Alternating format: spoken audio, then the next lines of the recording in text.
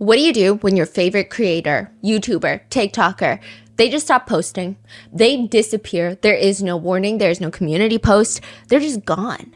And you think that maybe they're coming back next week, or maybe they just need a 2-week break maximum, but they're gone forever. They make no updates on any other platform. I mean, are you convinced that they're dead? Are you convinced that they've been kidnapped? Or do you think that they're just off in the middle of Montana joining a cult? Usually, I would say the first two are the natural internet reactions, especially when the creator has gone missing for too long. But sometimes the real explanation is much weirder than all of that. A YouTube channel run by a father and son by the name of Mac Adventures.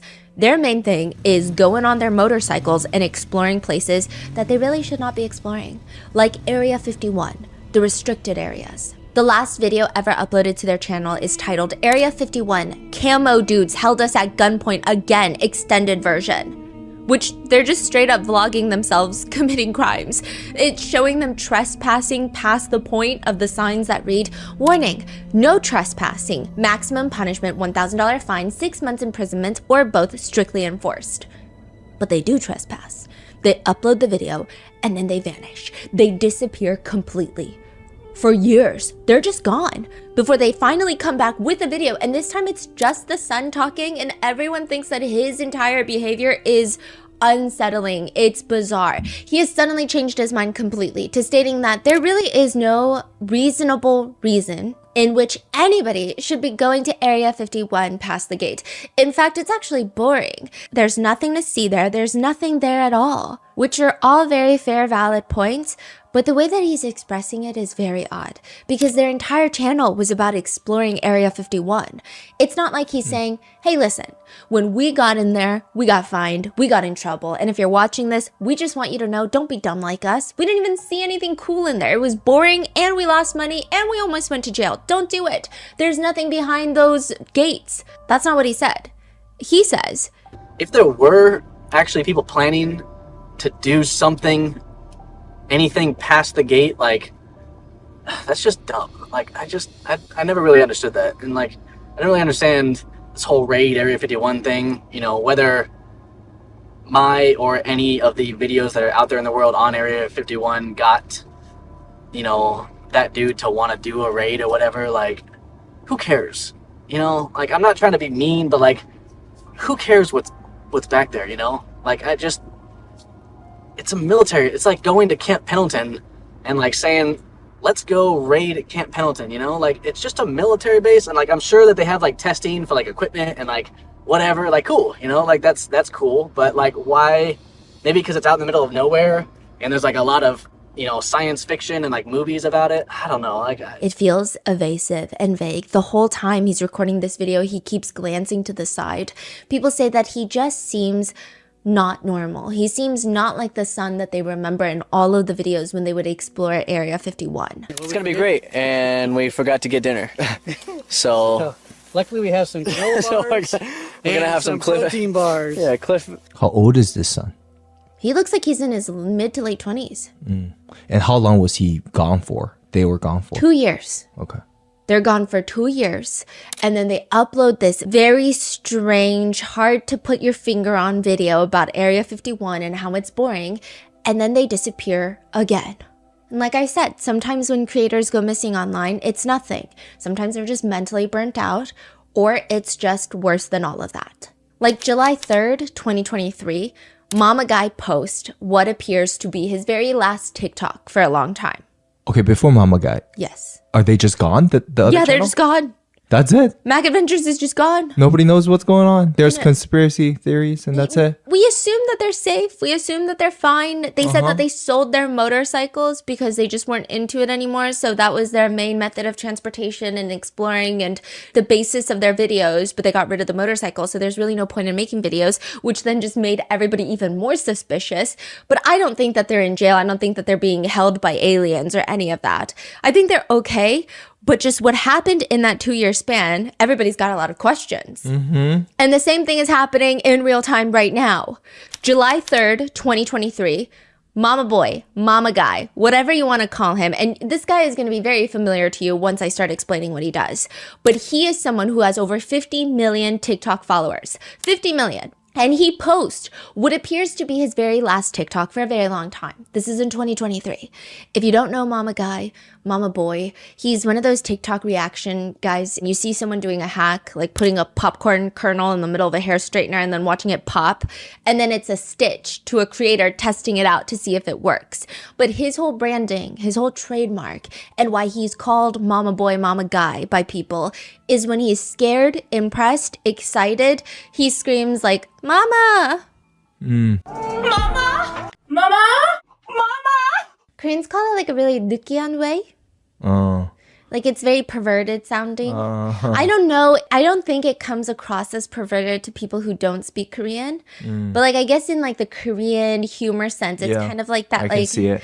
느끼 humor. Very oof. Like Yeah, but he's famous. very famous. Was he the number one followed or no? He was the number one followed on TikTok in South Korea aside from celebrities like BTS and Blackpink.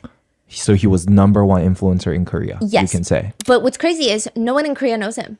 Really? Yeah, nobody knows who this guy is. In fact, he was invited to this massive award show with Korean celebrities, Korean actors, A-list actors, Korean idols, and everyone is confused about who this guy is and why he's acting a mess on stage. It was weird. That's just so crazy to think like how big internet is now, like TikTok and stuff. You can have 50 million followers and nobody knows you outside of it because I've never heard of this guy until this. Really? You haven't heard of him? I think I came across a few of his videos before. The way that I would describe his videos is it's feel-good content. It's the epitome of brain rot. If your FYP is as depressing as mine can get, where it's just like a dark hole of political dysfunction and what's going on in the world, you see his video and you're like, oh, okay, I guess a straightener does pop a popcorn kernel. And then you move on. But it's not necessarily riveting. Like, you're not going to go and look for his videos, or at least I don't. He's one of those people. By 2023, he had over 50 million followers on TikTok. He was one of the bigger creators doing this type of content before he just vanishes. There's no goodbye. There's no hiatus notice. No mention of a mental health break. He just straight up vanishes. His last video uploaded is another reaction video. Like, there's no reason for anyone to believe that Mama Guy has been kidnapped by aliens or that something sinister happened to him at Area 51. He just is gone after a very normal post. His fans naturally think maybe it was mental health struggles. But 2 years later, in 2025, he comes back with a statement. It is a long-winded, confusing statement. The statement is in text, right? He's not talking. Okay. No, there was like a brief TikTok video that he uploaded, but then it got deleted. But it wasn't lengthy. It was him like bowing an apology. It was a mess. It's just text in Korean and in English. He writes, "Hello, to everyone who knows me, I want to express my deepest apologies for the disappointment and hurt that I've caused. I should have shown you only my best side, but due to my poor judgment and mistakes, I caused discomfort to many of you and hurt those involved. I deeply reflect on my actions and offer my heartfelt apologies." In short, he writes, "Since July 2023, I have fully cooperated with legal proceedings related to this incident. After a long and difficult process, I was found not guilty of the major charges that were widely reported." A lot of people are confused at what's going on even. Like, this is a very vague statement. Like, what do you mean that you were found not guilty? And like, what were the charges? You're being very vague. He says that the legal process was long, arduous, terrifying. At first, I was overwhelmed by fear. Some people advised me to admit to the charges, saying it might result in a lighter sentence, even if they weren't true. But after long and difficult contemplation, I realized that what I feared most was not being able to tell the truth. Trying to prove something I haven't done was extremely difficult. I'm truly sorry. And I respectfully tell you that I am not the man who kicked a woman in the video. He is a different person. The video that Mama Guy is talking about is the viral CCTV video from a South Korean essay case. It's called the Busan Roundhouse Kick case, and we've actually covered it. In the lobby of an apartment building, a guy stalks a girl all the way home. They just made eye contact on the street. He stalks her home, approaches her. Before she can react, he spins and kicks her straight in the head, straight to her skull, knocking her unconscious. He He then drags her to the stairwell area where there are no cameras so that he can try to assault her. If you're putting all the information together based off of his statement, it sounds like he was accused legally of being the guy in the video that kicks and essays that woman. He's basically being framed for it. He fights the charges legally, the main charges are dropped, and he fought to prove his innocence, but regardless, he's still very sad at disappointing his fans for not being more transparent and for being gone for the past 2 years. That's the message that sounds like it's being delivered, right? If you know nothing about him or if you know nothing about the case, it would be understandable that that's exactly what happened. Except when you look just a little bit further into it, you realize nobody really thought that he was the guy in the CCTV video kicking that woman. Maybe a few TikTok accounts, but this was not a widespread belief. Because that guy was caught, correct? Yeah. Like we talked about it. He was caught and everything. He was caught. Yeah. And even if you just look at the figure of both of them, it's not him. This is not a widespread belief. Nobody really thought he was the guy in that video until he posted the apology statement. I found more comments saying, hey guys, remember when everyone thought he was the guy in the video? He's not. Versus, this is the guy in the video. Yeah. I would say like 95% of them are these clarification comments. Crazy. And that's when the videos start popping up of people saying, see, look, this guy has a tattoo on his arm in the CCTV camera of the elevator bay and Mama Guy does not. It almost feels like Mama Guy is the one spreading this rumor that people thought that he was the one in the CCTV video. Which, why would he do that? State a rumor that nobody really believes and then disprove the rumor that, again, nobody really believed in the first place? Why would he do that? It just doesn't make any sense. Why bring attention to it if it's not even true to begin with and nobody was talking about it? Well, maybe it's because he's hiding something bigger. Maybe what he did is worse than being accused, falsely accused, of being the guy in the viral CCTV video. This is the case of Mama Guy, or Seo Won-jung, the Korean TikToker with 55 million followers, who was found guilty of sexual assault and has now come back online and convinced his followers that he's innocent. He's convinced people to support a fully convicted rapist so that he can go back to posting TikToks. And it worked. And it's working. We would like to thank today's sponsors who have made it possible for Rotten Mango to support the Joyful Heart Foundation. They're working to transform society's response to SADV and CA. This episode's partnerships have also made it possible to support our growing team, and we'd also like to thank you guys for your continued support. As always, full show notes are available at RottenMangoPodcast.com. Today's case involves mentions of SA. Please take time if this is too much for you. And we had help from our professional Korean researchers who worked on this case, but sometimes things don't translate perfectly with figures of speech, so please let us know if anything is missing or mistranslated in the comments. That said, one big thing that I want to clear up is that there's a rumor that Mama Guy was acquitted, and that is completely entirely false. That is not a true statement. He was charged and he was convicted. This is someone that has a charge of sexual assault against a woman on his record. He was convicted of it. He has been found guilty of it. There's no question about his innocence because he is not innocent. I think the case is crazy because everyone thinks he's innocent right now. The whole internet thinks he's innocent. It's so infuriating. I feel like they've got to be bots or something. No, Or I think people are just taking whatever, because you said the information is so limited and nobody knows anything about this case. It's so hush-hush. Right? Is that what's going on? Yeah, and he's such a blatant manipulator. He has no shame. He has no shame at trying to twist words and twist his apology statement to make it seem like he's innocent. I genuinely have a personal, deep-rooted disliking for this guy, and I don't know, it's definitely not just me, because my Korean researchers and the whole RM team have made it our second hobby now, aside from RM. If he ever is trying to do merch, if he's ever trying to have a video game, because this is what he was planning to do before he got convicted of SA, oh, you better believe we will be on the front line saying something. The way that he is so blatant about his lies and manipulation is something that I haven't even seen before. I feel like you see celebrities who are accused of crimes all the time and they try to make all these stupid statements of how remorseful they are. And it's kind of annoying because you can tell that they're not remorseful in any sense of the word. The statement itself is like, oh, I feel so remorseful and ashamed. But his statements are so blatantly, it makes me so angry. Yeah. With that being said, let's get started. There are a few dozen people out there that may have quietly changed the trajectory of the entire country. Nobody really knows about them. Maybe they do, but they have no idea how they've impacted history, if you will. These handful of people just have weirdly specific skills that change history of the entire nation, and we barely know about it. They are the sparring partners for potential presidential candidates to practice for the big presidential debate. So before each presidential debate, even the vice presidential debate, the candidates will have around 12 mock debates. Wow. Fake debates. And the sparring partner is the same person for all 12 of them. These debates are, I mean, you see them highly publicized. These are big moments, although I think the statistics on how much the debates actually sway the voters are very limited. It's just a big moment in the campaign, but I think by that point, most people they're decided on which party. It's party divisive. These sparring partners, they're usually politicians or senators who are well versed in the opponent's viewpoints. They will become that opponent for the candidate. They will mimic the opponent's cadence. More importantly, they will study all of their talking points, deliver them in a debate in an effort to win. They cannot be people pleasers. They cannot be yes men. They have to truly be the opponent and try to tear down the candidate. By doing that, they're trying to help the candidate win.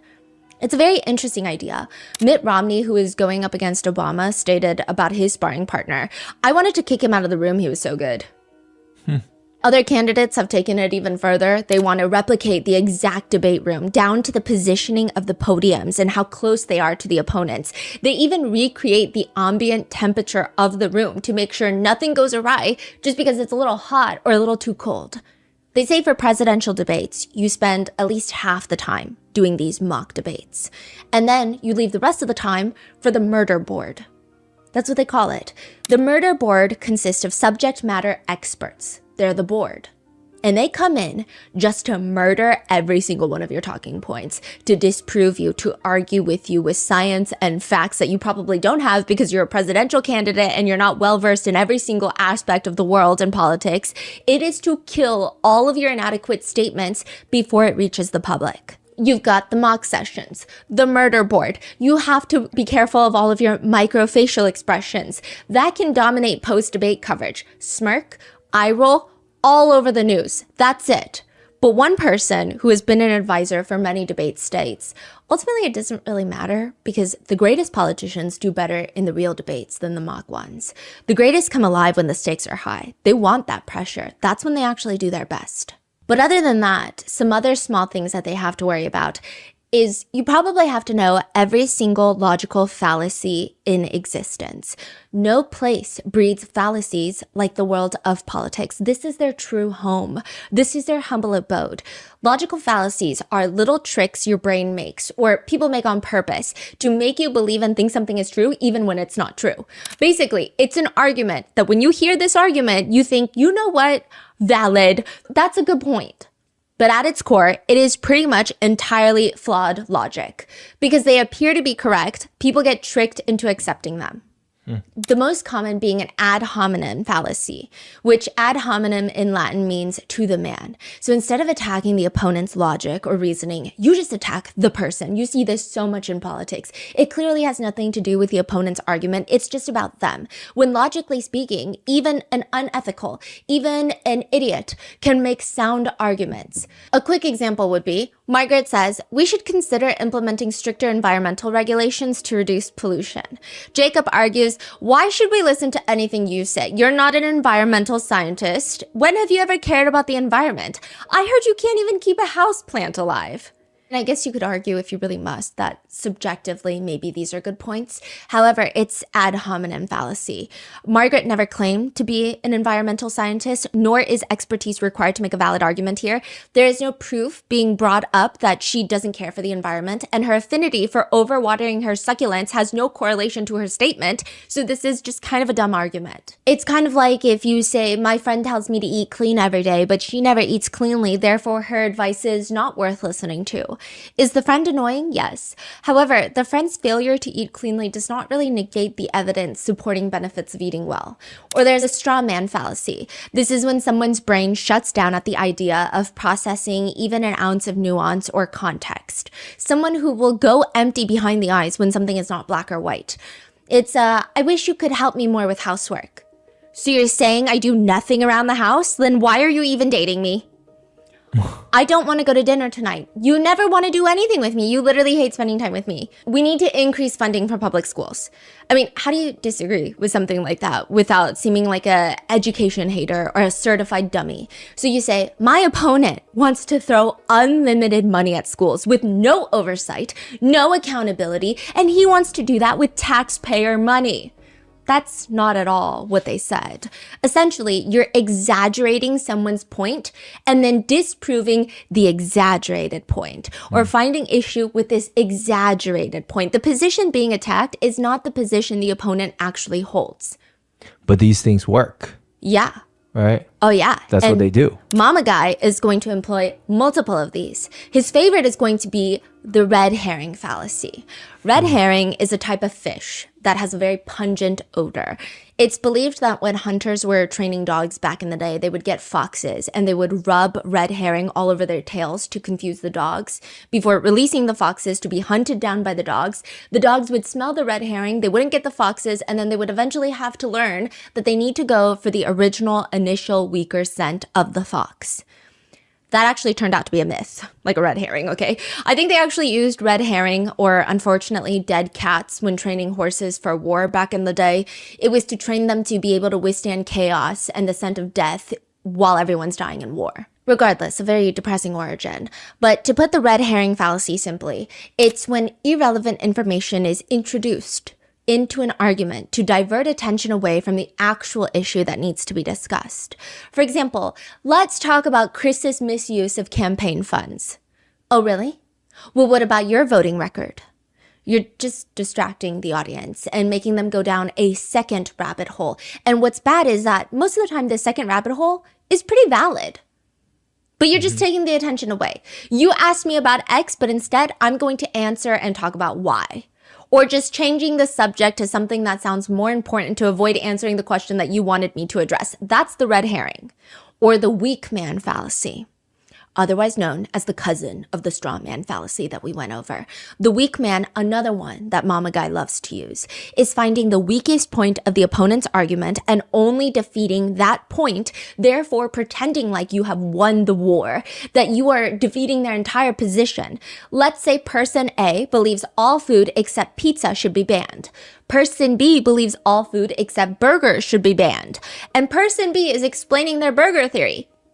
For 10 minutes, they're bringing up nutritional value, nutritional facts, the cost of making burgers, the way that it can be manufactured and made in a production line that's much quicker. And lots of people love burgers. All of these things, and at the end, they make a comment, probably more as a joke, that burgers just have a lot more fun ring to it than pizzas. Burgers is more fun to say. Person A, instead of arguing nutritional aspects, starts making fun of person B. Burgers have a nice ring to it. What about nuclear warfare? Doesn't that sound like a fun phrase? Imagine if we just did things because they sounded fun. Are we letting a toddler run this country? Get a grip. This is insanity. We're just gonna do something because we like the sound of burger? They never address anything else. Or these days, the weak man fallacy is more centered around the weak man in the group. It's like when you see a badly written, horribly misspelled, grammatically abhorrent comment made by someone who has the opposite political view as you, and you take a screenshot and you repost it saying, see, if you're on that party's side, that means you're just as dumb and ridiculous as this person. That kind of falls into the weak man fallacy, but by all means, go ahead. I mean, who are we to get in the middle of a political showdown on social media about grammar, right? But you find the weakest part of their argument and you treat it like the whole argument, when in reality, they probably have a lot of strong points that you just don't want to touch on. You expect people to use these fallacies when they talk about politics, but you don't expect them to come from a random comedy skit TikToker with 50 million followers in his apology statement after being gone from the internet for 2 years. The problem just comes down to the fact that people just don't care enough about Mama Guy to fact check his information. Seo Won-jung was one of the most followed South Koreans on TikTok. Most South Koreans have no clue who this guy is. They would see him on the street, they would not know this man. Summer of 2020, he starts his TikTok account. I will say, like most creators, myself included, he has very limited amounts of talent, relatively good Wi-Fi connection, and moderately high tolerance for embarrassing himself. That's pretty much it. There's nothing particularly skillful about his videos, But it ends up working. The first video he ever uploads gets 200,000 views. The next one, over 1 million views. And naturally, this convinces him that he is God's gift to earth and he must grace our measly presences with his infamous mama videos.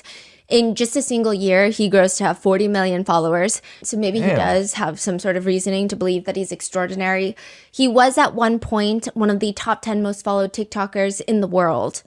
Wow. Yeah. Additionally, he secures a spot in the Forbes 30 Under 30 list for Asia. He has a video with Jason Derulo that has 3.1 million likes. You know that trend where it was greeting people in different countries? And you greet people in Korea and both sides are bowing. And then they greet in America and they're clasping hands. Oh they're my shaking. gosh. And then the third one is just Mama Guy greeting in Korean and Jason Derulo greeting in the American style. And then he slaps him across the face because he's bowing. Oh my god. A lot of the comments are positive. You know, people are commenting on Mama Guy's videos. Today, I found out about your videos from my siblings. And after I watched a couple of them, I subscribed to your channels. I haven't really smiled or laughed like that. I mean, that was like the first time in years. It's not particularly my style of video that I like watching. Like, so he doesn't talk a lot, right? No, he doesn't talk a lot. And I will say that sometimes Koreans, myself included, can have slightly bigger facial reactions. I know that in China, the recent Koreans reacting to food at dinner tables went viral. Your sister was showing us videos of like... the way he eats, the CEO eat. Yes, yes. But his is probably more over the top than all of that. It just feels more catered to younger demographics, maybe, I guess. Like very exaggerated screaming. Like he'll open something and go, wow. And it's just like a box, you know? I think his main audience either just watches his videos when they show up on his FYP and they're light, they're not politically dense or heavy. So it's a nice break from the depressing world. Or people will just casually watch, or perhaps it's young kids that are following him. He makes viral videos that go viral, but he's not someone that people really know much about. They don't really know his life or his personality, but judging based solely off his mannerisms, he has a way of presenting himself to come off almost naive. He's shocked by everything. He is amazed by everything. He's entertained by everything. Therefore, it almost presents him as this slightly more innocent guy. I see. People were under the impression that this is just a nice guy on the internet making funny videos. And like, you know how people make those edits of influencers I would trust with my drink? I feel like he would have ended up on a lot of those lists. Like that's the energy that he gives off.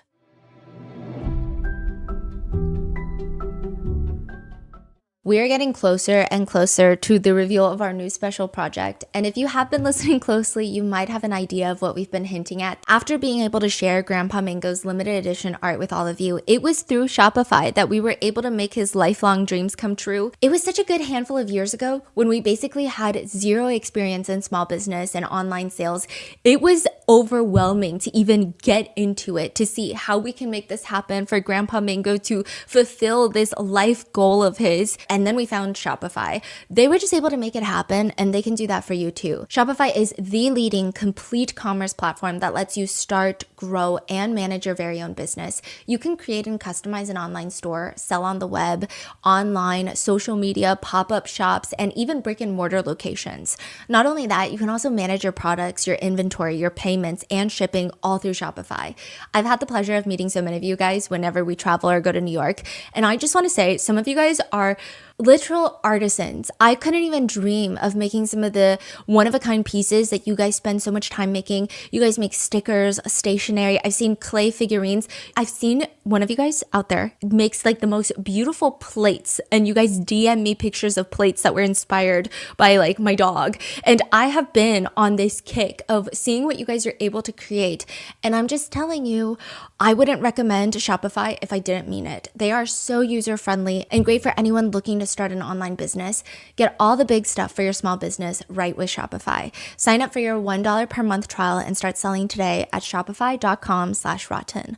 Go to shopify.com/rotten. Shopify.com/rotten.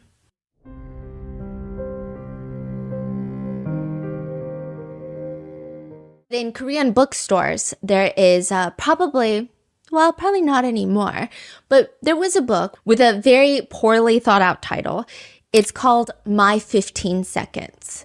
Nobody told the author about any of the references or memes that could arise in having your face plastered on the front cover next to the words in bold, my 15 seconds. 15 seconds of what? You know what? Or it could mean my 15 seconds of fame. Both could be applicable because this is Mama Guy's book that was sold in Korea. My Korean researchers actually translated the entire book into English so that I was able to read it. All I know about this entire book now is that it's a very lengthy, self-congratulatory, affirmational book that is only interesting to Mama Guy under the disguise of wanting to teach everyone how to start their own TikTok accounts. Oh, really? Yeah, he writes in the book, people around me often ask what secret method I use to become a global TikToker. As soon as I meet them, many ask, how? And countless inquiries come through my DMs and comments. What about me allowed such rapid growth as a TikToker? I even received questions about whether I was a child of a TikTok executive.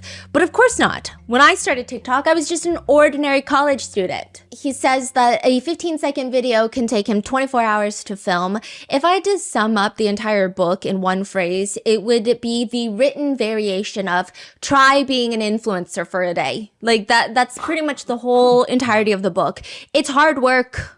That's what he's telling you. He writes in his book, I actually spent a whole week examining my face, my facial angles in front of my phone. Through repeated practice, I studied which angles made my face look good, which expressions were funny, how I appeared in natural light, how images were produced under standing lights, what hairstyles looked best, and what should be in the background. Really? Yeah, because if you watch his TikToks, you would not believe that they're that highly produced.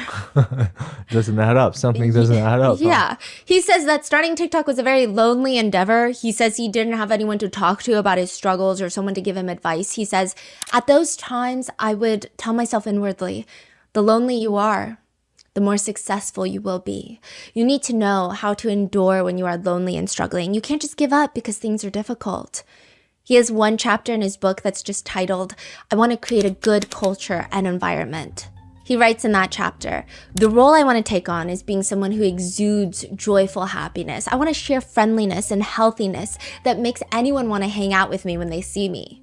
Whether on TikTok or in daily life, I know that followers and friends who watch me, they can only feel that joy if I'm genuinely enjoying myself wherever and whenever I meet anyone.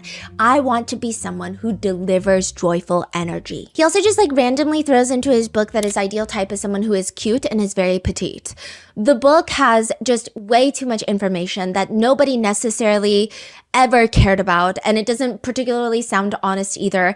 I was trying to put my finger onto what type of writing this is because I don't know why it is irking to a lot of people, because even my Korean researchers were like, hey, so you know how it's bad in English, it's worse in Korean, so just letting you know. It's annoying, but in a way that you almost feel like you can't point your finger to why. And then I discovered why.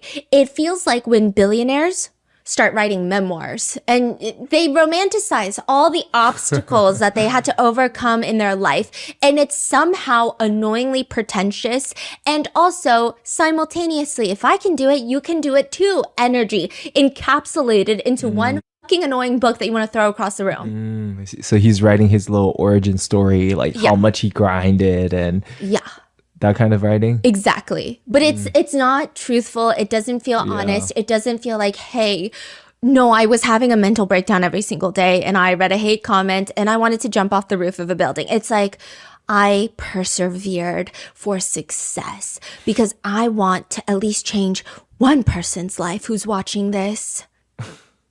And it's like, you're doing reaction videos. None of us do videos that are that important ever in any context of this world, so it's just not that serious. Yeah. He writes in his book that when he has to relieve stress, when the anxiety and the stress of being a global TikTok star starts to get too much, he has levels to what he does depending on the stress level. If he's moderately stressed, he will go to the gym and work out. If he's very stressed, he will walk in circles. He will pace his room. If he's very stressed beyond comprehension and function, he will go out drinking with his friends. He writes, when my mind gets complicated, I share soju shots with my friends. It will help clear my thoughts. And drinking doesn't solve problems, but I gain the courage to try and solve complex issues. And I'm grateful for my friends who are by my side. I don't have particular drinking habits. At most, I just get the urge to go home when extremely drunk. He said, when I drink alcohol, I'm solving problems inside. Yeah, that's also an annoying thing in the book. No, it's You're just drinking alcohol. What are you talking about? Yeah, you're you're just like hanging out with your friends, and like maybe that does help you, but Yeah. like it's weird. but you're to not say. solving anything. Then July 2023, Mama Guy vanishes from the internet. July 8th, 2023, in South Korea, the police get a call to an apartment. There is an emergency. It seems like someone is being held captive, is trapped, maybe not legally speaking, but it would make sense considering when the police get to the apartment in question, the people inside refuse to open the door. They have to call in the fire department to come, and when they get there, whoever is inside still is refusing to open. They have to force their way in, and they find two people, two men. What happened to the girl that called 911 or 112? The court document, which we were able to get a hold of in South Korea, states the defendant who is just identified in court documents is a famous influencer with over 10 million YouTube followers. The defendant goes to the bar and ends up meeting with a girl. So the court documents, we were able to get them, and they say that July 8th, Mama Guy, defendant, goes to a bar, meets a girl by chance. Coincidentally, they exchange Instagram and they start DMing each other. 2 weeks later, they run into each other again at a different bar. And this time, maybe it feels like fate, like maybe they should be friends. So they start drinking together, and then eventually they end up going to a second bar. They have 2 bottles of champagne and 4 bottles of soju. Then they go to a convenience store, buy 2 more bottles of soju. Two people? Initially, it was another friend of the victim that was there, but she decided to go home early. So I'm not entirely sure at one point in the beverage consumption she ends up leaving. But regardless, it's a lot of alcohol. That's a lot. Soju is like, what is that? Oh, soju, I equate it not to like rubbing alcohol. I know it's not. It's not as strong as vodka, but it's not a light time. It's not a beer. No. Yeah. So they get 4 bottles of soju, 2 bottles of champagne, and then they go to a convenience store and buy 2 more bottles of soju, snacks, and other drinks. And the defendant, Mama Guy, is like, hey, do you want to go to my friend's house? The victim probably is feeling safer around this guy because she's seen his Instagram. She knows that he's a very famous influencer. And there is a sense of safety that I think comes with interacting with people that have a large public presence. Yeah. Because you're like, you're not going to risk your career and your whole life online to do something crazy. In fact, like, I feel like I would feel a little bit safer, right? Yeah. So she's like, okay, fine, I'll go to your friend's house. They get there, continue drinking. It's a small studio apartment. There's really just a bed in there. It's about 4 feet wide, 7 feet long. 4 feet wide, Yeah. 7 feet long. Yes, it's wider. That's a bed. Yeah. Okay. It's like a tiny apartment. So they just put a little bed in there. That's pretty much it. They're all cramped in there. It's stuffy. The victim says she's way too intoxicated. She just wants to close her eyes for a second, take a nap. She can sober up and then they can leave. Like, she just wants to go home, but she's so drunk, it would not be safe for her to try to go home right now. So she's like, I'm going to close my eyes for a second. She knocks out, and the friend, the owner of the apartment, he brings over 2 pieces of protection from the sink. He starts groping the victim before fully essaying her. Then the defendant, Mama Guy, gets into the bed, starts groping her, removes her clothing down there completely, and essays her. He claims that he used protection, but later it would turn out not to be the case because at the hospital they found his DNA inside of her body. The friend, the owner of the apartment, is still groping her from the side of the bed while Mama Guy is fully essaying her.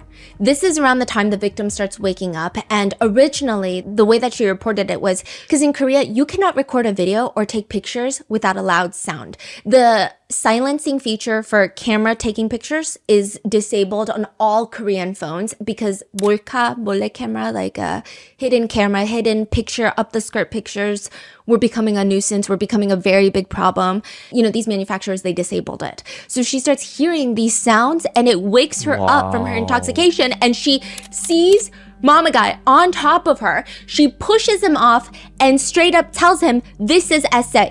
She calls the police, she gathers her belongings, and she runs out of there. The police get there, the 2 guys do not open the door, and the firefighters are forced to break in. The news slowly starts spreading in South Korea that a famous influencer fully essayed a girl with his friend after a night out of drinking, but it's not until months later that this is all connected. This happened July of 2023. Mama Guy stops posting July of 2023. He just leaves the internet without any explanation. So there were a few people that were wondering, is the defendant Mama Guy? There were a few people in Korea that were very much into the case, that were trying to be internet sleuths. But because of Korea's privacy laws, it's very hard to verify. Even the court document we received, it doesn't list him by name. His only identifying features really is that he has a YouTube channel with over 10 million followers, and that this happens around the time that he stops posting. So in July, was he taken to the jail or? Yes, he was arrested. So okay. Korean mainstream media news outlets, they were either told more or investigative reporters were able to figure out who this guy was, and they decided that they were going to broadcast his YouTube page and his TikToks on their news channel while talking about this case, but with a blur filter. So you see someone's TikToks and YouTube videos playing in the background while the news anchor is saying, a man in his 20s with tens of millions of subscribers on YouTube and TikTok recently, suddenly suspended all of his activities. Our investigations have confirmed that he has been brought to trial on charges of sexually assaulting an intoxicated woman with another man. He has even appeared on TV programs as his subscribers reach tens of millions of followers. Technically, it could be anyone because it's blurred footage, but only technically. You can clearly tell that this is Mama Guy, even through the blurred footage. His hair, his video style, his head shape, pretty distinct. His hairstyle is the butt crack hair, is kind of like how you call it. The butt crack hair where it just splits perfectly in the middle, like butt curtains. His hair is like pretty distinct. He has curtain bangs looking like windows into his empty skull. And the way his body moves, his mannerisms in his videos, people were very quickly able to cross-reference the blurred videos to the real videos, and it's very much him. Coupled with the fact that he's on hiatus, it is certain that the essayer is Mama Guy. Subsequently, and pretty swiftly, his TikTok account is banned, but his YouTube channel, the original one, is still up. The comments read from that time, he's the person I would least imagine to do what he did. He's a monster hiding behind that innocent face this whole time, bruh. Another one, this dude took never judge a book by its cover to a whole new level, skull emoji. Imagine him in prison yelling, Mama, LOL. No, now he's saying daddy in prison. One comment in Korean just reads, live long and always be sick. Nobody thinks that this guy's ever coming back. That's pretty much the end of the Mama Guy lore. He's essayed a girl while she was too intoxicated to consent. He's been convicted. Long live justice, and may he rot in the Korean prison system. Until he does come back. 5 months ago. May 27th, 2025, he posts a long-winded statement almost 2 years after disappearing. And his full statement reads in full, and see if you can spot out all the ways that he's framing the story to make people believe that he's innocent, because it's a masterclass in shameless manipulation of facts. The statement is translated to English to read, hello, this is Ox Jung, so Seo Jung. To everyone who knows me, I want to express my deepest apologies for the disappointment and hurt that I've caused. I should have shown you only my best side, but due to my poor judgment and mistakes, I've caused discomfort to many of you and hurt those involved. I deeply reflect on my actions and offer my heartfelt apology. Over the past year, I've spent a lot of time looking back on myself and facing the consequences of my actions. I was able to grow because of your love and support. Thanks to you, I was given many meaningful opportunities and experiences, but I brought everything down with my own hands. And I let you down. Since July 2023, I have fully cooperated with the legal proceedings related to this incident. Which he has, by the way, he argued in court during the original trial that the victim consented to the essay because he saw her open her eyes. That's crazy. So he say eyes open. She consented. Yeah, and she made noises. Was she drugged or was she just drunk? It seems like she was just drunk, but overly intoxicated. But there is suspicion. We're not sure. That suspicion has not been proven in the court of law, though, legally speaking. He continues, after a long and difficult process, I was found not guilty of the major charges that were widely reported. Can you see why that's a weird sentence? Yeah. First of all, what major charges is he talking about? Exactly. Okay, so the major charge that he's talking about, when he says I was found not guilty of the major charges. That makes it sound like the worst charges, the essay charges were dropped because those are the most major charges, right? But then he adds that were widely reported. So in the very beginning, when this case erupted, it was reported that he was filming the assaults. So a lot of the attention was on, and he filmed it because he's a content creator and he's filming things like this. See, that's what I thought. Yes, that was dropped. The essay charges are still there, and he was found guilty of them. But I thought he only was charged for filming. I didn't even know that he was assaulting. Oh, yeah.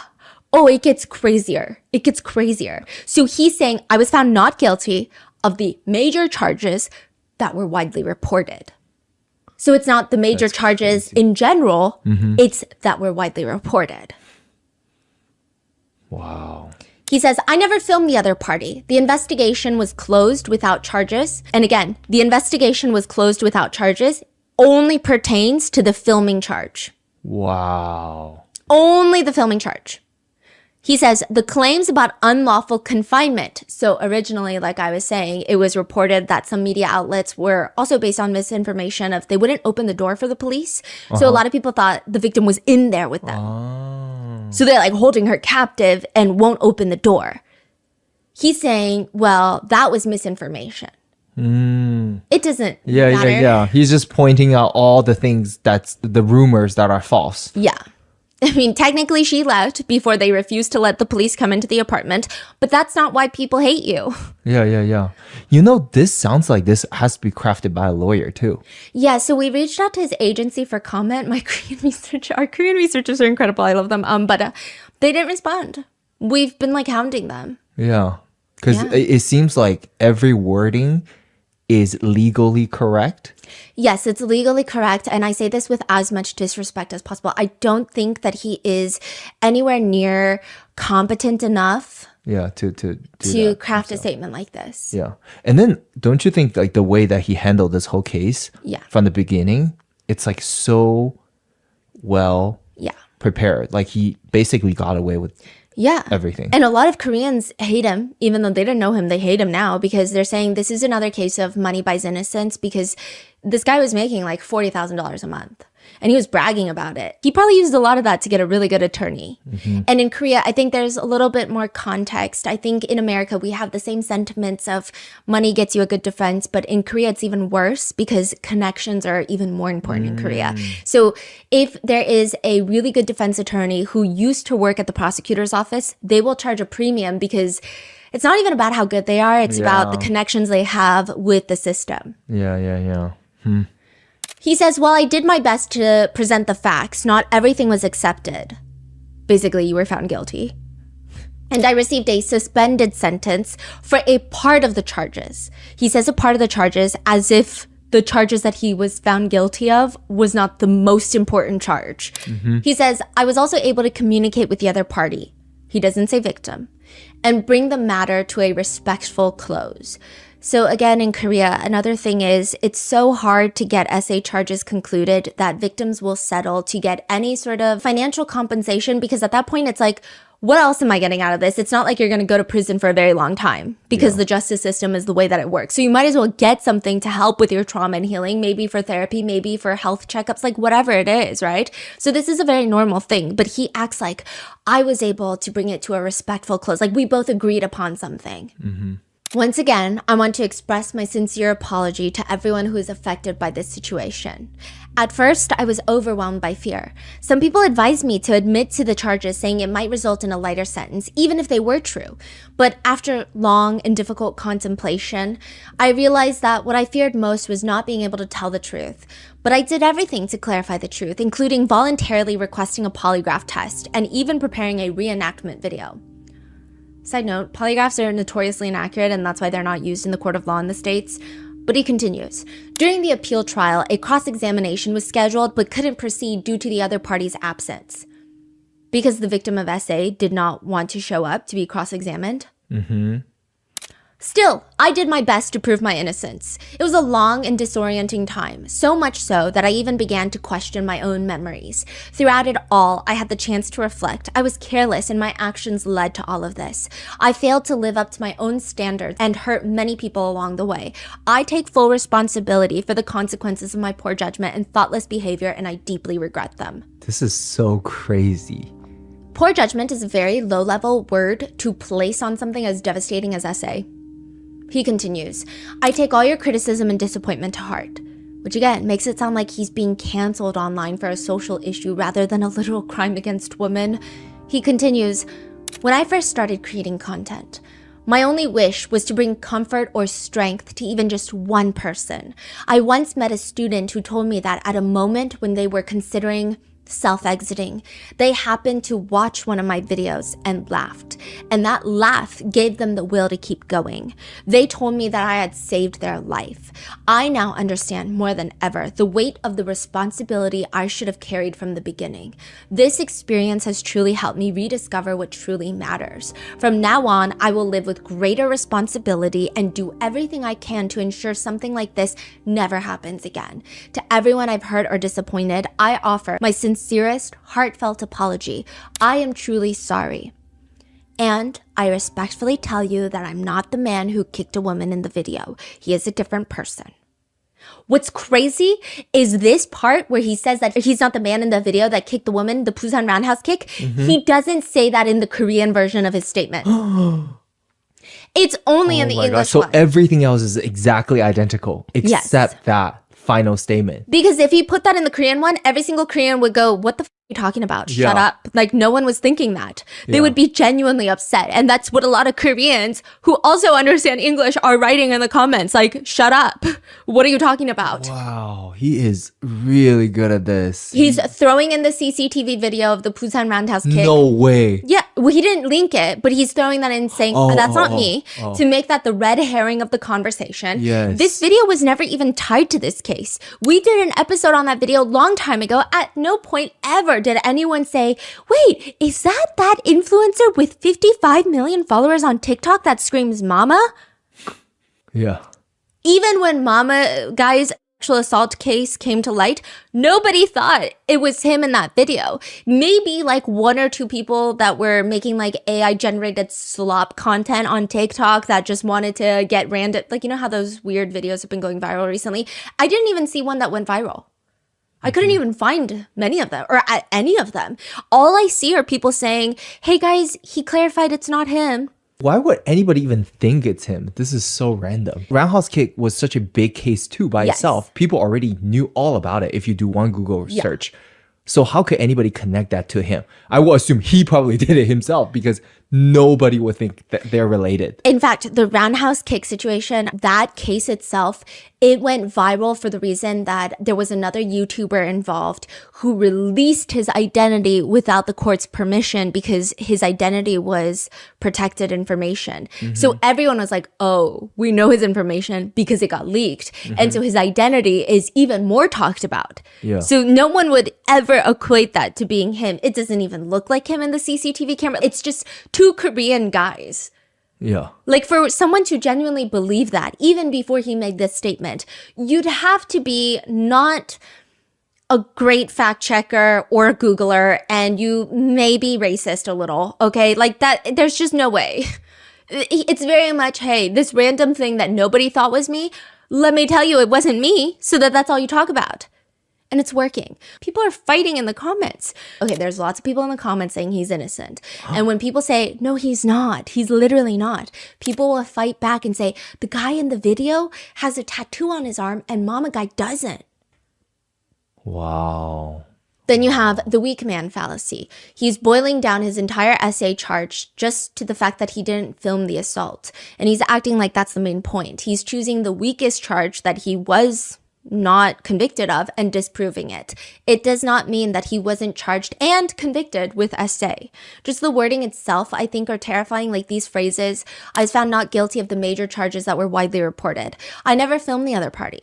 I take full responsibility for my poor judgment. I received a suspended sentence for a part of the charges. I did everything I could to prove my innocence. So if he was found guilty, did he serve time? What was it? Okay, that's another reason why I think that a lot of people are genuinely believing that he's innocent.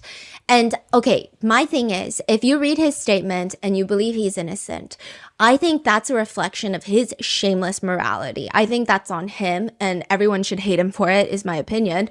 However, I think if you are going there and you keep defending him in every comment section, and when people are informing you, you need to look into it. And then I see some of his fans, I guess, that are like, no, but he's innocent. He said so. And it's like, okay, well, that doesn't mean anything. You got to look into it, right? But they're like, no, he said so. And he doesn't have a tattoo. Those people, I don't understand. The reason that I think from the surface level, he appears to be innocent is because in America, you typically don't get a suspended sentence for SA charges. Whereas in Korea, you do. A suspended sentence means, hey, I'm going to give you a year and 6 months. However, it's going to be suspended. Meaning in the next 2 years, you're going to be free. But if you commit any other crime, straight to jail for a year and 6 months. That's crazy too. So because he's free, people think that he is innocent. It worked so well that the top comments on that post are, this has to be the most incredible apology someone could ever make. Another one reads, bro, crazy. We were all hating him for the thing he didn't do. After reading this, I don't know why. I'm crying though. Don't know how much, like how bad he felt by everything. Another one reads, for 2 years, you fought to claim yourself not guilty. Wow. And this apology post is way more better and personal than other apologies. You wrote it in 2 languages. 2. And I also couldn't believe that you were not guilty. I think this is the most honest and respectful and responsible apology ever. Another one says, the guy who kicked the girl in the video has a tattoo while you don't. He's not guilty, guys. I missed you. I'm glad you're back. Out of every YouTube apology I've ever seen, this is the most honest and most sincere, good job, man, apology accepted. No, you don't have to be sorry. Social media does. You know, we all owe you a big apology and you shouldn't have been treated this way. There's very few Korean comments, but the top ones in Korean read, let's crack open the indictment, shall we? Oh, so Koreans do know what he was charged for. Yeah, they know he's guilty. So the international viewers have no idea. They just took his statement and nobody knows what's going on. Yeah. And that's why I'm saying I don't blame a lot of the people that read his statement, take it at face value, and they accept his apology or they think he's innocent.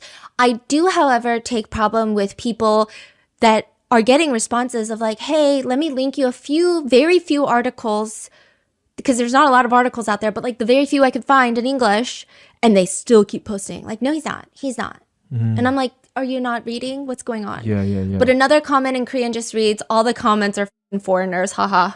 Because they're like, how are people falling for this? And again, it's just the lack of information in English that's available. But some people just don't care about the truth. I see some people, they keep commenting on every post. It doesn't matter how many people respond to him telling them the truth. There's someone who goes around commenting on like every video. Why do people not forgive him? He was found innocent. He is not guilty. The man who kicked the girl had a tattoo on his arm, but Wanjung does not have a tattoo on his arm. Plus, he is sorry for scaring people, even if he didn't do anything wrong. I hope you guys can all understand. And I'm like, okay, Wanjung, is this you? Another comment is, they're passionate. They write, dang, if you look at the comments from back then, people really thought he did it. They act like he was not a human being. People took this way too far. People said LOL about him going to jail. Some people probably even sent him death threats. We should all apologize to him for what we put him through. Wow. Other people are commenting, Wanjung, you look so sad. You were so happy in your older videos. What happened to that happy smile? Please stay happy. Do whatever you want. Fly around the world. Eat your favorite foods. Eat the famous food you missed out on, but just do something. Please don't be sad. You can be sad, but not all the time. He goes on to like that comment. Wow. I will say, I think, again, for the people, the mass population who didn't really dig into it more and they trusted him to tell the truth, I don't think it's their fault. It is very confusing, and I think there's a few elements to it.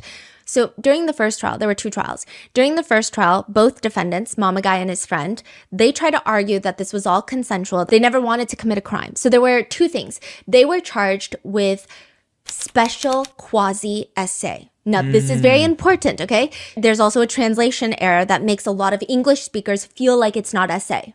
And this is true. Okay, we're going to get into that in a second. But they had to prove that this was essay, the prosecutors, and they had to prove that there was a conspiracy to commit a crime, which would be like aggravated essay. It would be like gang essay, if you will. That gets dropped. The aggravated part gets dropped. But other than that, I mean, it's pretty much everything about it is just asinine. They argued to the judge that the victim definitely consented and was conscious because she made noises and opened her eyes. At one point, she made eye contact with them. She also did not actively resist or fight them off. That's what they argue. They also argue that this is not gang essay because while the friend, the owner of the apartment, was essaying the victim, they argue Mama Guy was asleep, so they were not gang essaying her. They're both individually rapists. You know, they didn't plan to be rapists together. That's pretty much what they're arguing. I mean, the court clearly thinks all of this is about as sensical as a squirrel operating heavy machinery. They procured protection together. Also, moving her eyelids doesn't mean consent. We don't even have to go down the path of pointing out how ridiculous their whole defense is. During the first trial, Mama Guy was found guilty and sentenced to 3 years and 6 months in prison. He appeals it. Then he goes to a second trial, and then he's sentenced to 1 year and 6 months and a 2-year suspended sentence, meaning he doesn't have to go to jail anymore. That's crazy. But there's really barely any international updates on this case. And if there is a huge translation discrepancy. And you say he was a closed court or something? Yeah, he requested it. Like everything's private or something like that? Yeah. So that's why even more limited information out there. Even in Korea. Yeah. Wow. Most articles state that he is convicted of quasi-rape. In English, the word quasi means seemingly, apparently, but not really, being partly or almost. So in some sense or degree, that's the meaning of it. So people are taking that as, oh, it wasn't fully essay. Like maybe it was harassment. Right. Like maybe it was something else, but it can't be fully essay because the definition of quasi in English means not completely or just seems like it, but is not really it.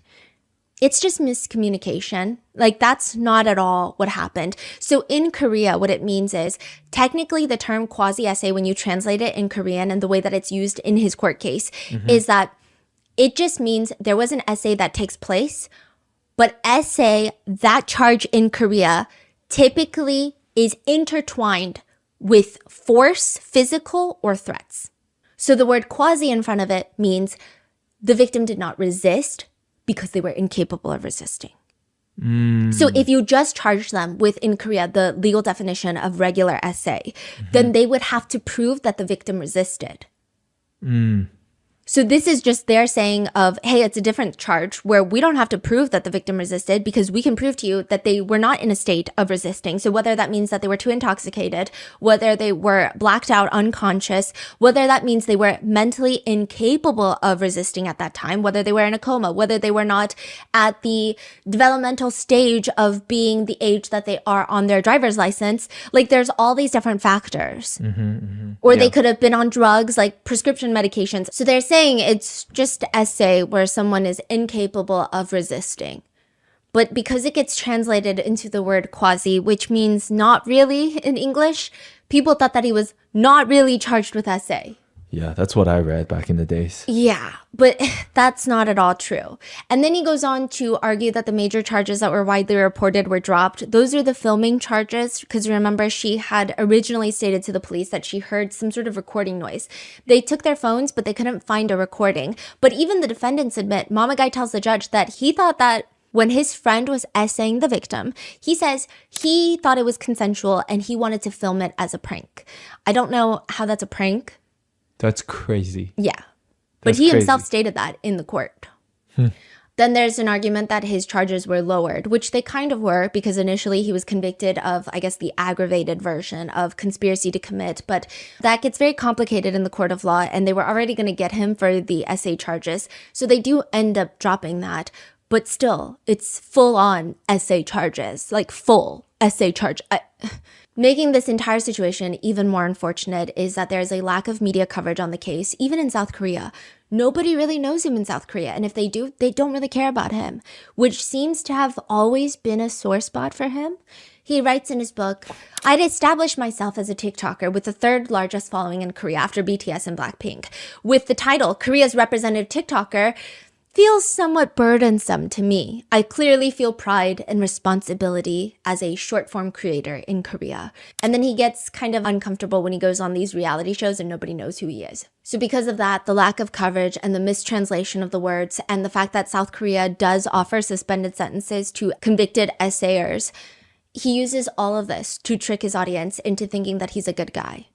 Something to note is that he is restricted from working in facilities that deal with children, youth, and people with disabilities.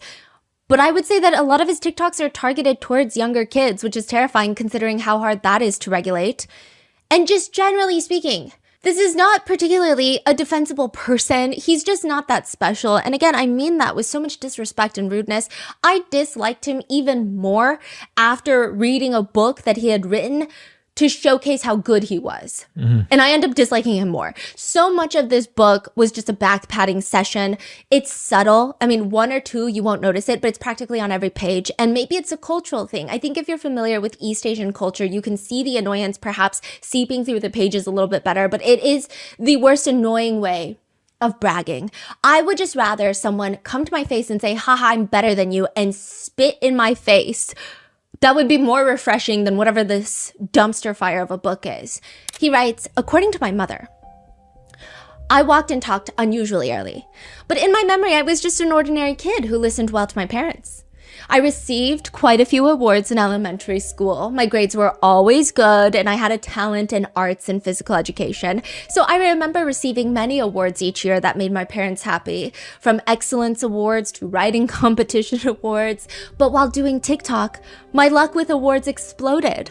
TikTok Korea gives awards every season based on domestic and international views. Combined with share counts and video upload frequency, they announce top rankings by category monthly and select first place every 3 months. In these TikTok Korea Creator Awards, I have constantly been selected as first place. Nobody knows you in South Korea, but go off. I was a boy with many dreams, from boxer to singer. I never easily gave up on my dreams. Good for you. You are neither a boxer nor a singer, so I guess you did give up. In middle school, I ranked 3rd out of 230 students, and in high school, I ranked 7th out of 550. So I wasn't someone who couldn't study or did poorly, but my dreams were always a little bit different. Let me guess. To help people. Yeah. Many people praise me as someone who's achieved their dream as a TikToker, but I'm still dreaming. Ugh. In my freshman year of college, I hung out and drank with classmates just like everyone else, but they were surprised when I achieved a 4.5 GPA, calling it a plot twist. I was the type to play hard when playing, but concentrate intensely when studying, even staying up late. He also goes on a multi-page tangent, seemingly taking shots at students who take part-time jobs working at cafes and tutoring because that's easy money. He says he wanted to experience hard work, which is why he wanted to build thick skin and take jobs working at construction sites or popping rice crackers on the street. He then goes on to rant about his time during the military conscription that every guy in Korea has to enlist for a mandatory 2 years minus few exceptions. He says that he wanted to, quote, I felt that I should take away something more from military service. I headed to the fitness room. I picked up dumbbells with the mindset of just trying something. I exercised consistently and really hard. And he says the month that he was discharged from the military, he does one of those bodybuilder profile photo shoots showcasing his physique. Even that, he has a very holier-than-thou explanation. He says, rather than taking photos for the purpose of keeping them, I wanted to remember the thrilling experience of overcoming my own limits. People might just glance at the photo on page 148 of this book, thinking, 완전 man, nice body. But to me, it is an intense record of overcoming my personal limits through pure effort. Bro, what is he saying? I don't know, but even my dad was jacked after the military service. Like, I don't know what he's talking about. Everyone gets jacked after the enlistment. Yeah. And it's also like mandatory. It's not really something to write home about or dedicate a whole page for the picture in your book for. I know it sounds like I'm nitpicking and maybe I am in hindsight. No, he sounds like a pick-me. Like, so annoying. I feel like it's... Especially what kind of person he is. Like, you just know. That's what I'm saying. He's full of himself. He continues to complain. It's always half woe is me to, don't worry guys, I'm saving the world with my TikToks. I do think that his crime is definitely tainting my perception, because had I not known what kind of person he was, maybe none of this would strike me as annoying, or maybe I would just say, oh, it's maybe not my personality type to be friends with him. I just imagine this kind of condescending attitude seeping into the trial, the way he even settles with the victim or was talking about the victim, talking to the victim, his arrogance and not opening the door for the police when they get there. All of these traits, I think in hindsight, make him entirely metaphorically punchable. He says, while my friends say it's unbelievable that I've become a world-class TikToker, they really support me and say it's cool. They say, I knew you would do well at whatever you tried. When I'm with my friends though, I'm just 27-year-old Seo Wan-jung who wants to live an enjoyable life. He says after he won the TikTok Gold Award from the TikTok headquarters, which is like, I guess like a gold play button from YouTube, which like, it's exciting, it's fun, it's great. But he said, I really felt the weight on my shoulders. It was an unavoidable weight of having to continue to living up to Wan-jung and that name going forward. Nobody knows you, dude. Like, yeah, he is so annoying. Very applicable, I guess, but like, maybe understanding train of thought. Everyone has pressure at whatever they do. However, no one, including myself that makes videos for the internet, should ever, in any situation, take themselves this seriously. Like the weight of the world on his shoulders after getting a gold award from TikTok is... Another one reads, if there's a friend who doesn't know what to do right now, I'd like to tell them to do what they love most. My case isn't a case of success without effort. There were many lonely times. Sometimes it was a solitary work, pioneering a path no one else had walked. But because I loved what I was doing, what I loved, even that loneliness was bearable and that hardship was enjoyable. I didn't really have role models.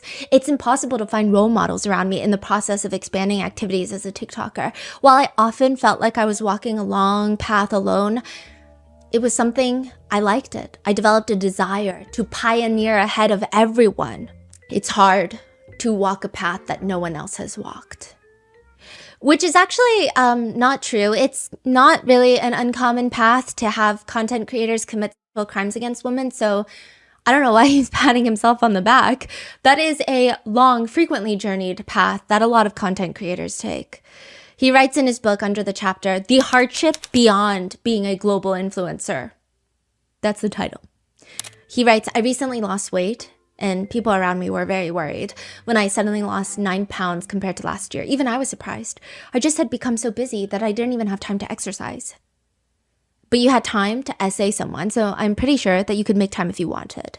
I think that's the most dangerous thing about him, is that, well, he's free, but also he has no shame. He has no remorse. The way that he talks about himself in the book, the way that he talks about himself in that statement, he clearly thinks that he is a great person gracing everyone with his presence. And that's terrifying. Obviously, if you are someone who gets convicted of SA, you cannot be a good person. But even that statement alone is shocking. There's just no backbone. Like, just get off the internet. What are you doing? This manipulation of his word usage, all of these different fallacies that he's employing in his statement is so terrifying that there are people out there like that. In 2023, before all of this news became public, before the conviction and his morally corrupt wordplay apology, he wrote in his book that he was in the process of launching a video game and a full clothing line because he wants a brand to exist outside of him. And I just want to say, if that does happen, I will be there every step of the way. I don't care if this is 20 years later. I'm going to be there and I'm going to be reminding him of this case because I also like being a nuisance. He's just back on TikTok and everything? So his YouTube has never been suspended. He's still actively posting on YouTube. He does not get the views that he used to, but he's still posting on YouTube, and he made a new second TikTok account because his first TikTok account was suspended. So if you ever come across his videos, block it, report it. Is he like, how many like followers and stuff he has now? He only has like 50,000, which is not only, but that's a lot. So he lost his like main account. Yeah. He lost all the followers. Yeah. And he hasn't gotten any of them back. No. Okay, that's good. Yeah, but I'm so annoying. Yeah, but that, I know. I don't know why he's even allowed to be talking. And I think it's most frustrating when like literally you watching him and you see that he fooled every single person. You know what's crazy? He fooled everyone to the point of when his initial charges were brought to the surface in 2023, there were a lot of TikTokers that were saying, hey guys, this is what's going on with this mama guy. And now if you look at their recent comments, people are saying, oops, this video aged badly because they think he's innocent. And I'm like, it's actually worse. Yeah. Wow. I don't know why I'm so emotional right now, but I'm so annoyed. It's like that unjust feeling that's... Yeah. So he's trying to get away with it. And that is where I leave you with today's episode. Be safe. And there is a saying out there that necessity is the mother of all inventions, which is why when you see a row of cars parked in front of an apartment complex in China, and every single windshield is covered with a couch cushion that has been strapped on top of the car, duct taped around their car, you have to assume that they've done that for a very specific reason. I mean, that's compelling people to do this. Otherwise, it just seems unnecessary. September 13th, 2025, Beijing, China is in lockdown. Everyone who can stay inside, stay inside. Anyone who can't find shelter, it's highly advised, it's highly recommended you find shelter. Even just sitting in your car probably is not going to protect you. If you have nothing but your car, you might as well get in your trunk. It's that bad. Because pelting from the sky are these giant golf ball sized ice balls. Pieces of hail coming down at 40 miles per hour. If you get hit by one of those, you're probably going to be on the ground concussed. And if you're really unlucky, if you're young or if you're older, your bones are more brittle, you could suffer a full-on skull fracture. You don't want to be outside. Inside is a little better, but not by much. People said it sounded like just rapid fire, gunfire coming down from the sky.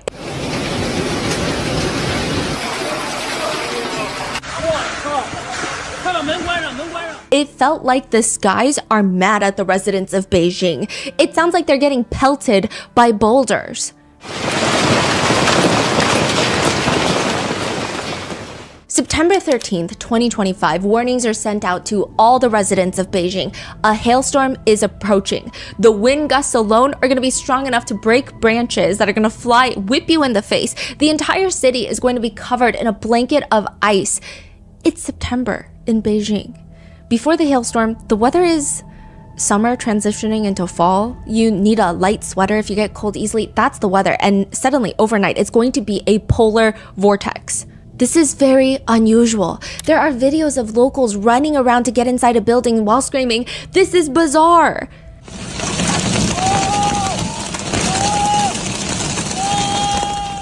Some reports even indicate that the golf ball-sized hail eventually morph into the size of an egg, which is much larger.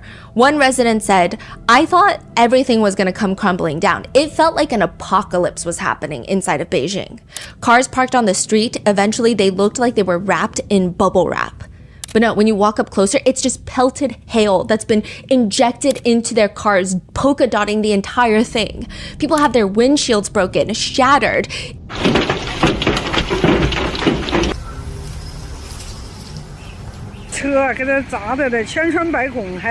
It's bad. One elderly man living in Beijing tells the news station, "I haven't seen anything like this in the past 50 years of living in Beijing, if not more." Another insurance company employee states to the news stations, "I had 50,000 claims come in. I was working from home. $40 million that were reported the day of the hailstorm." The China Meteorological Administration classified this hailstorm as the most intense extreme weather event in the past decade. And then all of a sudden, when you went online, all the news about this hailstorm just starts getting deleted.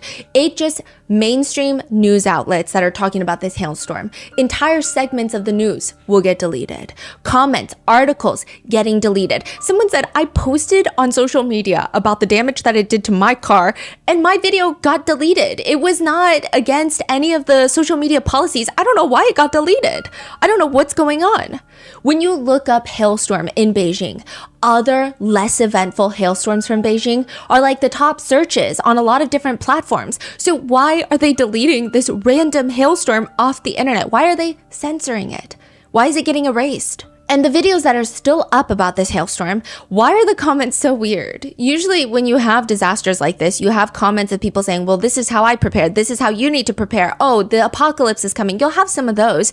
But all the comments are filled with these very cryptic, roundabout, let it rain.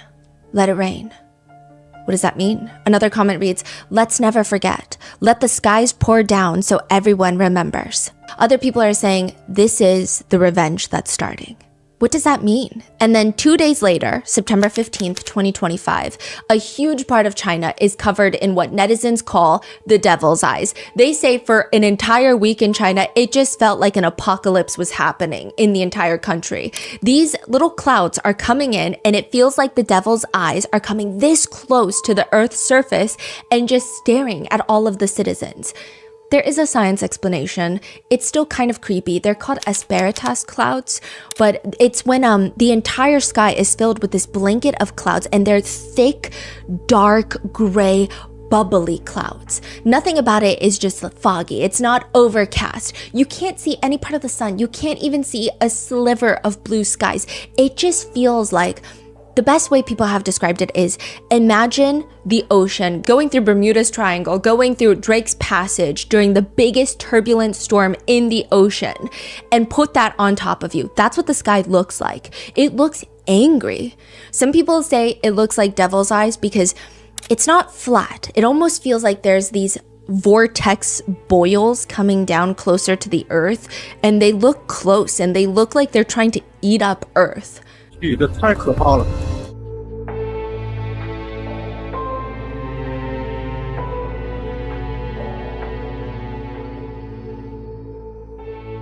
All the Chinese netizens, they're taking pictures, they're taking videos, they're asking mainstream media to talk about it, they're leaving comments of like, heaven is mad at us. Why else does it feel apocalyptic? It feels like a warning, it feels like a message. That is how everyone in China takes it. But what's interesting is, even when you look up the clouds, in China, there's a few articles about it, but in America, all you can find is this state-run news website. So typically when you look up events that are happening in China, you obviously have the ones that are so big that even American media will cover it, or UK BBC will cover it.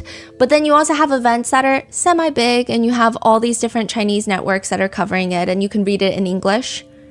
But this one, you look up September 15th, 2025, clouds in China, all you get is this one article from a state-run news website showing clouds from a very different province. And it writes, after an autumn rain on Monday, multiple scenic areas of Zhangjiajie National Forest Park in central China's Hunan province were adorned with a breathtaking sea of clouds, creating an ethereal atmosphere reminiscent of a fairyland. These look like normal clouds. I mean, it's beautiful, but they look like normal clouds. And that's definitely not the clouds that people were focused on September 15th, 2025 in China. So why are the main news sources in China, when you look that up, about this random cloud event that nobody cared about? It doesn't make any sense. Censorship in China is a very big political topic that I don't think I would be well equipped enough to speak on, and there is some sort of method to the censorship. Obvious and clear criticism against the government will usually be censored. Jokes against the administration will typically be censored. Any mistakes made by the administration, I mean, this is pretty common in most countries, there will be attempts to cover it up, or it will kind of get buried, or in this case, censored. But why would they censor a hailstorm and clouds? Is it because Chinese netizens believe that both events, the hail and the clouds, are the heavens taking revenge? Because 4 days before the clouds, 2 days before the hailstorm, September 11th, 2025, a famous Chinese actor suspiciously dies in Beijing. Yu Menglong falls to his death from this very expensive high-rise building. It's a residential apartment building, but he falls from the 5th floor of a unit that does not belong to him. This is not his apartment. And the police, they investigate, and very quickly, within hours, they rule out all foul play. They say that he was drunk. This is his friend's apartment. He came for a dinner party with like a dozen other people. And he got drunk and he fell from the 5th floor and he died. It is a tragic accident. They don't investigate the over a dozen people at the party. They don't investigate further into his death. In fact, they just start censoring anybody who has questions online about Yu Menglong's passing. Why are you censoring that? And a few days later, when the hailstorm hits and the cloud storm hits, all the comments read, heaven and earth are weeping and grieving together for Yu Menglong's death. The injustice that happened to Yu Menglong has angered the heavens, and China is going to change. God is watching over us. Heaven will give you justice, Yu Menglong. Yu Menglong was tortured so badly that he was killed, and the heavens are mad. The anger and wrath of Yu Menglong's injustice is being depicted in Mother Nature. And that leads the government to censoring a good chunk of the news about this seemingly unrelated hailstorm and cloud storm. But like, why would the government do that? Why would they go so far to censor the news of literal hailstorms, natural disasters, natural weather events? Are they saying that this is all connected to Yu Menglong? Are they saying that this is revenge by the heavens? Like, why would they be censoring that? Who would they even be protecting by censoring this news? Why does it seem like all of China believes that Yu Menglong's death was not an accident? Why won't the authorities just reopen and reinvestigate? Who are they protecting? The over a dozen people at the party that day? Then who are those people? How are they connected to the government? And are all the conspiracies true? That he was tortured before his death, that he swallowed a USB containing government secrets, and that his mom is now missing, that there is now a video being sold, a video that was taken by one of the partygoers of Yu Menglong being tortured to death, that it's being sold online for $100,000, or that they killed his dog in front of him to get him to comply, or that his entire career since 2020 has been controlled by wealthy executives that wanted a lot more from him. How can anyone even decipher what is true, what is not true, if everything is getting deleted and censored? Even his entire existence, it feels like it's soon going to be wiped. So what really happened to Yu Menglong? We would like to thank today's sponsors who have made it possible for Rotten Mango to support the New York Immigration Coalition. They're an advocacy organization that represents over 200 immigrant and refugee rights groups throughout New York. And this episode's partnerships have also made it possible to support our growing team. And we'd also like to thank you guys as we work on our mission to be worthy advocates. As always, full show notes are available at RottenMangoPodcast.com. We will be linking a signature petition on the website demanding justice for Yu Menglong. And there are tons of disclaimers for this case. There are sensitive topics such as brief mentions of self-exit, corruption, drugging, physical assault, and essay. And today's case takes place in China, and we had our professional translators working around the clock to gather all the information for this case. Even then, we had multiple discussions on whether or not we could even cover this case in these videos. Frankly, censorship was a big hindrance in the researching of this case. The information out there is largely unverified, limited. It's constantly getting deleted. It's constantly getting re-uploaded, disproven, and just cannot be traced back to a single credible source. I think the problem is with cases like this, there is a strong hesitancy to talk about it because the last thing that we want to do is spread unconfirmed rumors, to indirectly, accidentally cast light onto someone who may have no involvement in anything nefarious is also a fear of ours. But we think that's exactly why this case needs to be talked about.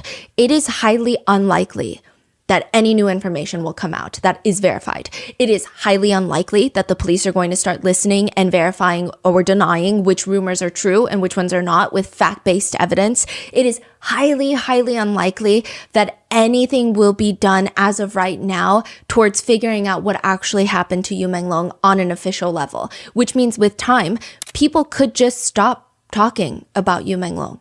So that's why we're making this episode, even though I'm going to tell you right now, nothing in this episode is confirmed. I mean, truly nothing. Take this video as the only thing that I can tell you with full confidence is that Yu Menglong, a famous, beloved Chinese actor with over 25 million followers, so a big actor, is dead. And the facts around his death are very suspicious in my opinion. And the government and the police, they're behaving even more suspiciously. And that's it. I can't confirm with certainty really anything else about this case. So to err on the side of caution, just assume that everything other than the fact that Yu Menglong is dead and that everything about his passing is being censored, everything really outside of those two facts, we don't know anything. And as of right now, legally, nobody has been detained, convicted, or has spoken out. Everything is alleged. Legally speaking, his death has been ruled an accident, even though nobody believes that. And I will say that the conspiracies here, they range from believable to, some of them seem initially very far-fetched. They're very intense. They seem like they would come out of a movie or a novel, and they're very grim, but they're very specific and they're dark. And I will say that even dealing with conspiracy theories in America, oftentimes reality is not that dark. Sometimes it's not that deep. Sometimes the conspiracies just have a life of its own and it snowballs into something so dark and so crazy that it's so unbelievable. And then you have times where conspiracies are so dark, so unbelievable, so bad, and then the truth is so much worse. So like, we don't know what the case is here. So with that disclaimer, I know it doesn't really have to be stated, but do your own research, come to your own conclusions. That is highly recommended for this particular case. And lastly, there will be a few clips throughout this episode that allegedly capture Yu Menglong's last moments alive. These are audibly more graphic. There's not really anything visually graphic, so we will have an audible disclaimer before each clip is played to give you a moment to fast forward if you want to skip these portions. Additionally, I want to make it clear, like, we are not including these clips as just to showcase Yu Menglong's last moments allegedly before he passed, but these clips are the only alleged evidence that Yu Menglong was tortured, or like direct evidence from that night, allegedly. It's not just to showcase his last moments. It's like, this is what people are holding on to, and this is what people are saying authorities need to keep investigating. I do believe that this video is going to be age restricted, potentially just naturally suppressed by the algorithms, but I just want to include as much of the key information as possible because it's messy out there. And if this does end up getting censored to the point where, because sometimes it happens, there will be an uncensored version or a less censored version, the video podcast on Spotify under Rotten Mango Video. So with that being said, let's get started. September 12th, 2025, a list starts circulating. And there's dozens of names on there. High-profile celebrities, very wealthy producers, directors, executives in the entertainment industry, and almost overnight, this is a witch hunt. This list is getting dropped into forums, random group chats, best hiking equipment forum, this list has been dropped. Group chats of school moms for pickup, this list has been getting dropped. The comment sections of videos that have nothing to do with this, people going fishing, this list is getting dropped. People are copying and pasting and dumping this list anywhere that they can, and just as quickly as this list gets dumped everywhere, entire comment sections are getting deleted, entire forums are getting deleted, entire accounts are being suspended. It's like having a glass cup on the table. Someone keeps coming in there and dumping this list, dumping water in there. Someone walks up, dumps it back out, and it keeps happening nonstop. But whoever is pouring the water, whoever's dumping this list, the group of people, they are working much faster because the list is getting out there and people are on a witch hunt on social media. They are looking for the accounts of every single person on this list. They are leaving comments on their social media pages. You're gonna rot for what you did. Just you wait. Even the heavens are pissed. You deserve to be in jail and we're gonna make sure you get there. You can't hide forever. Where are you? It almost feels like the Chinese Epstein list of sorts, with everyone on social media trying to spread the list around, figuring out when each person was proven to become a member of this list, what evidence is there for them to be on this list. People are trying to create mass threads, and there's videos and pictures of them attached to the whole thing. See, that's them. You can see them in the back of this video where Yu Menglong is, and this is like a phone strap that they were using from a week ago, and like this whole thing, this list is basically career death. One famous singer whose name is on that list, he goes from being relatively successful to just selling 15 tickets for his next upcoming concert. 15 tickets. Most people could invite their family members and sell more than 15 tickets without being a household name. Celebrities have been accused of cheating on their spouses, committing crimes against women, and they still... That singer had to cancel the concert because he only sold 15 tickets. Like, this list is very serious. I mean, to give you context, you've seen it. Celebrities have been accused of cheating on their spouses. Celebrities have been accused of committing crimes against women, and they'll still have hundreds, if not thousands of fans show up to their concert. This guy has 15 concert tickets sold? What the hell did the people on this list do to get this type of reception? They were there that night when Yu Menglong died. They were all at the dinner party that ended when Yu Menglong's life ended. In Beijing, China, near the financial district, there is a compound of apartment buildings. Ironically, they're called the Sunshine Upper East Compound. It's just a cluster of these very tall apartment buildings, all centered around these little pockets of gardens, which if you live in a city like Beijing, living in a building with a large residential park is probably the easiest way to show that you have money. It's said that the cluster of buildings, the Sunshine Upper East Compound, there's at least 50 celebrities that live in this compound. It's a very high-end residential area, a bunch of wealthy retired couples, business executives, government officials. Naturally, all the entry points into the compound are typically controlled. There's 24-hour management, security on site. They have CCTV cameras throughout all the buildings. Nothing really happens at Sunshine Upper East Compound. Like really. I will say the biggest problem that Sunshine Upper East Compound had in recent years was a bigger, better, more upscale building opened up across the street. So a lot of the celebrities left. All the high-profile residents were moving out. That was the biggest problem until September 11th, 2025, 5:10 a.m. And by most accounts, this is what happened. An older woman, potentially grandma aged, so they call her the grandma. She's walking her husky, her big dog, and her husky starts barking, pulling her towards building 18 of this compound. So she's still inside of this private building area, but towards building 18. She doesn't live in building 18, so she's pulling the dog away, but the husky is just dead set on going to building 18. She walks over there, because this is the husky's walk, and she sees a man laying there face down outside of building 18.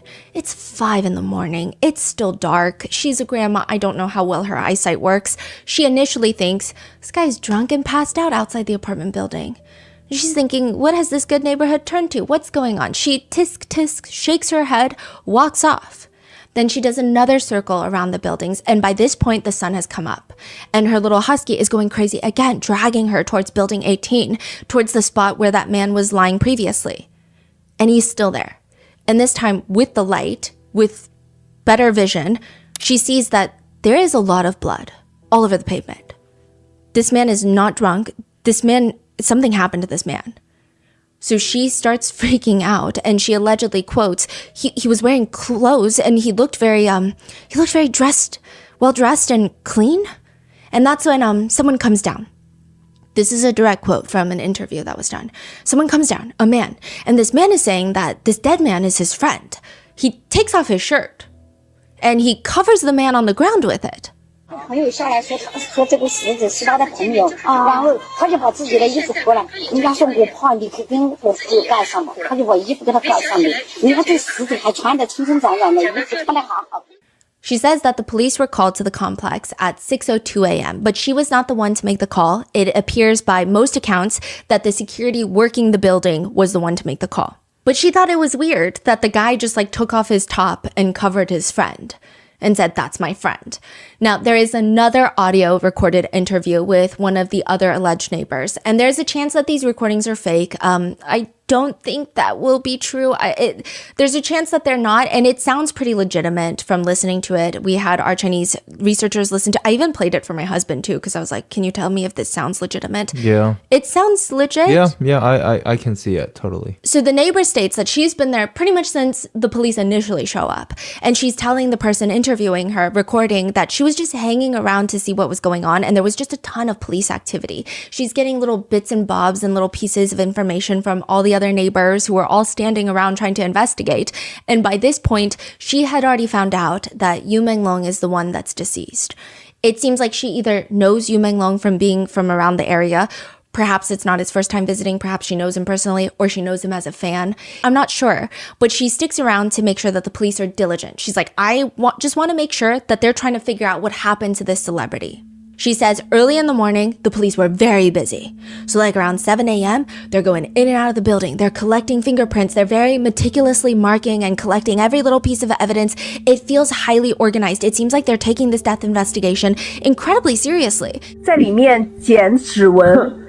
非常细致的在弄那些指纹。 She says that she felt at ease knowing that they're doing everything that they can to investigate intently, and they're going to get to the bottom of this. Then they go inside the building to the unit that Yu Menglong allegedly fell out of on the 5th floor. And they're likely talking to whoever Yu Menglong was visiting that night because he doesn't live in this building. And that guy allegedly came down to say, that's my friend. So they're probably interviewing him, and who else is there? And she says eventually around 11:30 a.m., police come back down. By this point, news had broken online about Yu Menglong's death. And I'm assuming that everybody at the apartment building just loitering to see what's going on. I'm sure they're also looking online because that's exactly what you would do. You try to see if any news updates are going on online before they're happening in person. And she says news broke of his passing. A famous paparazzi man, which, side note, he is known to be rather credible. So regardless of how you feel about tabloids and paparazzi, he is known in China to be someone with very solid information. He comes out to post breaking the news that Yu Menglong has passed. The post reads, 11:25 a.m., September 11, 2025. Today, I received news that Yu Menglong, star of Eternal Love and Go Princess Go, fell to his death in Beijing today. A source close to the matter told us that Yu Menglong had dinner with 5 to 6 friends at a friend's house on September 10th. Around 2 a.m. on September 11th, Yu Menglong went to a spare bedroom and locked the door to go to sleep. Around 6 a.m., his friends left the party without seeing him. They went downstairs and discovered his body on the pavement. A neighbor walking their dog saw him and called the police. It is reported that Yu Menglong had 2 Rolex watches in his pocket that belonged to his friends, and the screen mesh covering the window from which Yu Menglong fell out of was opened by Yu Menglong. Police have ruled out a criminal case, but the specific cause of death is still under investigation. This was posted first, before any official studio or police or really anyone releases a statement of Yu Menglong's passing.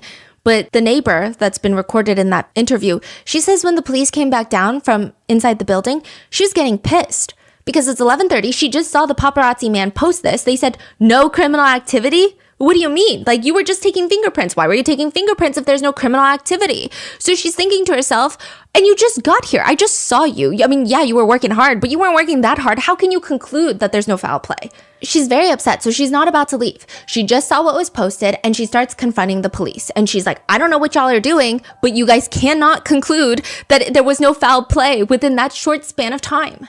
She explained she's kind of freaking out to the police officers, and a nice hat, that's what they call the police in China, hats, because they wear hats. A nice hat pulls her to the side to try and figure out why she won't leave. Like, are you okay? Is everything okay?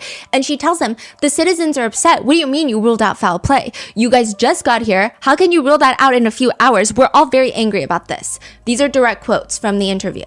其中有一个帽子就非常善良，他就偷偷的把我拉到一边了。我说你们几个小时就定性了，我说我们现在都民愤了。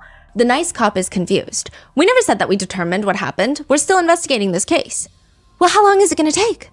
We will give the public an answer, but we have to wait. It shouldn't take much longer. All those people, his friends, are they just going to get away with it?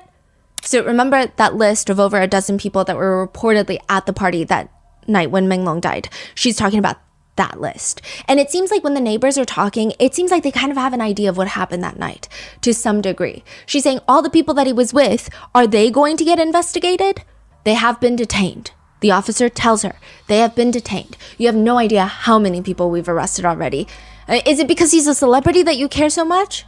No, it's because he's a very kind person. If he had been tortured by an old pervert, we want to fight for justice for him. He deserves justice. Oh, well, he's been arrested as well. So many things are odd about this conversation. First of all, she clearly knows something that we don't know because she's asking, are all these people, are they going to get away with it? Now, many neighbors later report that they heard screaming and fighting all night long leading up to Menglong's death. So some people think that they knew that he was at an event and there was lots of screaming. This is abnormal for their apartment building. There was lots of threats being screamed.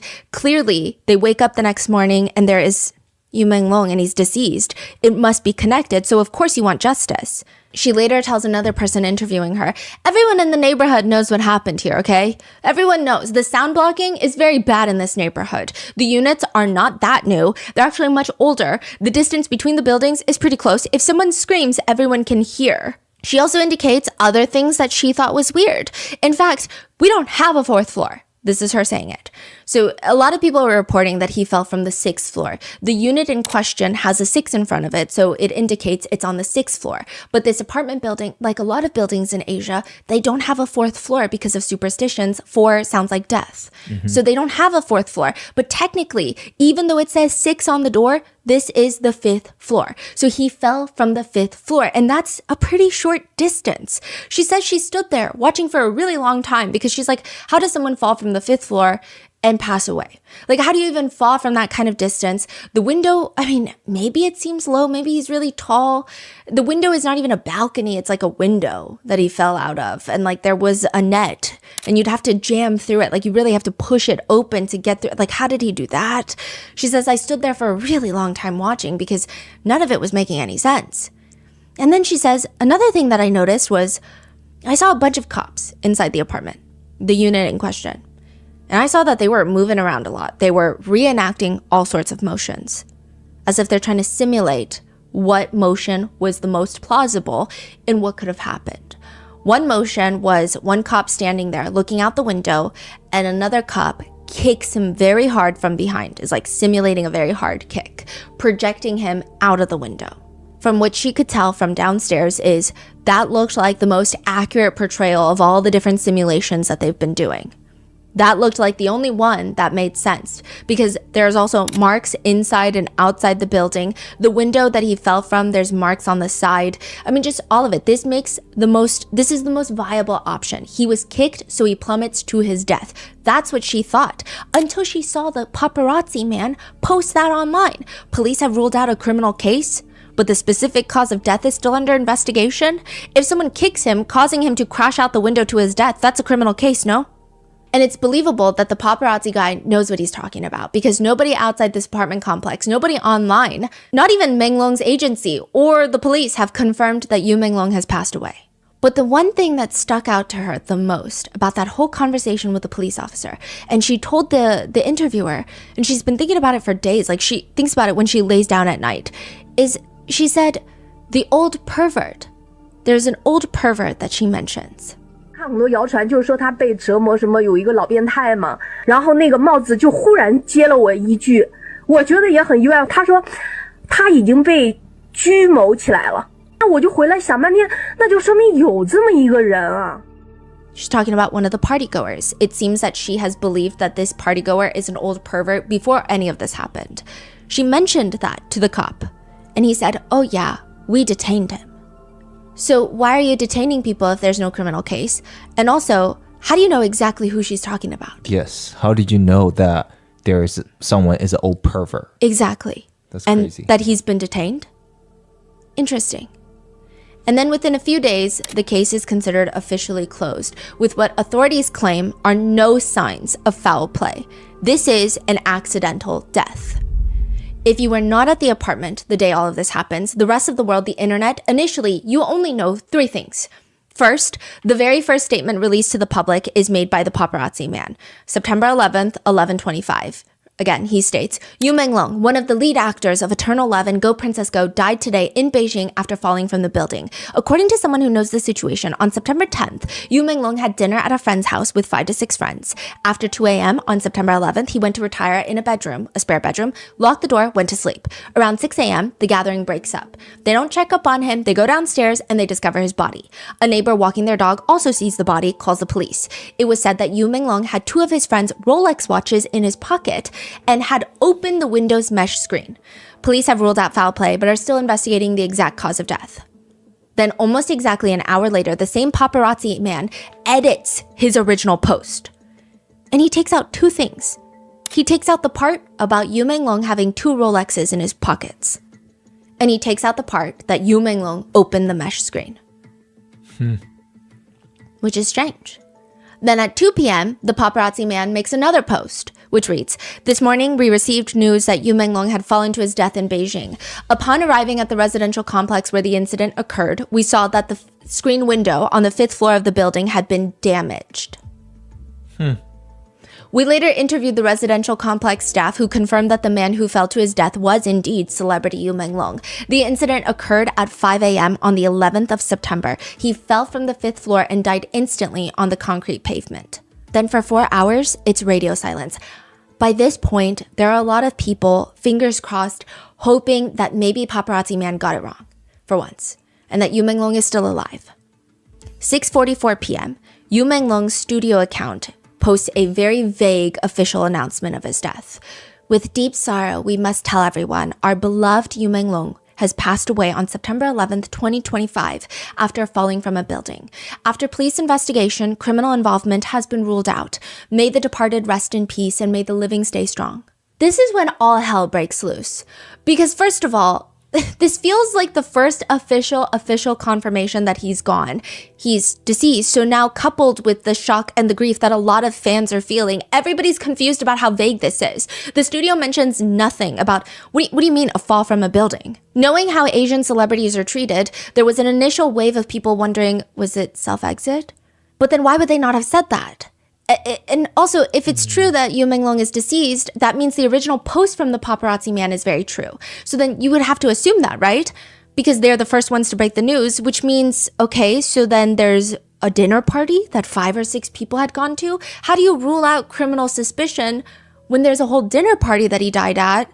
And like, who are the 5 to 6 people? I mean, the questions are just growing. Like, how did he fall? Why did he fall? Was it a self-exit? Was it an accident? Was it a murder? How do you have 2 Rolexes in the pocket? Yeah, and why did the paparazzi man delete that? Yeah. Like, who are these friends? And how do you know the Rolexes were his friends' Rolexes? Additionally, even more puzzling is this agency that is putting out this very public statement, official statement of Yu Menglong's passing. This agency was created by Yu Menglong and was voluntarily dissolved.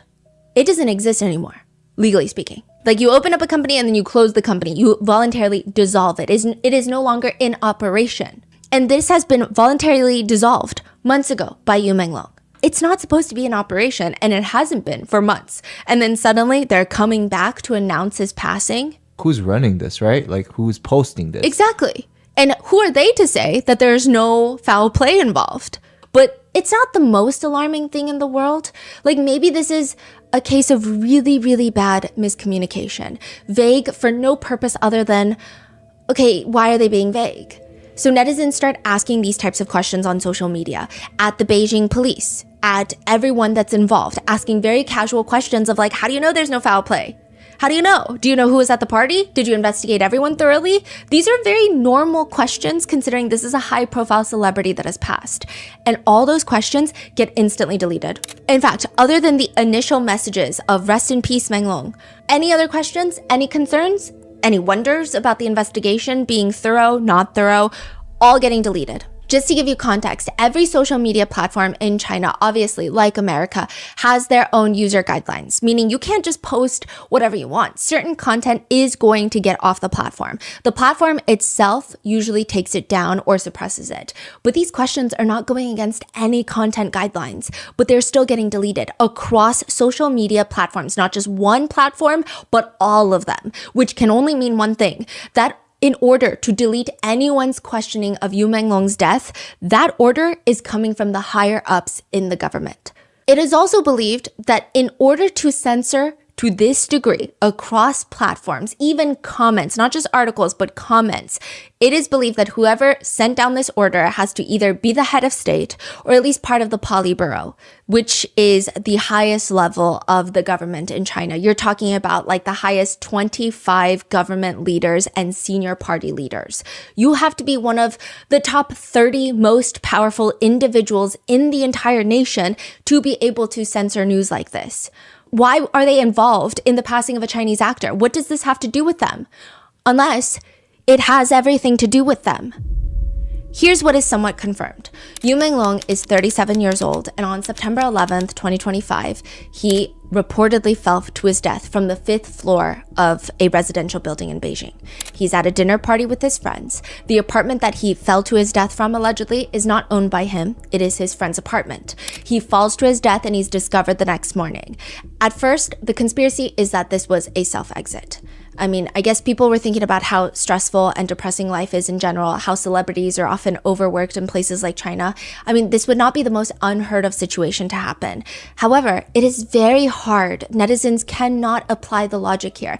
Netizens argue that based on what we know about Yu Menglong, which sure, you could say we know nothing because nobody on the internet really knows a celebrity, it's just parasocial, but still, based off of how he presents himself and just normal human behavior and psychology, netizens are questioning, why would Yu Menglong go to a friend's dinner party and then decide to self-exit at his friend's house?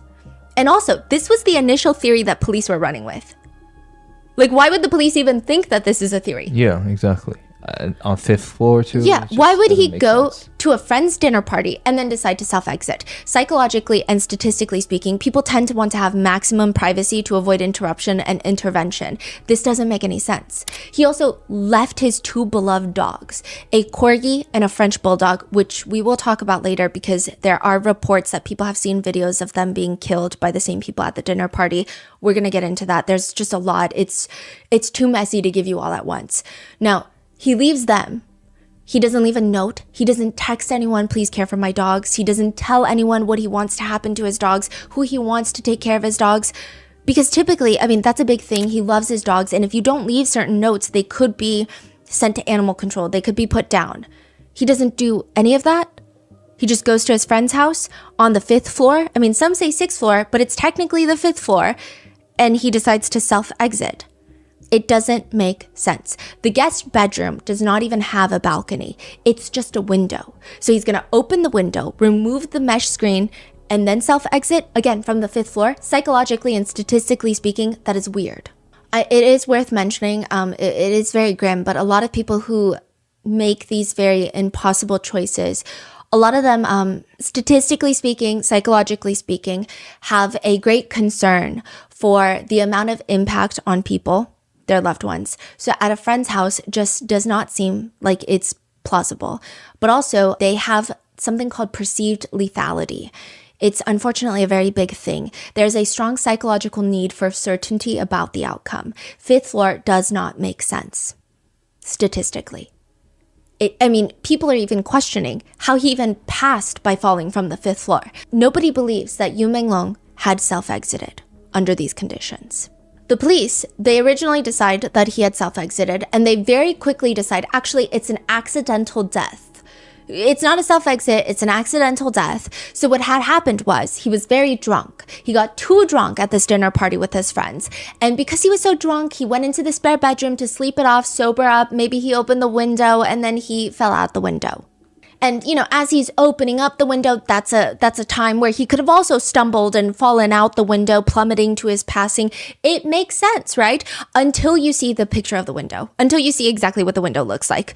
The bedroom windows are long and rectangular. It almost looks like a standing mirror.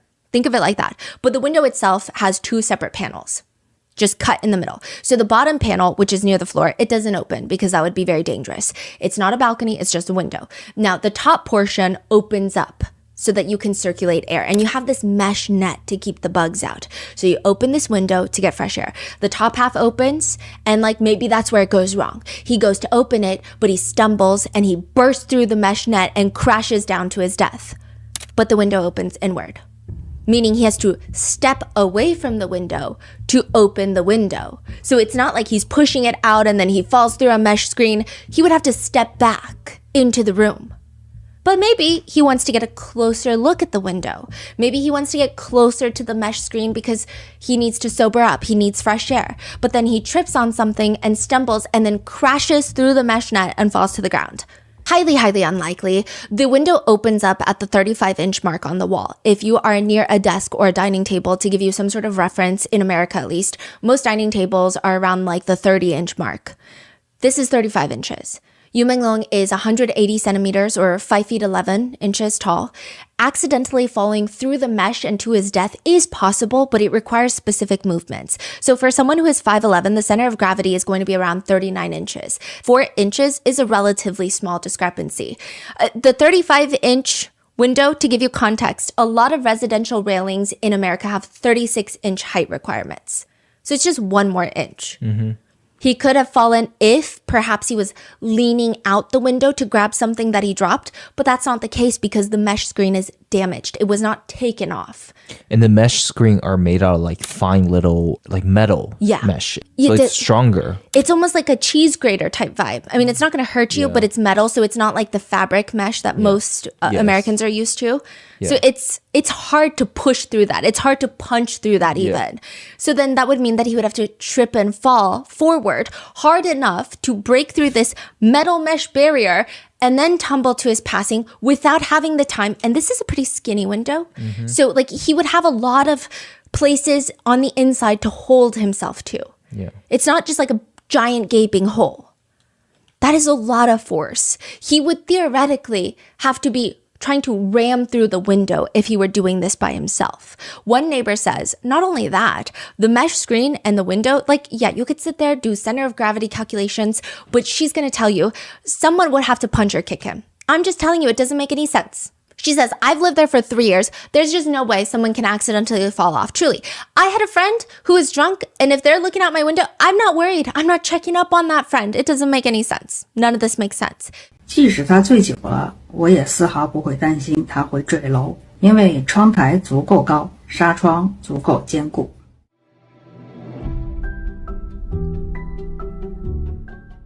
Ever notice when you're checking out online, there is this purple Shop Pay button sitting there among all the payment options? That's Shopify, and that's my favorite button. And there is a reason it shows up everywhere you shop. At first, I just thought it was another payment method. Turns out it's actually the backbone behind so many of the online stores that we buy from regularly, including the surprise that we have coming that we can't really talk about. But you guys already know, Shopify is the greatest. I mean, they are the experts at helping small businesses figure out how to actually grow and complete sales. All those shopping options we take for granted as customers, like being able to order something online and pick it up in store, or vice versa. When you're in a store but you realize they don't have your size and retailers ship directly to your house, Shopify makes all of that seamless for businesses to offer.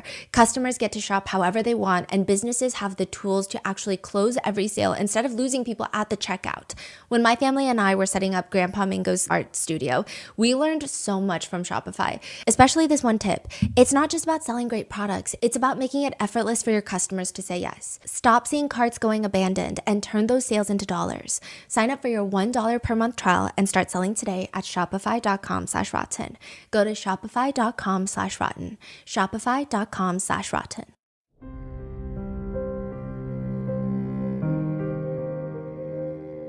Between back to school, busier routines, and shorter days that all come with the seasons changing and also the holidays, I feel like finding time to actually cook a decent meal can feel impossible. That's where Factor comes in. Their chef prep, dietitian approved meals make it incredibly easy to stay on track and enjoy something comforting and delicious no matter how hectic the season gets. You're getting real wholesome food without any of the stress. My favorite Factor meals have to be the zoodles with spaghetti and meatballs. It always comes with this very tasteful sprinkling of cheese and the best roasted broccoli florets that even my nieces enjoy. But if beef isn't your thing, you can now choose from their wider selection of weekly meal options, including premium seafood choices like salmon and shrimp at no extra cost. Seriously, restaurant quality seafood delivered right to your door, and the convenience factor alone is unbeatable. I just heat up a meal in minutes and I'm eating something that actually tastes homemade, no chopping, no cleanup, and it's delicious. Eat smart at factormeals.com/rotten50 off and use code rotten50 to get 50% off your first box plus free breakfast for 1 year. That's code rotten50 off at factormeals.com for 50% off your first box plus free breakfast for 1 year. Get delicious, ready-to-eat meals delivered with Factor. Offer only valid for new Factor customers with code and qualifying auto-renewing subscription purpose.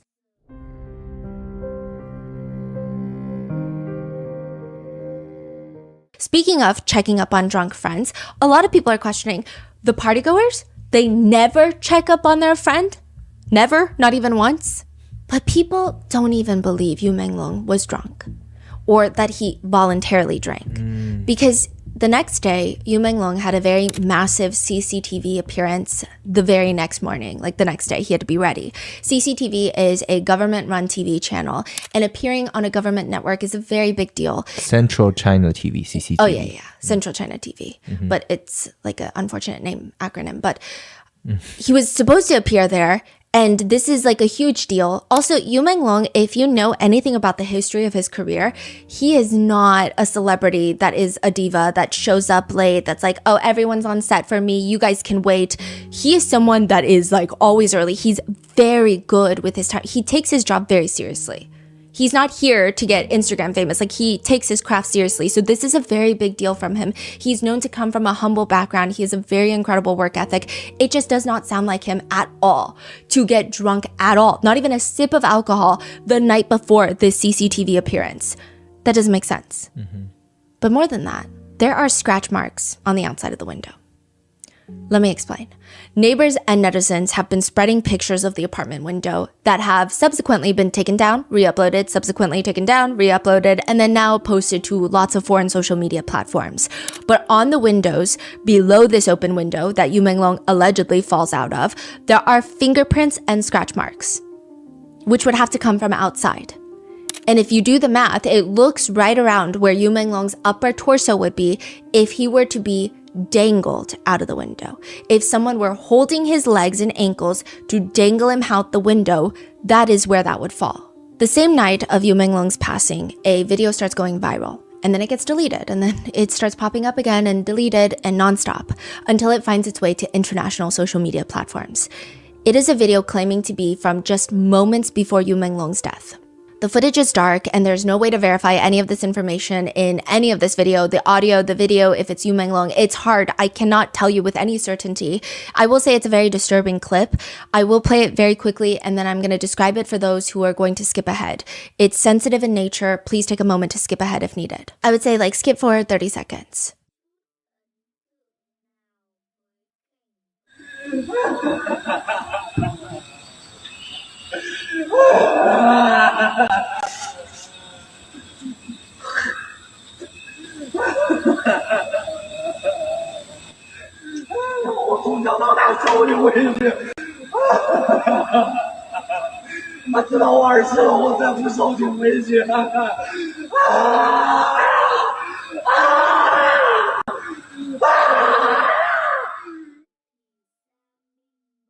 Okay, now I'm going to describe to you what happens in the video and also translating. But it sounds like a man that sounds like Yu Menglong screaming. And this video is taken from a different building. It's almost like if I were living in a building, apartment building, I open my window and I'm trying to zoom in onto maybe a building 2 buildings away, and I'm capturing this. The unit, the lights are on so I can see shadows, but I can't really see clearly. And it's a shadow of what netizens believe to be Yu Menglong. If this is him, it looks almost as if he is sitting on the apartment floor. His back is towards the window, maybe leaning up against the window, and he's resting his back there. And his legs are spread out in front of him, and his back is leaned all the way forward, slumped all the way forward. The shadow body language is reminiscent of someone who is completely breaking down. It just seems like someone has given up. That's the body language. He's heard screaming in the video, and the best way I can describe this is, it sounds like when someone is at their end, and that's no way saying the end of their life, but at the end of something. He's wailing, I have been threatened since I was young. You guys want to play me to death. I have been threatened. Once this video goes up, everyone's wondering, it sounds like Yu Menglong. It looks like the apartment that he allegedly fell out of. Who's at this dinner party? Who are these people? Why are they torturing him to the point of this breakdown? Who is he talking to? And he conveniently passes away the same night that he's being allegedly mentally tortured by a group of anonymous friends and business executives. It doesn't make sense. Another insider post starts spreading that day, and it reads, rumors have been circulating that a powerful man has been trying to have intimate relations with Yu Menglong, but he has been refusing.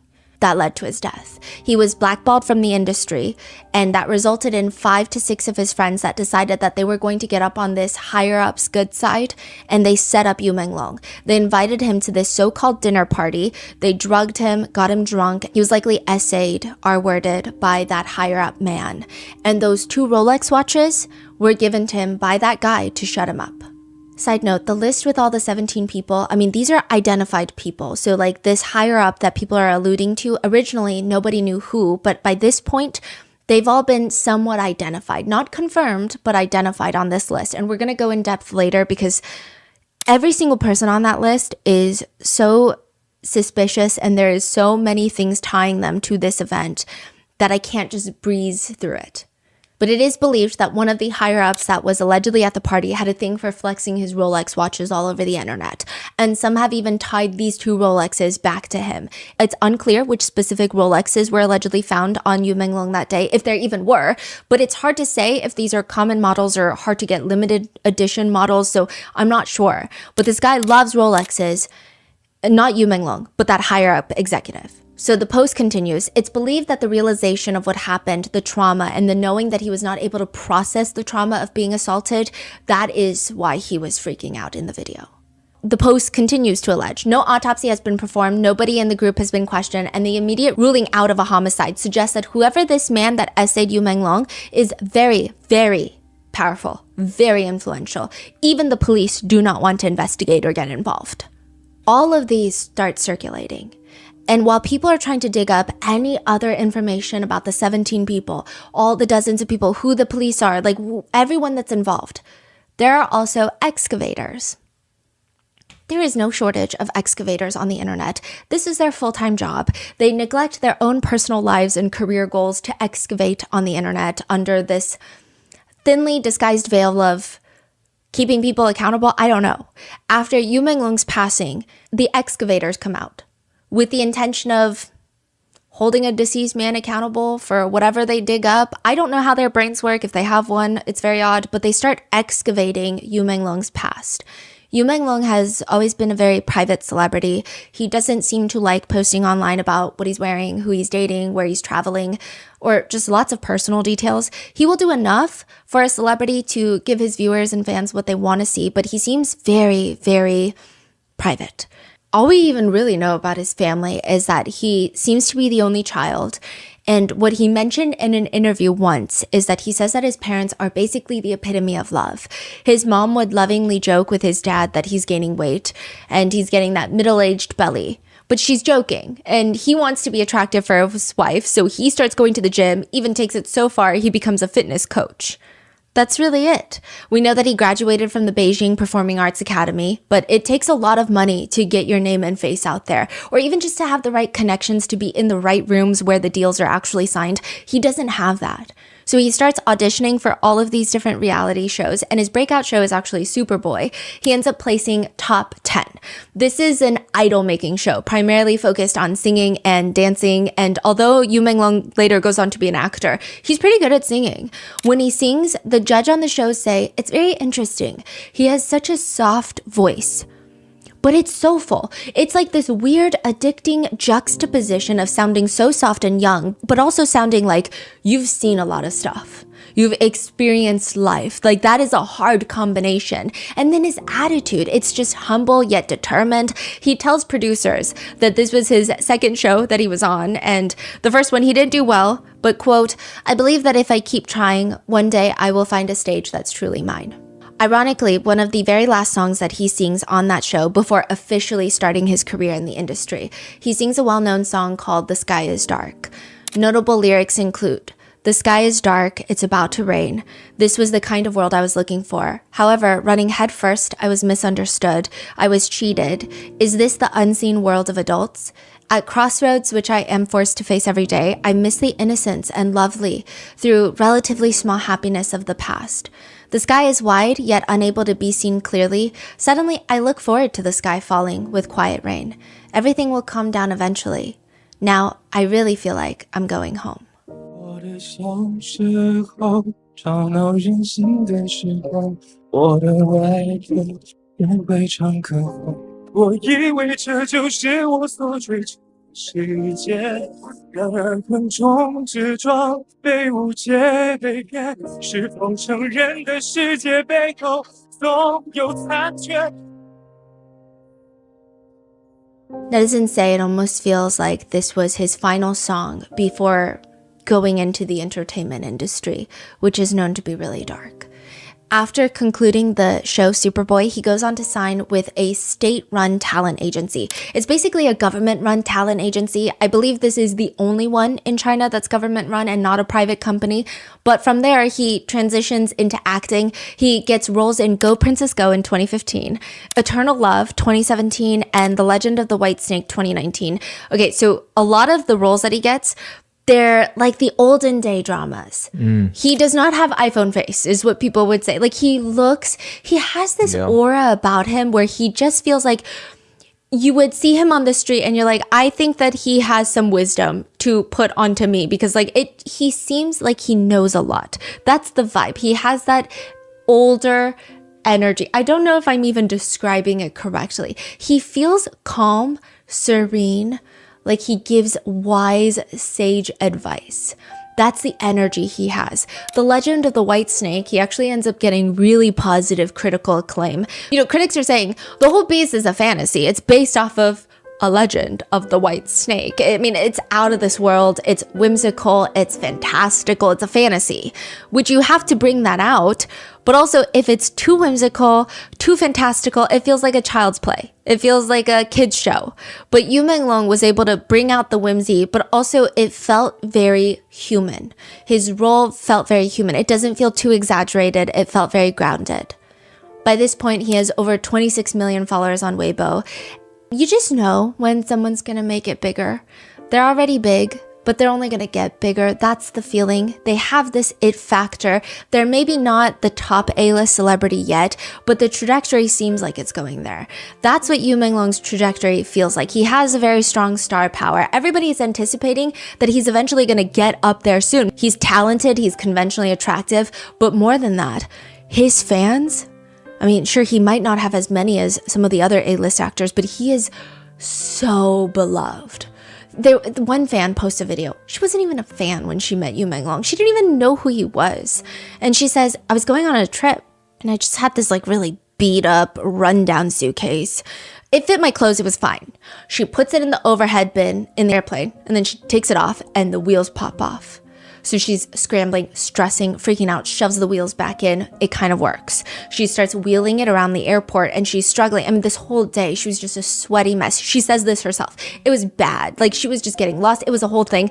Mid-airport walk, wheels pop right back off. They start rolling away and she's stressing, scrambling to pick them up. And when she looks up, someone is already holding the wheels in their hand, offering them back to her. This very tall, clean-looking man. She didn't even know he was a celebrity. She didn't even know who he was at the time. He just was really nice. He helped her and then walked away. She said she found out afterwards that he was a celebrity, but his energy was interesting because he did not give celebrity vibes. He just seemed like a very handsome, attractive man, but very approachable. Like he's just from your neighborhood, very kind energy. She says it sounds very weird even coming out of her own mouth because she would never really describe men with this word. But like the only word she can think of to describe Yu Menglong is very pure. Like his aura is very pure. Maybe it's because of that. Yu Menglong allegedly catches the eyes of a very wealthy woman in the industry. And we're gonna go into her history probably in the next episode because her husband also dies. Very interestingly, it's a whole thing. This is alleged, but a lot of people think it's basically confirmed based on his career timeline and their interactions together. This wealthy woman is worth billions of dollars, and she decides that she must have her nasty little grubby greedy fingers in pretty much every aspect of the entertainment industry. It's alleged that she starts showing interest in Yu Menglong, threatening interest, and when he allegedly declines, she has blackballed him from the industry for the next 3 years. If you look at the timeline of his career, like I said, in 2019, after Legend of the White Snake, people were like, he's on his trajectory to get up there. He disappears. From 2020 to 2023, 3 years, he makes almost no public appearances. Instead, he moves to the countryside, out of nowhere. Some say running away from her, or to the countryside where he's been sent, and he just teaches kids for 3 years. 当老师叫什么名字？是长头发还是短头发呀？他还舔你呢，说明他喜欢你。 When he does come back in 2023, he looks very skinny. He looks frail, like he lost a lot of weight. His cheeks are kind of sunken in, but in a way that doesn't look like it's just natural aging progression. He looks like he's been through something in the past 3 years. He looks sick. During an interview, the host is asking about him, asking him why he had gotten so thin. And Yu Menglong has this trademark half smile. It's like a very soft. It's the type of smile where you are wondering what the smile means. It's almost mysterious, but in like a good way. And he says, because I'm hungry. I don't have money to eat. Everyone's laughing. The host is laughing. And then they just move on to the next question. Fans are even laughing and teasing him. They're like, that is so cheeky. Like, the interviewer is commenting on your looks at the end of the day, even if it is out of concern. And he's standing up for himself in such a cheeky way. Like, he made a joke. He played it off. He didn't go into his insecurities about his looks. That's good. That's good. Because he's a well-known celebrity. With 25 million followers, there's no way he doesn't have money to eat. right? In another interview after the 3-year hiatus, he just says that for 3 years, all he did was question whether or not he has what it takes, whether he belongs in this industry or not, that he had profound doubts and just nonstop questioning. So when he does come back in 3 years, he's gone for so long, there's just no feasible way that he's going to jump right back in and be handed leading roles. So whatever had happened in those 3 years, it's a huge impact on his career, clearly his mental well-being. Nevertheless, his core base of fans, they were just excited that he's back. He seems excited to get back to work, and they're excited about that. His fans never left him, by the way, even during his very long hiatus. One of the big things was a lot of the charities from the local area that he was staying in, or charities for natural disasters in China around that time, they post about celebrities who have donated, or high-profile people, or just other big donors to encourage other people to donate. Like it's part of, hey, maybe your favorite celebrity donated, so you should too. And they would post about Yu Menglong. And while he's being blackmailed from the industry, he has donated over $30,000 to a charity for children with leukemia, over $80,000 to help with the massive floods in the Henan province. He donated an entire library of over 2,400 high-quality textbooks to an elementary school from his hometown. All the while, he's making little to no money, like nothing. In another resurfaced clip, it's Yu Menglong and another celebrity on a reality show. They made this bet. If Yu Menglong loses, he has to buy dinner. Yu Menglong tells him, I must treat you to a meal, Wei Wei, but I don't have money. Again, everyone laughs. They think he's being playful. They think he's being quirky and cheeky and he's joking around. But maybe he wasn't. Because after Yu Menglong's passing, the excavators try to dig to find up any little dirty thing on him that they can, I don't know, get off on some scandalous narrative of who knows what. But his entire career, he hasn't really had any scandals. I think his fans genuinely appreciate how sincere he seems. He doesn't seem like the type to flaunt or cause drama or publicly date. He just seems very soft-spoken. It's hard to find any clips or interviews of him where he's loud or rambunctious. He just seems so calm and soft. His demeanor is very soft. And the excavators, they want evidence that maybe he's not like that when the cameras are off. That maybe he's a bad person. But all they end up finding is his personal Taobao account. Taobao is like the Amazon of China. You can buy pretty much anything on there, clothing included. And you can see all the items that Menglong's personal account was buying and some of the reviews that he left for vendors. So one of them was for a puffer jacket that you wear during winter. The review Yu Menglong leaves for the small clothing company is, the color is beautiful and warm, and it's suitable for wearing. It's not bad. This version is actually very good. This is the second time I bought clothes from this specific mom and pop vendor, and I gave it a thumbs up. The customer service agent is also very, very nice. He includes a video of him, and you can't see his face. He just is him showing the sleeves of the puffer jacket, and in the background, you see part of where he's living. You see a cardboard box with clothes in there, and it looks like he's using the cardboard box, like a reusable Amazon Prime box, as his closet. So it looks like he's storing clothes in there. And people were automatically already thrown off by that because, wait, he's this massive celebrity.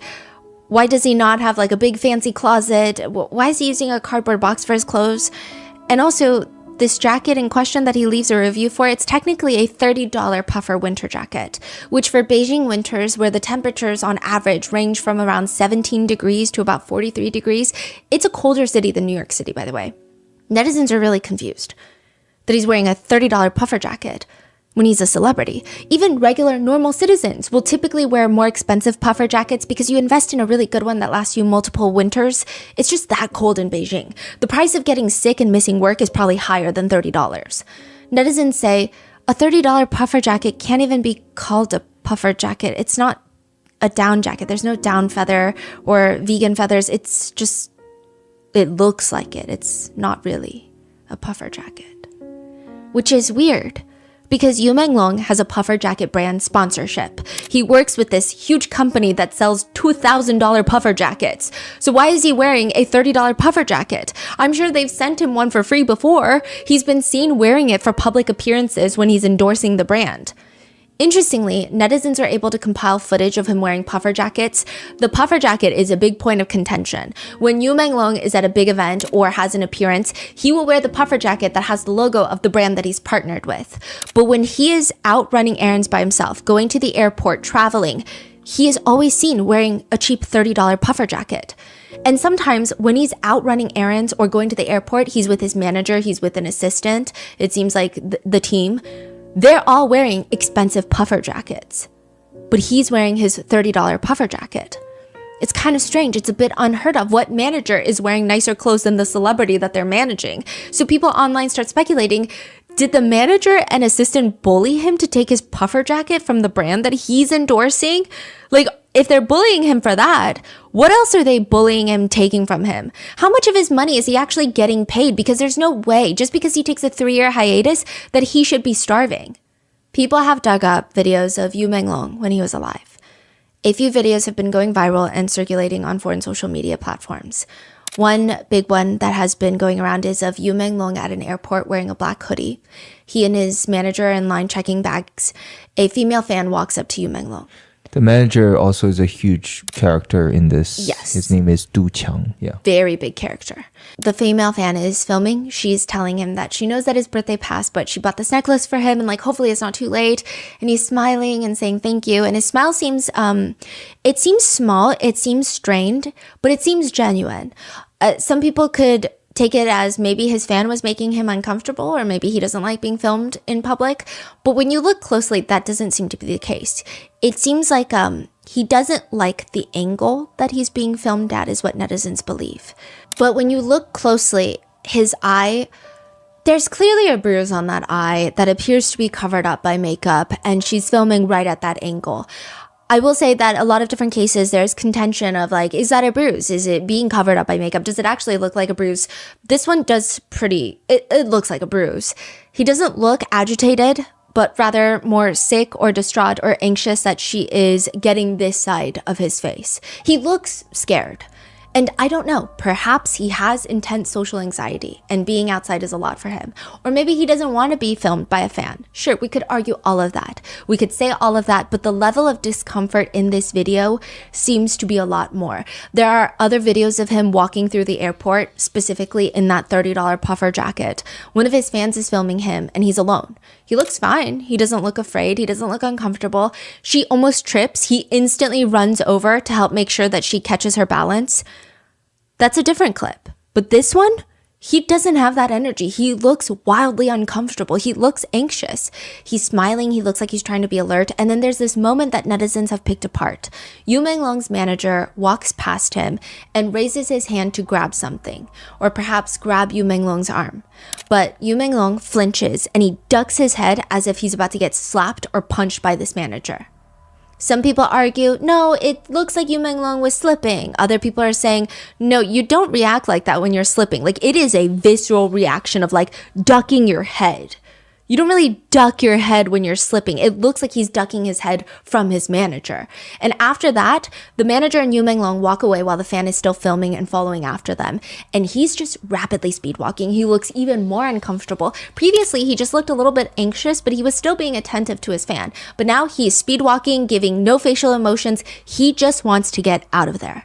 There are more pictures surfacing from August 13th, August 16th. These are pictures that fans took of him while he was traveling for work, and it appears that he has bruises near his eyes that have been covered up by makeup.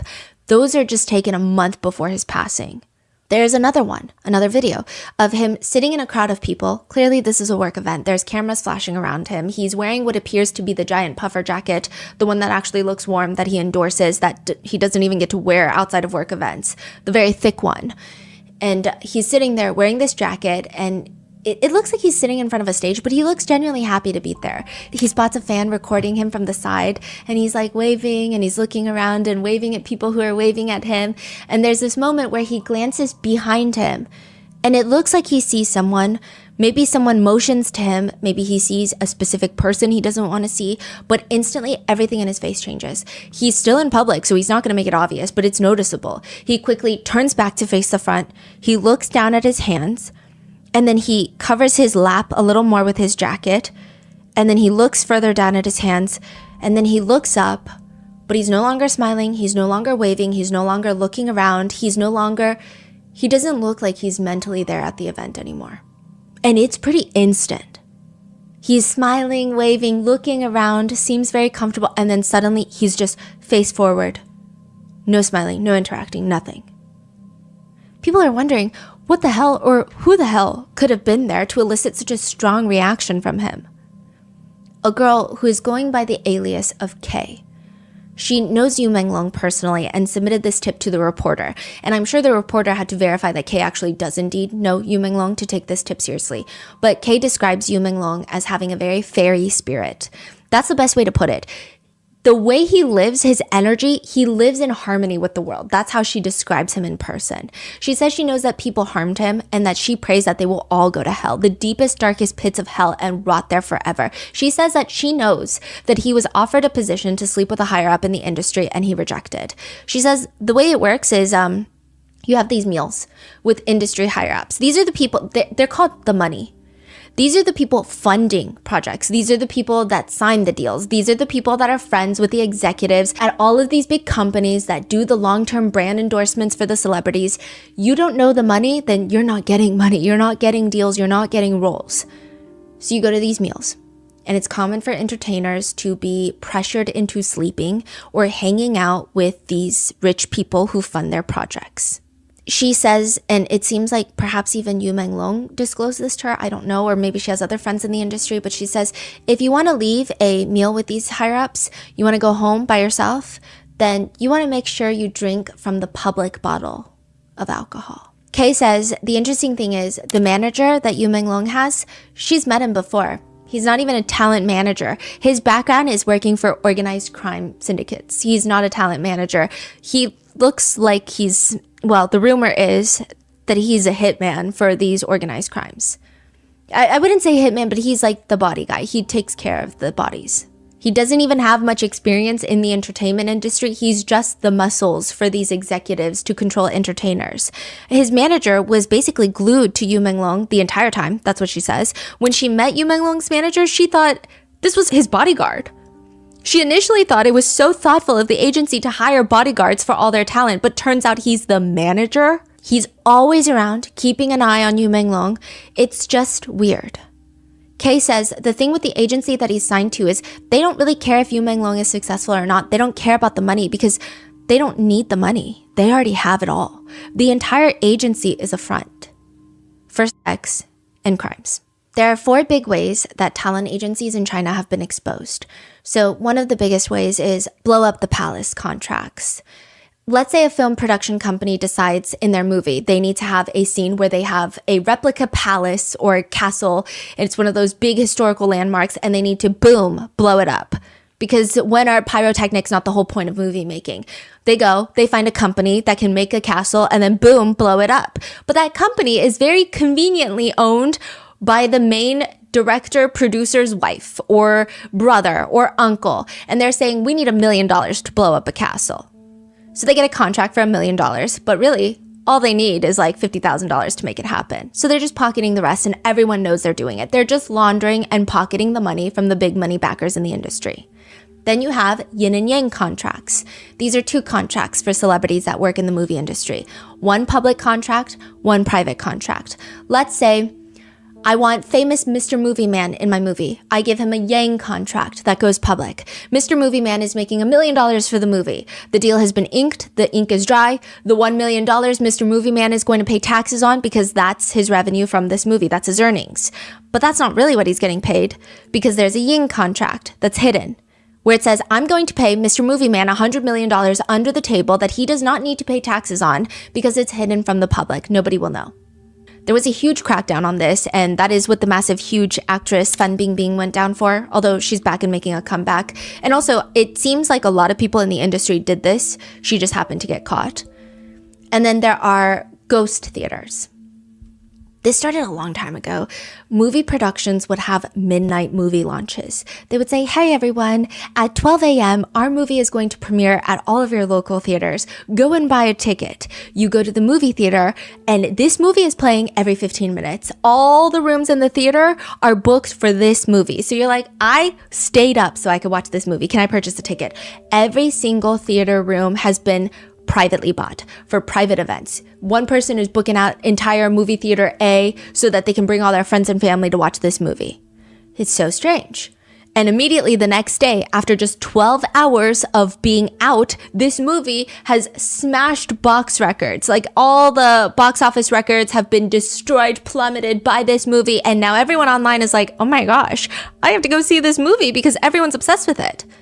Or you go online and you finally decide, I'm going to pay for a ticket. You get you open the screen, all the seats are in red, except for at the very back, there's like 3 seats open. Worst seats in the house. You purchase it, you go to the theater, the entire theater is empty. What happened to all those purchased seats? That doesn't make any sense. Then you go online and everyone's talking about, I went to this movie. This movie has smashed all the records. Everyone's going to this movie. Oh my goodness, this is the next It movie. What are they talking about? It's a ghost theater. They will purchase and buy out all of these theaters, and they're working with the theater. So the movie production company will tell the theaters, hey, I want you to play this movie every 15 minutes. We're going to do a midnight release, and I'm just going to purchase all the tickets so that we can build up hype for this movie. Everyone's going to want to see it because everyone's seeing it, right? So then you're going to give me a little bit of that money back because you're not really dealing with thousands of people. It's going to be empty the whole night. You give me a little money back, you get business, and then more people are going to come see. It's a win-win. And the movie production, they're also going to get more investors because, wow, these people, they know how to sell out movies. That's the third way. And then the fourth way is just straight up money laundering contracts. Talent agencies will allegedly create shell companies in famous actors and actresses' names using their signatures to open up these shell companies to launder money through. Sometimes the talent don't even know that that's happening. That seems to be a thing. The front is, the talent agency has connections to wealthy investors in the entertainment industry. These wealthy investors also have tons of other business dealings and tons of other money launderings that they want to funnel through this talent agency. So just come up with a bunch of shell names for the talent. If they get caught, whatever, throw them under the bus, who cares? Netizens were able to allegedly source and find multiple shell companies made in Yu Menglong's names that specialize specifically in military contracts.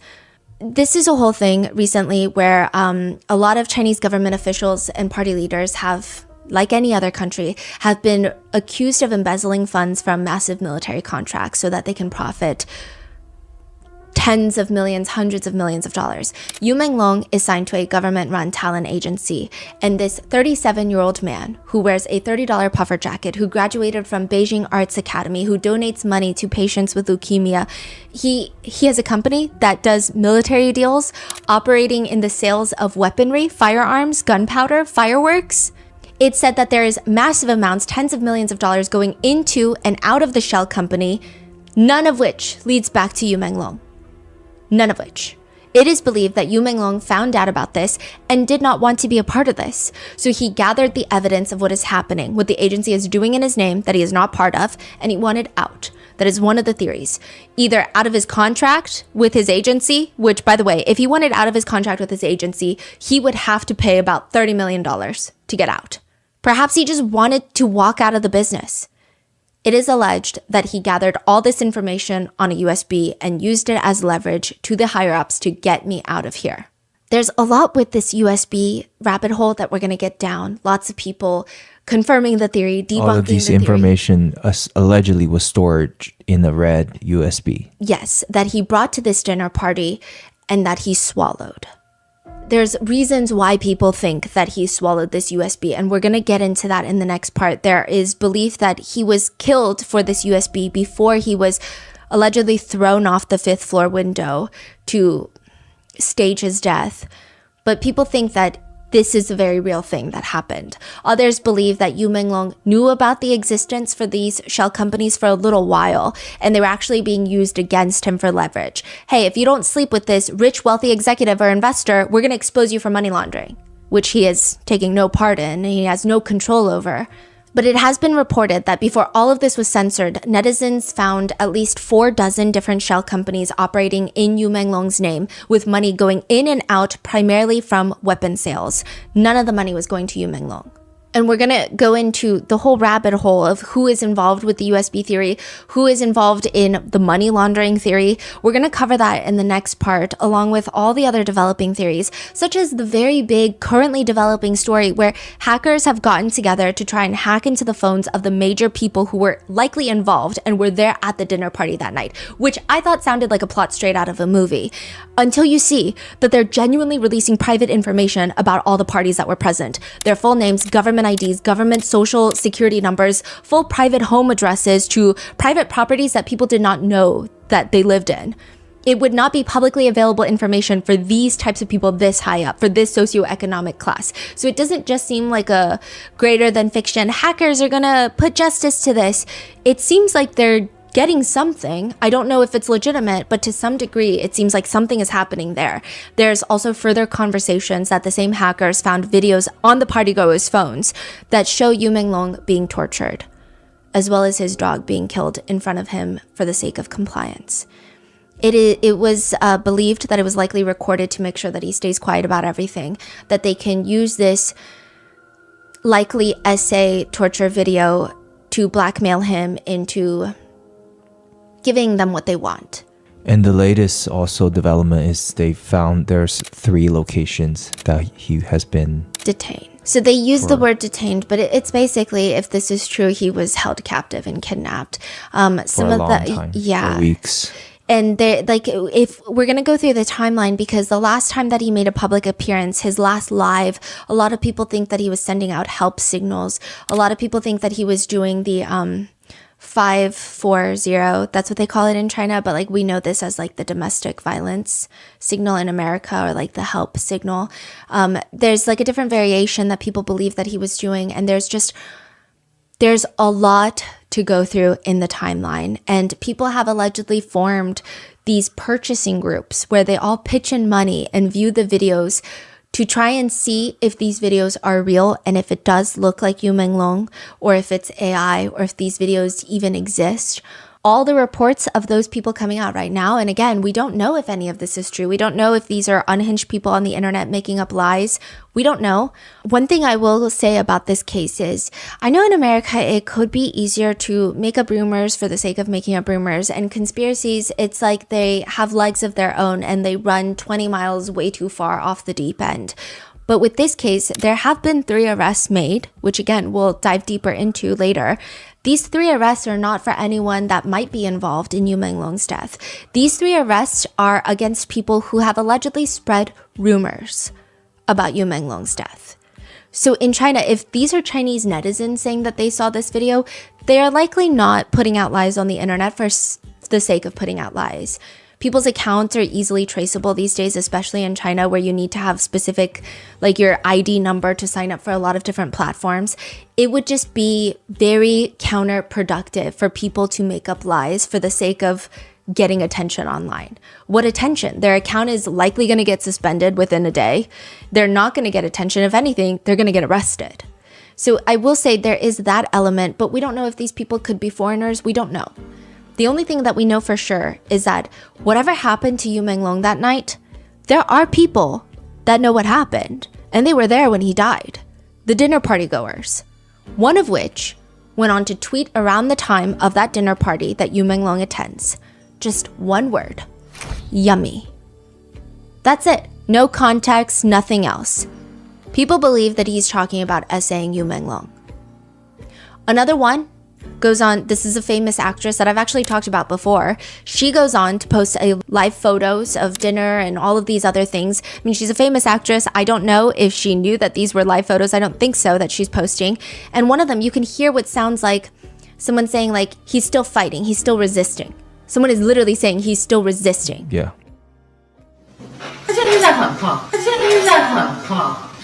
And then another one where someone says, it sounds like you can hear a slap at the end. Other dinner party guests are publicly fighting online about whether or not they were there at the party, trying to expose each other, but they're ending up exposing everyone. And some dinner party guests have been seemingly directly tied to probably one of the most powerful people in all of China.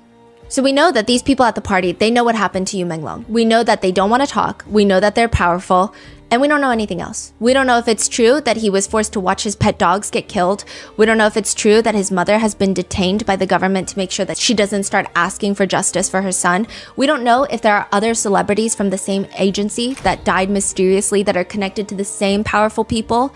We don't know if these things are true, but we are going to explore all of those theories and all those connections in the next part, in part 2 of the Yu Menglong case. So with that, stay safe, and I will see you in the next one. There were times I plotted killing my father, thinking of committing murder. He went to a Diddy party? So he says that he'd been invited to a white party. Yes, Puff Daddy. You're walking down the street and you walk past someone. You guys kind of look alike, and it makes you do a double take. Maybe it's the eyes. Maybe it's the way that both of you guys have dimples on the right side that's significantly larger than the left side when you smile. But it could also just be you have similar styles. Maybe you do your makeup the same. Or maybe your parents look alike. It's not that big of a deal, right? Or you consider the other possibility. What are the odds that you have a half-sibling out there that you don't even know about? I hope that's not a question that keeps you up at night staring into the abyss. But if one day your dad tells you, hey, I've been cheating on your mom for the past few years, I work as a truck driver, it makes it so easy to meet people on the road, then yeah, you're probably wondering exactly how many half-siblings do I have out there? What if you accidentally run into one of them at an airport bookstore and you don't even freaking know it? There are 2 main ways in which this scenario could likely happen to you.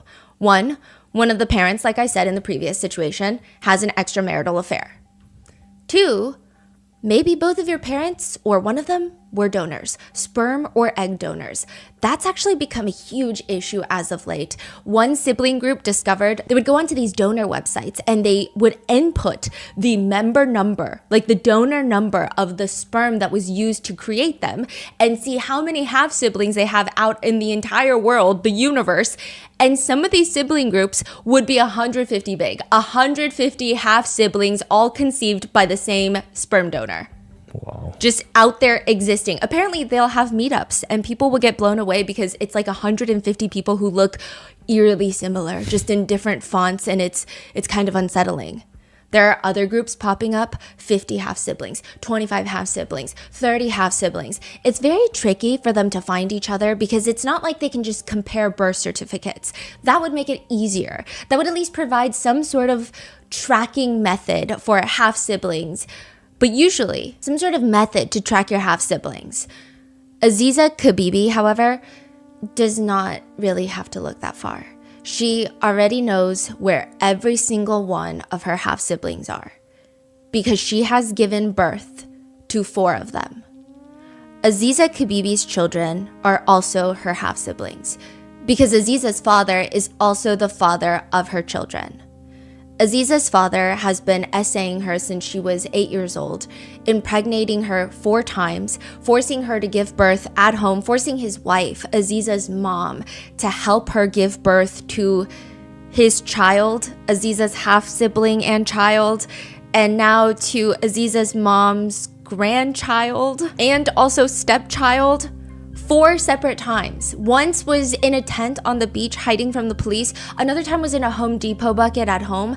And every single time, Aziza's father would force her to raise her children, his children, in the house with Aziza's other siblings, whom he was also assaulting. Aziza's mother, who starts becoming jealous of Aziza and her own daughters and her own grandchildren, and he would force them to live in this cramped space and fight for his attention until Aziza finally escapes. This is Aziza's story. So you're 15 when you're pregnant for the first time. Did you know that you were about to give birth? I did not know I was having labor pains. What it felt like was I was having menstrual cramps, very mild. And then I felt like I needed to use the bathroom. My family, we lived in one room. in the house that we were renovating at the time, and everyone was in that one room asleep on the mattresses on the floor. Got up in the middle of the night to go outside of the room. We didn't have any working plumbing or toilets, so we were using the bathroom on Home Depot buckets. Went and sat on the bucket thinking that I had to defecate, thinking that I had to go to do a number 2. And I started pushing, not thinking that what I was feeling were actually labor pains. And as I was pushing, trying to go, water splashed from between my legs all across the floor. And I screamed out for my mom. She came running out and she grabbed me. Then she screamed for my dad. He came running out and he looked between my legs and he said, "Her head is right there. Aziza, do not push." So they carried me back into the room. By that time, the commotion had woken up my siblings and the dogs. I remember hearing them barking. And my father just kept telling me, "Do not push, do not push. She's coming too fast." And I'm there laying on the mattress and I'm doing my best to try to hold her in, but my body was not cooperating. And I ended up pushing unwillingly, and my baby just shot out of me, and my father caught her. So he said that I had torn because she came so fast. By that time, I was only 16. I got pregnant when I was 15, but by the time I had my daughter, I was 16. And my body just hadn't matured enough. So I tore. My breasts were not developed enough to breastfeed her. So when the milk started coming in, I was extremely engorged. I didn't have nipples to feed her. So it was a whole thing. But looking at her, looking at this baby that came from me, I fell in love with her. She had these big, beautiful, round saucer eyes. And once all of the commotion settled down, my parents and my siblings went back to sleep. I just stayed up with her and just looked at her, and I fell in love and I cried, and I thought about what got me to that point. And even though it was rooted in a whole lot of trauma and pain, you know, I felt like, wow, finally now there's somebody to love me. When you had your first baby, did everyone in the family know that this was also your father's child? None of my extended family knew. So my mom knew, yes, my siblings knew. Even before I got pregnant, my father told my brothers and sisters that he was keeping me and I was not allowed to have a boyfriend, and they had to watch me and tell him whenever, if anybody ever tried to talk to me. So yes, they knew by this time. And it was just something that was accepted. Did anything change after you had your first child? I would say yes. Well, most definitely yes. I wouldn't just say it. Most definitely yes. I already felt a sense of purpose, I guess, because my father weaponized my brothers and sisters. He told me that, specifically my sisters, he told me that if I did not tell what he was doing to me, if I didn't fight him, then he would not molest my siblings. That didn't last for very long, but for a good 4 to 5 years, you know, my father did not touch my sisters. I kind of had a sense of purpose where I accepted that this was the sacrifice. Whatever suffering I was going through was a sacrifice that I made in order to keep them safe. But then after I had my daughter, that definitely increased because now I was her mom and I was determined not to do to her what my mother did to me, and that was essentially to do nothing. The other thing that changed was my relationship with my mom. Now that my daughter was here and my father had kind of labeled her royal blue blood, right? He put her up on a pedestal. Then my mom became jealous. My father believed in hitting his children for discipline. He would not hit my daughter at all. He completely got rid of that whole belief system with her, but he was still beating my siblings. He was still beating me. And I think that created some animosity in my mother. So that was something else that changed. My relationship with my mother was already strained. But it had kind of reached this kind of plateau of this is just the life that we're living, and I accepted it to a certain degree. But it definitely changed even more after I had my daughter, because then she started expressing more animosity. The abuse starts when you're 8 years old. Yes. Before you're 8, can you walk us through the family setup and what your life was like up until the abuse starts? So I could go back to as far as I remember, is what I remember, which actually is pretty young. My parents met when they were teenagers in high school. My dad was 18 and my mom was 17 when they had me. Then they got married. So as far as my memories are concerned, we lived in the attic of my grandmother's house. When my mom got pregnant with my first sister, but third child, we moved downstairs to a small apartment that was connected to the house, but it was bigger than living up in the attic. Our life, I remember a very happy childhood. Yes, as I said before, my father believed in punishing his children by beating them. So I definitely remember him beating me when I was little if I misbehaved. I remember that if I tried to go downstairs to see my grandmother when we lived in the attic, then he would catch me and he would whoop me then. I remember tearing up a mango tree that he was growing and he beat me then. So I remember those things. And I think because they were traumatizing even as a toddler. But then as I got older and we moved downstairs, I had a happy childhood as far as I could remember. I was allowed to play with my cousins. I was allowed to go visit my grandparents. And my father was very involved in our life. He was determined to give us experiences that I don't think were normal for Black children in Paterson, New Jersey. So I grew up going blueberry picking and going to visit the Statue of Liberty. And then we were homeschooled. So my cousins, they would complain all the time about going to school and hating school, but they just thought it was so cool that we got to stay home.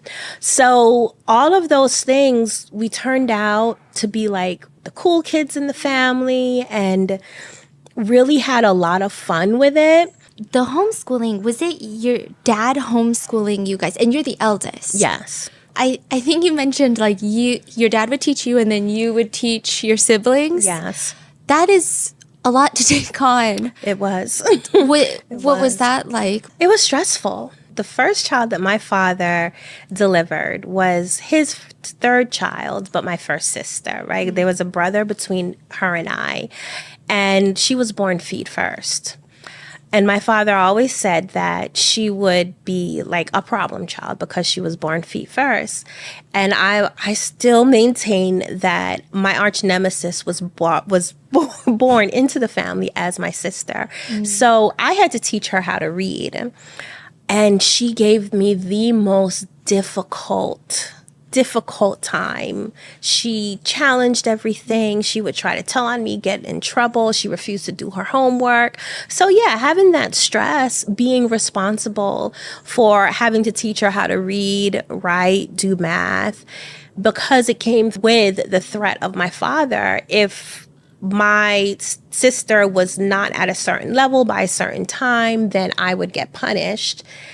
Yes, the stress was a lot. I just accepted. I was the oldest daughter. I accepted it as my responsibility, and I just did the best that I could. Why did your dad decide to do homeschooling? Was it like he didn't think the school curriculum was good, or was it a separate reason? Was it to shelter you guys in? So what he told us was that the school curriculum wasn't good, especially for African American people. He felt that this public school education did not suffice for his kids. And his experience, he would tell us horror stories of what he went through in school as a child, being bullied and teachers not liking him. So he kind of created this view of school that was just tough and struggle, and then it not being adequate for him, and he didn't think it was adequate for us. So that was the reason that he told us. I feel like looking back, yes, some of it was a manipulation, was a way to keep us sheltered, but that's in hindsight. During, he definitely said that essentially the public school that we had access to was not good enough to educate us. Closer to when you're 8, you're being homeschooled, you're teaching your siblings everything. You're kind of forced into this role of an adult in the family. How does the abuse start? I think it's safe to say it started with the physical abuse. Because as much as I loved my father, I was definitely afraid of him.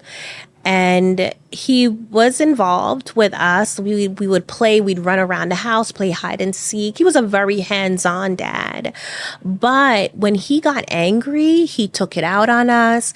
He would beat us with belts and take turns with the belt. He taught me algebra holding a kung fu slipper in his hand. So if I got the answer wrong, he would slap me with the kung fu slipper. But of course, at the time, as a child, you just think, well, this is how your parents discipline you. So inclusive of him using corporal punishment, he also grounded us. So if you did something wrong, you couldn't watch TV, you got locked in your room, like all of these things. And even then it progressed to starving. So it's a little fast forward. I wasn't a teenager. I think I was about 13 when my father first bought the house in East Orange. He would take us there to do the renovations. We'd had to clean up slacks, rip down walls, do all of like the hard labor.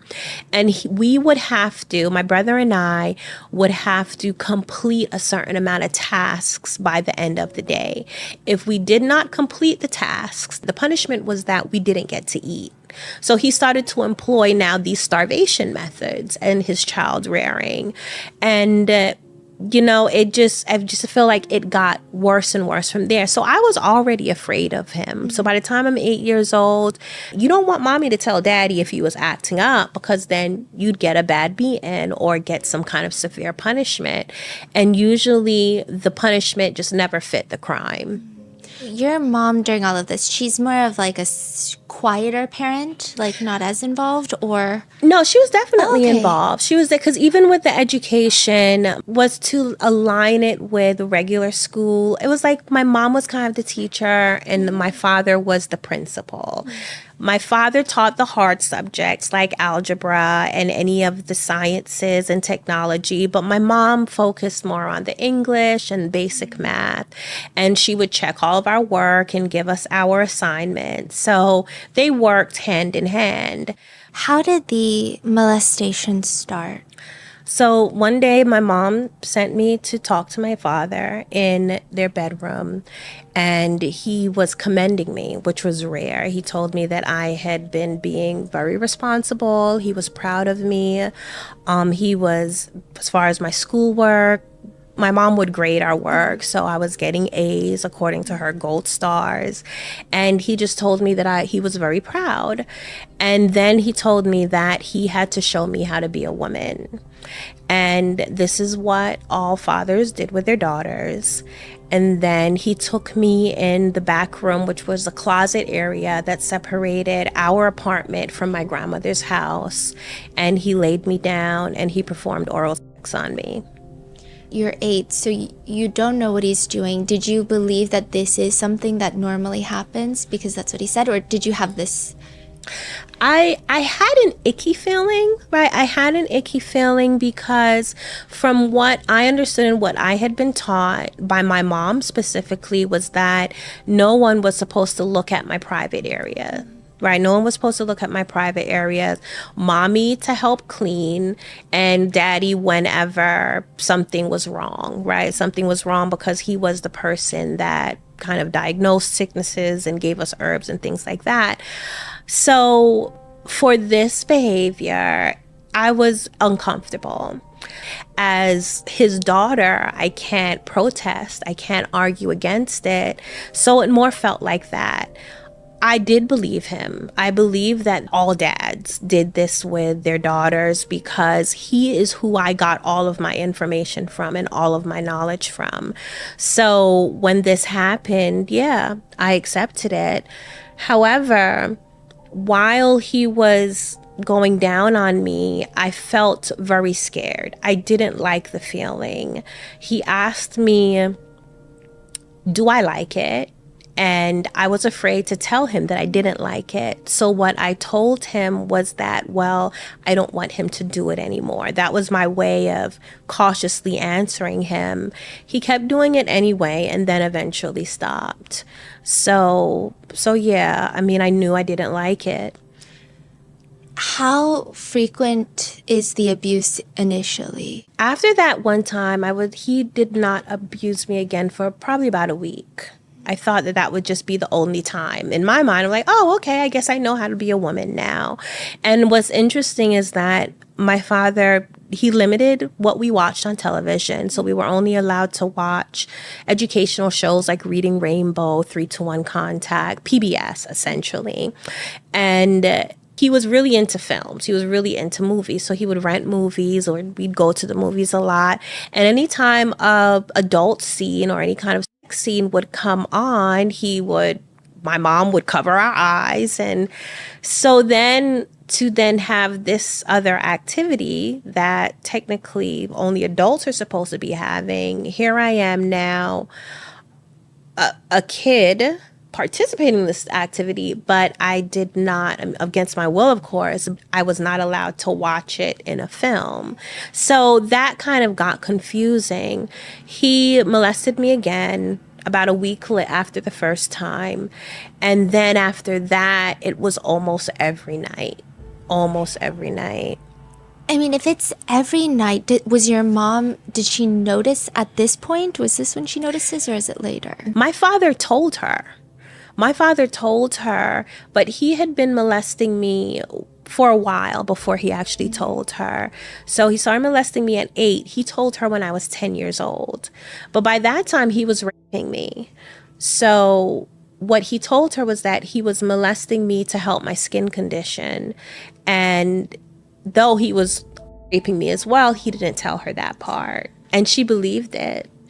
She believed it and she accepted it. And I mean, if anything, it made it worse, which is something that happens with children who are being molested. The stress of it affects their health. I had untreated asthma. So even though my father considered himself this holistic herbalist guru, I was sick very often. I had really bad eczema. I had horrible allergies. Every summer I spent a lot of time in bed. But he at certain points, as the abuse got worse, I would be sick, barely breathing. He would molest or rape me, saying that this was getting rid of the negative energy that was causing me to be sick. So when he told my mother that and she believed him, to a certain degree, I was like, well, I guess it makes sense for you to believe him because at different times he was telling me the same thing. As the one suffering and experiencing it, no, I didn't believe that because it certainly was not working. But she accepted it. Was there some sort of religious manipulation going on? Because I know he would tell you guys that he's the prophet. Is that around this time? Not for us, not for the kids. For my mom, I suspect that, and you're bringing up some things I probably should talk to her about, but I suspect that he was, because he has always been a spiritual person. He's always considered himself a spiritual person. And a lot of people in the community saw him as that as well. He would go to the local park and just have these talks about Black people in America, what their role is, and God coming and empowering Black people. And, so he had that whole perspective. Was your dad's choice to be a polygamist also connected to spirituality, or was it? I don't think so. When my father started practicing polygamy, it actually started with him just cheating on my mom. I don't know if between them, he just decided to switch and said it's easier to say, well, I'm practicing polygamy because Africans practice polygamy. It could have just been an excuse or a manipulation, but he actually started by just cheating on my mom. Was your mom open to polygamy or no, not in the beginning. I could feel the tension. I mean, I was young, but I could definitely feel the tension. I heard the arguments. So initially she wasn't, but then she acclimated. She was in love with my father. I think that is one of the things that kept her with him for so long. She does come from a Jamaican background. My grandmother is Jamaican, and my grandmother's family is very proud. They love to keep up appearances. Like, that's really important to them. A combination with my mom being ashamed about my father cheating on her and then him loving her. I think those things mixed together then just kept her with him and made her accept what he was telling her in a lot of ways. I have a question. When you were 8, when the first time he molested you, do you think that was his first time molesting a child? That's a really good question. I'm going to say I think so.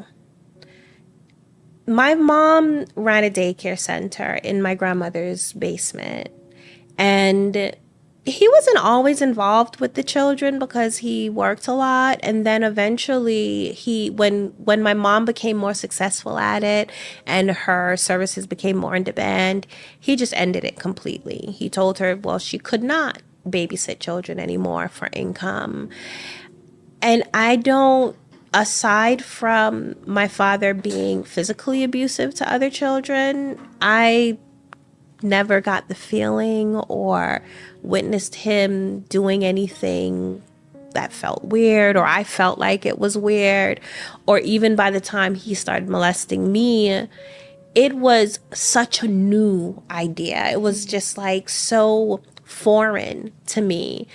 And I could understand, even as I got older, there were other things that I experienced just as a child that was like, oh yeah, well, I kind of remember seeing when this happened with, so-and-so, one of my cousins, but this was just so out of left field. So I don't think he did, but with his mind frame, you honestly never know. You honestly never know. A lot of people often ask me, well, was he molested as a child? He's never shared that he was. He did tell me about when he lost his virginity. He seemed to be pretty open about that. And it was with someone else that was a couple of years older than him. So I really believe that this was a new thing. And he wanted your mom to stop the daycare because it was becoming too successful. So like a control thing. Yes. And this happened with quite a few of her ventures. She also used to do hair. She used to do like hair extensions for women. And when she started excelling in that, then he'd shut it down. She also designed clothes and started making clothes and having fashion shows. Initially, he was fully supportive, but then as soon as she became more successful and things started taking off, he would shut it down. So every time the next step would happen, my father would shut it down. And yes, it most certainly was a form of control. Meanwhile, he was invited to the Grammys. Yeah. Was he always in that line of work? Was he always directing for musicians? No, he started as an interior designer and cabinet maker for very wealthy people in New Jersey. And then he started his own company. And it was through that company is when he started meeting celebrities and producers. And one of the producers who had listened to his music was on the Grammy board and invited him and my mom to the Grammys. And I think after he got that little taste of being around Michael Jackson and Prince and all of these, major people, he decided to focus more on producing music. And then before you know it, people started asking him to direct stuff for them. Mm-hmm. He did one really big music video. How did that happen? So that was in the 90s. It was Killing Me Softly by the Fugees. And he met the Fugees, I think at a party or something. Our house had been struck by lightning and burned down. And through that transition, he met this guy who saw him building up the house and was impressed. And my father did what he normally did. He told him about all of his ideas and technology and really impressed this guy. And he said to the guy, told him that he wanted to introduce him to Wyclef Jean, who at the time had a music studio in East Orange. So he went, met with him, won him over with all of his ideas. Apparently they were about to start a new album. And then our house burned down, and he maintained the relationship with them until it got to the point he pitched them enough that they said, we want you to direct all of our music videos for our album. And Killing Me Softly was one of them. He went to a Diddy party? So he did. This was before, I guess, Diddy was super successful. This was late 90s. And my father had already, mover and shaker within the industry. He was getting called to do different people's videos in R&B and hip hop. And one day he comes home and he says that he'd been invited to a white party. And it was, yes, Puff Daddy. I think at the time he was called Puff Daddy, right? He was invited. So it was a whole big to-do. My mom made him a new outfit. I had to do his hair. It was a whole big to-do. And he came back home and had very interesting stories. Very interesting. Nothing as severe as the crimes that Diddy's committed, but he found his people. Let's just say that. While he's out doing that, going to Diddy parties, how often are you socializing with anyone outside at this point? Not often at all. The only access that I had to people were people that my father was dating, so his girlfriends, which cycled all the time, and people that he worked with. Like I spent a lot of time around the Fugees, but it was under his eye. And the only reason why I was there because I was the caterer. So he had his production company and I did all the cooking. That's why I was then around these people. I could not do any of those things outside of my father's, my mom's, or my brother's presence. So I was always being watched. So yes, sometimes I was around people, but I was always watched by someone. By the time you're about 10, because you're still so young, do you feel like this is normal still? Or about when do you realize this is not normal? By the time I was 10, I felt like, I wouldn't say not normal, because my life and my family was my normal, right? So technically me not going to school wasn't normal, but this is what it was. So it didn't feel normal because it was hurting me. That was my measure for it not being normal. I'm 10 years old. My father was in his 20s. He's a grown man. So it hurt. It hurt. It was stressful. My father would keep me up all times of night. And I still had to get up in the morning to teach my siblings and make them breakfast and write affirmations. So I was getting like 2 hours of sleep a day, barely. So no, that was not normal. Those things were, I could not accept those things as normal because they were hurting me. By the time I was about 12, and it was after my father believed that we were vegetarian. But my father loved to eat very rich desserts, cheesecakes, chocolate cake, cookies. And he loved Junior's cheesecake. And he would buy them, but the kids weren't allowed to have them because our palate was not sophisticated enough. According to him, that was his words. Our palate was not sophisticated enough to appreciate the flavor of Junior's cheesecake. Something how I remember that verbatim. So I decided I was going to, in the middle of the night, sneak a taste of his Junior's cheesecake. And when I turned around, after scraping the side of the cheesecake, I turned around and he was standing there. He caught me. I was 11 years old. And he took me by the arm and he dragged me into our bathroom and he sodomized me. And he held my mouth And he hit me across the head and he told me, don't ever take his cheesecake again. So after that, I decided I was going to run away. It took some time. I didn't actually make an attempt until I was 12 years old.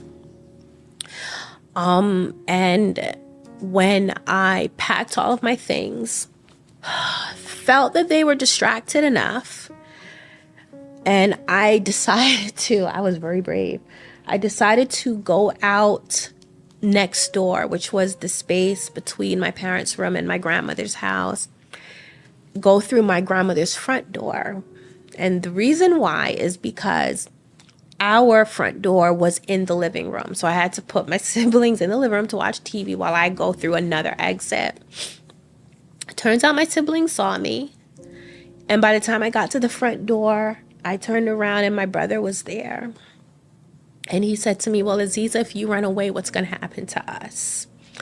And I felt so selfish because I hadn't thought about it before.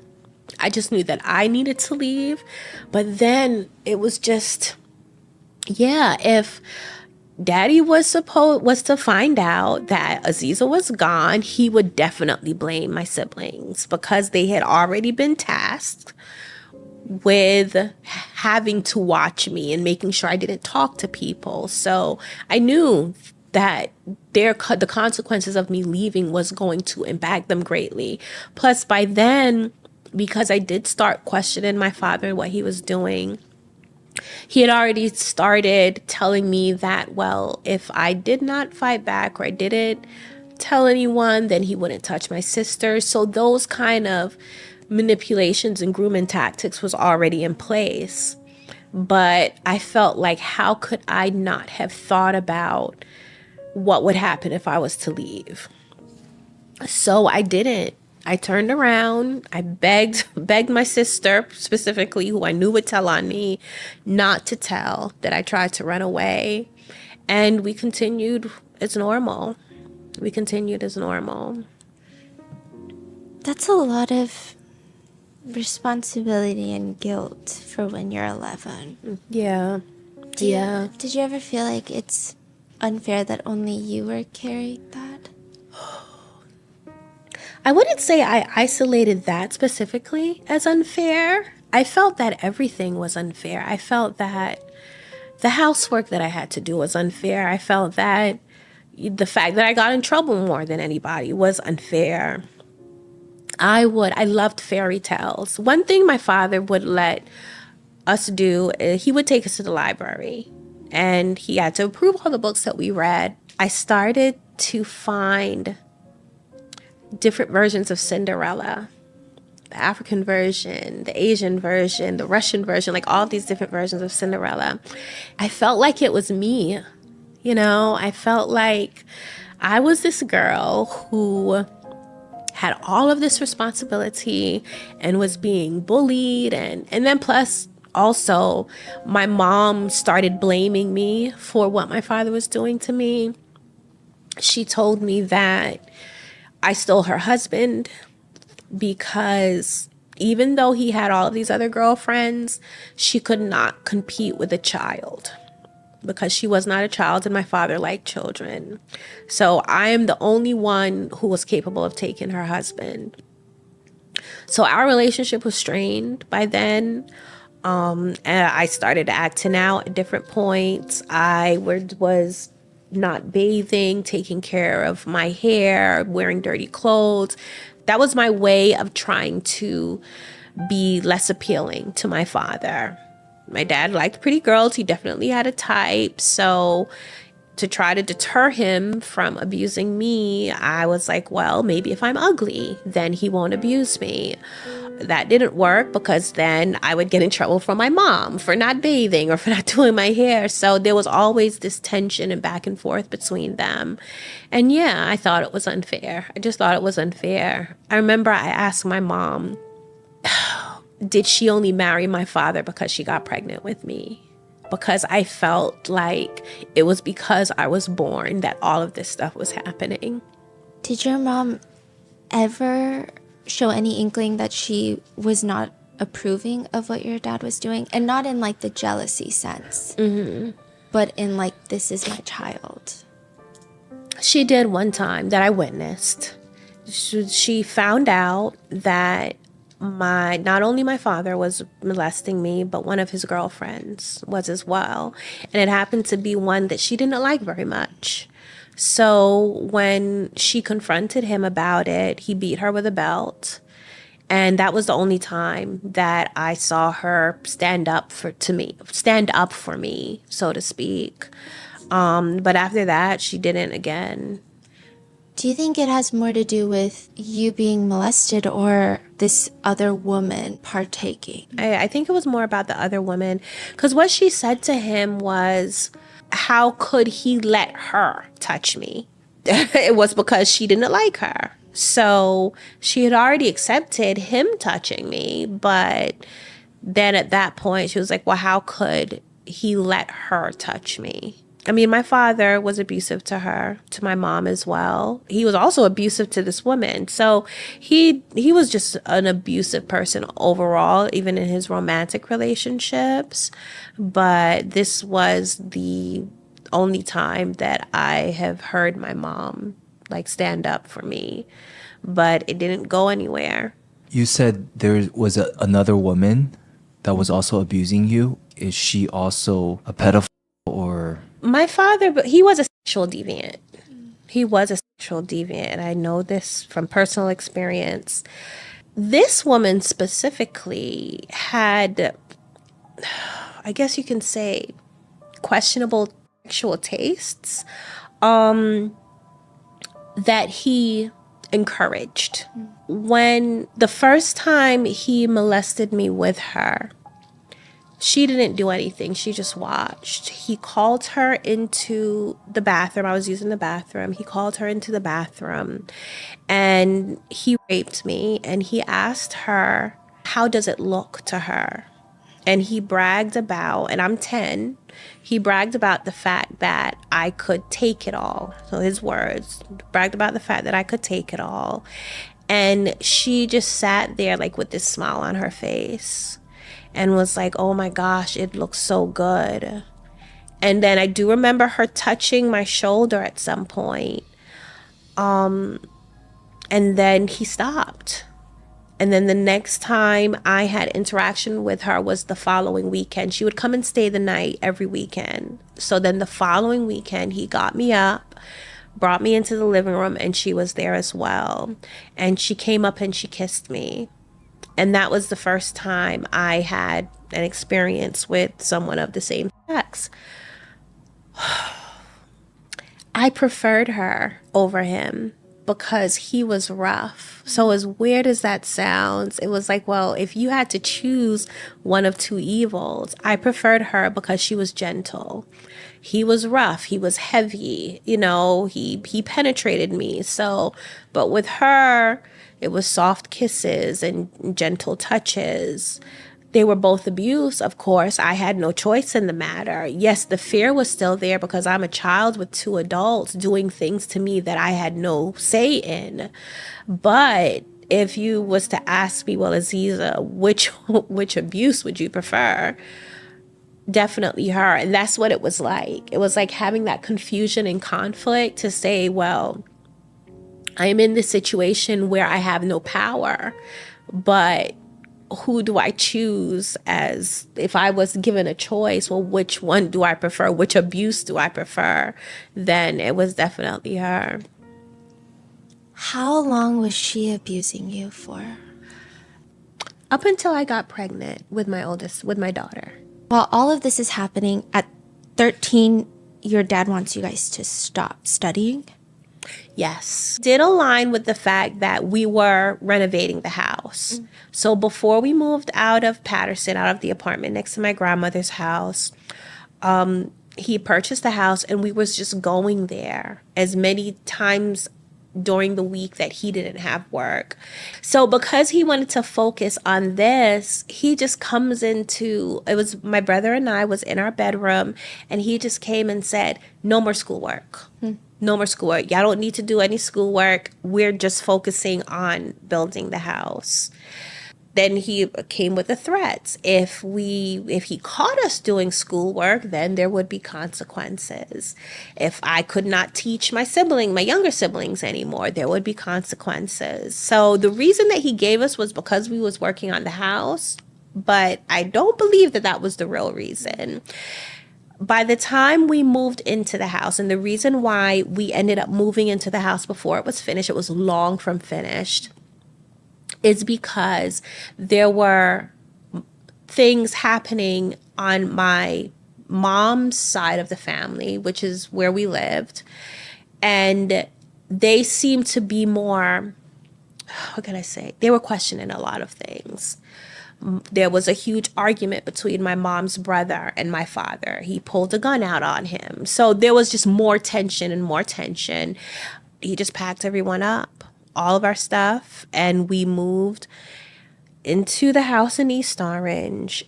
There were, while some places didn't even have a roof, holes in the floor, there were no walls, no windows, and that's where we were, and we continued to work from there.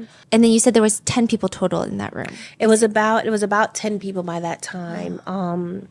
So it was between 9 and 10 of us. And I say between 9 and 10 because then I had my daughter, right? So then that ended up making it 10. So yeah, it was about 9 of us. So it ended up being 11 of us because my dad's girlfriend, who he was molesting me with, she was living with her mom. But then at some point she came and moved into the house as well. And when you guys are living in that house, all of you guys are sharing one room. Mm-hmm. Is he still molesting you? Yes. Now by that time, it was everybody has to leave the room. So he could have sex with whoever, me, my mom, whatever girlfriend, or he would just do it different places in the house. There were other, even though they weren't finished, but the house was massive. It had like 5 bedrooms, 3 or 4 bathrooms, a huge, so it was a massive house. So he would just find places. And even before we moved there were the times that he would take my brother and I only to go and work. And then he would give my brother something to do, and he would take me to the attic and rape me. And it would be freezing cold, like, because my father worked on the house. We worked on the house, didn't matter. Spring, summer, fall, winter. After he rapes you, I mean, everyone just acts like nothing happened? Pretty much. I think a lot of people, when they think of rape, they think of the violent crime of rape, right? But there are different forms, and essentially it's taking a person's right away, right, to their body. You're having sex with a person. I feel like that terminology is so mild compared to what's actually happened. But you're having sex with a person against their will. And whether that looks like molestation or intercourse or some form of forced oral sex, it's against the other person's will.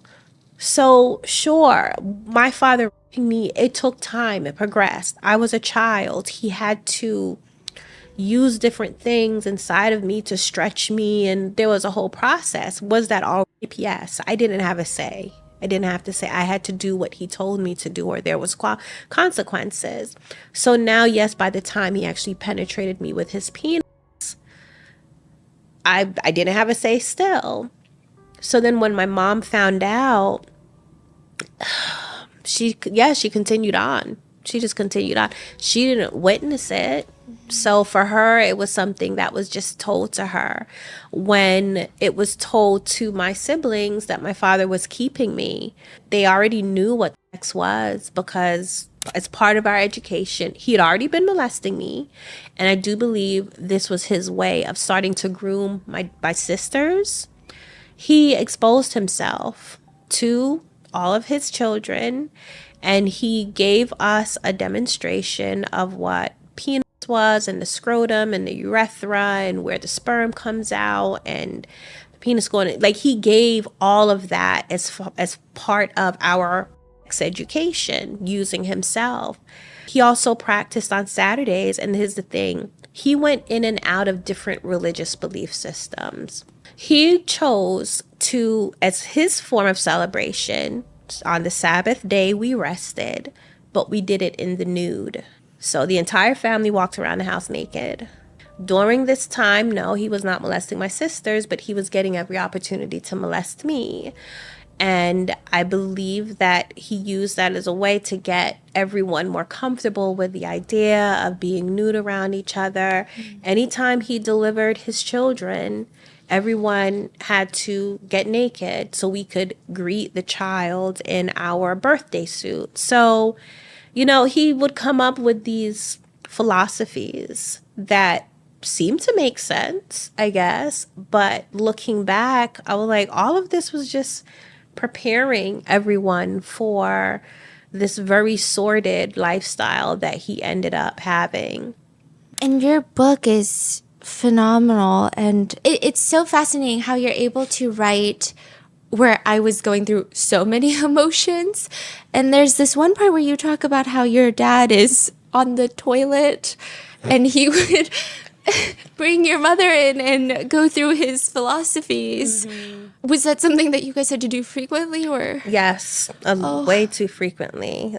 Way too frequently. When you think about being triggered by smells, my father on the toilet, and my brother and I would talk about it. My brother, who was no longer with us, him and I were very close. We were only born like a year and a half apart. And we would despise when Daddy would call us into the bathroom for a lecture while he was sitting on the toilet. It was just it was a horrible thing. And sometimes he would have my mom in there for hours. And we only had one bathroom. This was while we still lived in Patterson in the apartment. So no one could use the bathroom until he finished. So I'm laughing now, but it was... He was very outraged. He was outrageous in a couple of ways, in quite a few ways. When did you know you were pregnant? I missed 2 periods. The first one, I didn't really pay much attention to. My periods weren't irregular, but it was not normal for me to miss a period. And now I don't know, maybe I was pregnant then, but just too young to carry the pregnancy.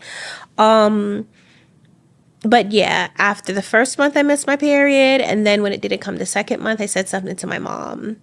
And that's when she thought, she was like, I might be pregnant. And then she went and said something to my dad. What was your mom's reaction? Was it indifferent? Yeah, I would say indifferent. She didn't seem like she was upset, or I think by then the abuse and her knowing about it had been gone on for so long. I don't think she would have to expect that I'd get pregnant eventually. And I don't know what conversations her and my dad had about it. And what was your dad's reaction? My dad he was a little difficult to read. I felt like initially he didn't really believe that I was pregnant. So he didn't have much to say. I remember standing there and my mom told him that she thinks I'm pregnant. And then he was like, oh, well, we'll see. Maybe for him, 2 missed periods wasn't enough. But then morning sickness set in, and it set in bad. And he completely accepted it. And then the next time I saw that he really had a reaction was because his girlfriend, she was living with us at the time, brought up the possibility of the baby having deformities because we were close relatives. And he had a very strong reaction. He got really angry. He yelled at her and he was like, what the F are you talking about? And she got scared, and then she says she read at some point that if 2 family members had a child together, then the baby would come out deformed. And aside from just walking away angry, that was it. Then the rest of my pregnancy, he was a lot milder, I guess. He was still raping me, but by then I was so conditioned to it. It was just a regular thing. And I would say he was more gentle, But that's how he was with pregnant women. Whenever my mom got pregnant, for the most part, he treated her the best. He did not hit her. He has beaten her when she was pregnant before, and she did lose the pregnancy. But it wasn't a common thing. Like, we knew that if you were pregnant, it pretty much protected you from his abuse, his physical abuse. So he was very catering. He made sure that I had whatever I wanted to eat. He, gave me extra favor, I guess you can say, up until I gave birth. When he was so upset about his girlfriend bringing up the potential that your child would have complications, where was that anger coming from? Like, what do you think he was angry about? I think it was something that he didn't think about.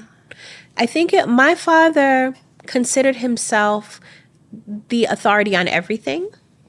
So it felt like he didn't think about it. And then for it to be something negative or that he deemed negative, I think that's what angered him. Like, he really felt like a little surprised by this theory, because I don't believe he really did any research or even thought about it much, the fact that I was pregnant or any of the circumstances, or it was just like, I was another one of his women that was pregnant. So when she brought up, I think it was a reality check for him, and that's why he got angry. You said that you're protected from your dad when you're pregnant. Did the jealousy from your mom get more intense at that point then? Or even from his girlfriends because of, what is the dynamic when someone is pregnant between the others? So my experience with my mom when I was pregnant, she was just as caring, I guess you can say, as my dad. I think that she became more maternal, right? It's kind of weird, but she became kinder. I don't know if it was pity or she more took on the role as her daughter is having a child kind of thing, but I experienced the most maternal behaviors from my mom while I was pregnant with my first daughter. Our interaction was definitely like, oh, she was my sister wife. So essentially it got to the point where it was like, I didn't have a mother. I had this sister wife. And that changed when I got pregnant as far as her behavior. So, and she was very helpful during prenatal care, and I was pretty knowledgeable on it, but made sure that I ate and I took vitamins. So she was very maternal actually while I was pregnant. How many kids does he have at this point? We've counted 21 so far. Like today? Yes. Okay. Yes, 21. That includes my children. 2 of my sisters had 1 child each by him. And any of the women that he has had, some of them reached out to us as recently as maybe it was before COVID, they reached out. But there is a very good possibility that there's more. But so far, we have knowledge of, he's had 21 children. He was always threatening you that if you didn't comply, he would abuse your sisters. Mm-hmm. But then you realize that he is already starting that abuse. When did you realize? So it was before we officially moved into the house. I came out of the house. We were there working. It happened to be one of the times that one of my younger sisters came with us. It was my arch nemesis, the third child, but my first sister. And they were by the truck, and I saw him kiss her on her lips in a very romantic way, and he touched her. And they both looked at me, and she looked at me as she got caught, they were caught. And my father yelled at me and was like, "What are you doing? What are you doing here? Go back inside." And that's how I knew. And then after that, the next time was, since we only lived in one room, so now, this is all during the moving process, and then we move. into the house, since we lived in one room, then one of the times my father sent everybody out and kept that sister there. So then that's how we knew. Yeah, did you and your sister ever talk about it at that time? Not at the time. Not at the time. And the relationship with that sister, that was strained because she did not understand that any attention my father was giving me was not attention that I wanted. So what she saw as me being allowed to stay up late at night, she didn't know that it was because my father was molesting or raping me at the time. So she became very jealous. She didn't understand that my father taking me places with him, she just saw it as Aziza gets to go out and gets to go with daddy all the time. But he was taking me and abusing me in the car. So when she learned that he was molesting me, I think her immature mind thought, well, I want daddy's attention too. So she would do things like get undressed and walk around him and sit on his lap. And I think that was her way of just trying to get attention from him, because her understanding was, well, this is how you get attention from daddy, using sex or sexuality. So then by the time he started abusing her, her relationship with me was more of a, now, Aziza, you're not the only special one. So there wasn't a conversation, but there were definitely arguments. And then even as we got older, there were more arguments. You know, she started blaming me for what happened to her. She started thinking, oh, well, certain things that happened was because I told my dad to do it to her. And this is because he was telling her this. When my father started molesting more of us, so then he went to the next sister and then the next sister. And he molested 5 of us in total. 4 girls that were mothered by my mother and 1 that has a different mother. And he would pit us against each other. So he would show favoritism, cause tension, tell each other that I'm only doing this to you because so-and-so told me to. And so he made sure that there was always a divide between us so that we would never get together and rise up against him. And this all happened when all of y'all were teens, yes. Right? Yes. Yeah, we were all teenagers. So you have your first child, your daughter. You guys never take her to the hospital, get a birth certificate. Right. There's no neighbors. So there were neighbors, and my father built privacy walls. So they never saw us. He also had a best friend. He did befriend an East Orange police officer. That you guys stayed with briefly, right? Right, after the house burned down. But before that happened, this police officer was impressed by the work my father was doing on the house. So that's how they started talking, and they became friends. But I always found it interesting that he never questioned the fact that he had all these teenage girls that didn't have boyfriends. And then when I got pregnant, my father did limit my interaction. Like, I couldn't be around people. But if I had to be, because we were working or I had to cook then I had to wear really oversized clothes to hide the fact that I was pregnant. So this guy, I don't think he knew that I was pregnant. But then I have the baby. And then, of course, by the time we have to move in with him, he doesn't question anything.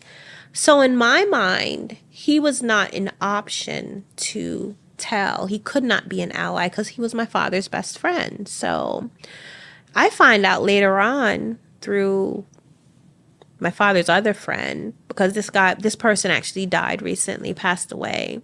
He actually did suspect something and said something to my father's other friend. So I was like, so all this time you suspected? But then all you did was tell some other friend, right? And that's it? Like it was gossip. Like it was gossip. And I learned also that there was more family that lived in East Orange that had seen me pregnant, suspected, had conversations, gossiped, never said or did anything. So You know, these things don't happen with people not knowing anything. A lot of people see things and they suspect, they just don't do anything about it. Can you tell us about your dad's obsession with the pure bloodline? Oof. As I said before, my father was really into African culture. And that extended back to African royalty and connected to European royalty. So I don't believe he thought about this before I got pregnant. But I think because he was such a researcher, I mean, we had books upon books upon books, like everywhere. He was always reading and watching a lot of National Geographic. I think that he made the connection between what he saw as far as like Tutankhamun and Nefertiti and Cleopatra and the fact that they inbred to keep the bloodline pure. He used it to justify what he was doing after I got pregnant.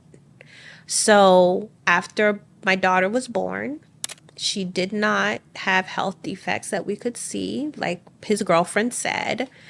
That solidified it. Then his whole philosophy was, yes, he now has to continue to breed me to create these special blue blood children that would repopulate the earth after the human race was destroyed. And that he was ordained by God to do that. I don't know if he believed that himself or it was just an excuse to justify. I don't know. I never had that conversation with him. But that is the philosophy. Then he continued. And then when he went further on in abusing my sisters, and then one sister got pregnant, that was the lecture, constant lecture. Like, these royal blue blood children are going to repopulate the earth. Nobody really believed it, right? By that time, it was not my priority to believe it. I was desensitized. I was trying to make sure he did not touch my daughter. I was trying to survive throughout the day from getting punched in the face or worse. So he was already threatening our lives if we were to say anything. So it was really about just making it through the day unscathed. Because I know that a lot of people have very complicated emotions and relationships with conceiving a child through rape. Mm-hmm. Did you ever have those complicated feelings or no? No. I saw my baby. That was it. I just saw her. I saw love. I saw a part of me. So no, I didn't. And sometimes I feel bad because I get a lot of people reaching out to me saying that, well, how can you look at her and not see the trauma? Or how do you look at any of your children and not see the trauma? And I'm like, because I accept them for them as individuals. Yes, thankfully, with my first child, it was just innate. Like, my love for her as being her mom just came immediately. Though with my son, not my third pregnancy, it was actually my fourth pregnancy because I lost a child.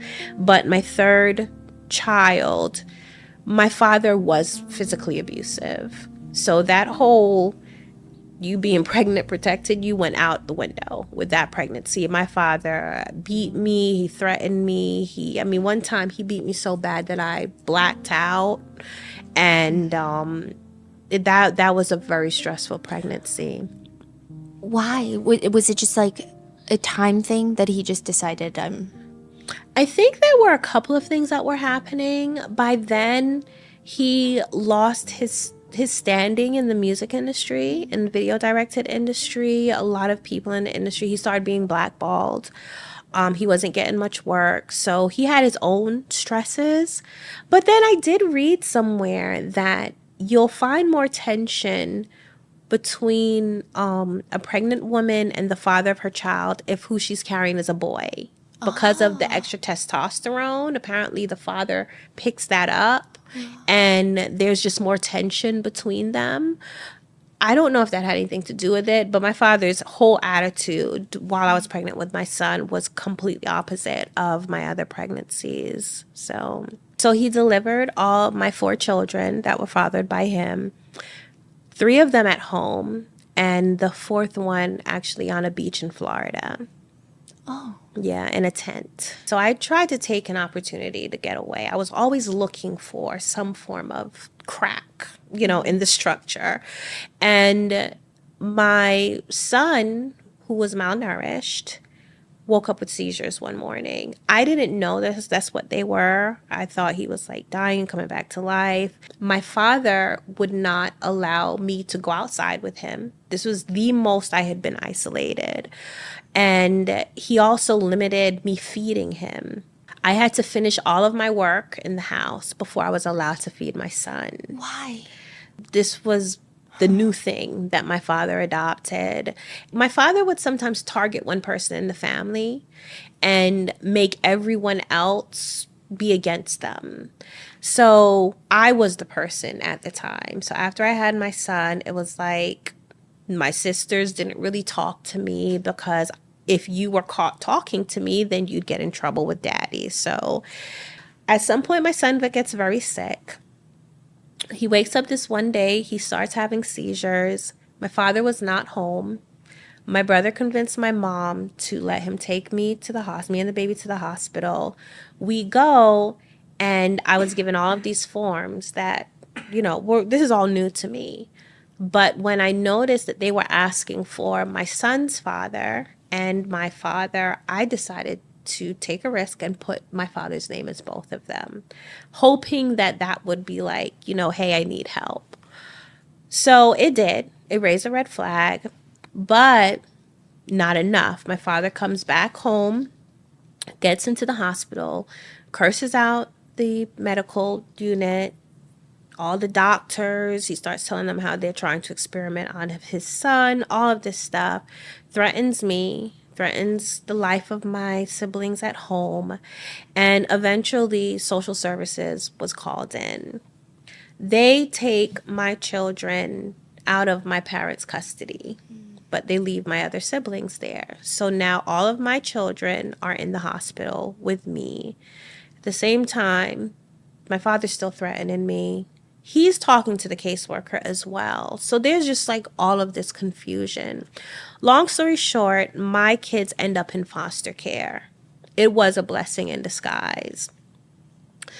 My father rapes me again through all of this. So the whole time, even though now it seems like I have access to somebody that might help, unfortunately, where we were living, it was very racist and very biased. So I tried to reach out for help the best way that I could without putting my father on, but my caseworker was not receptive.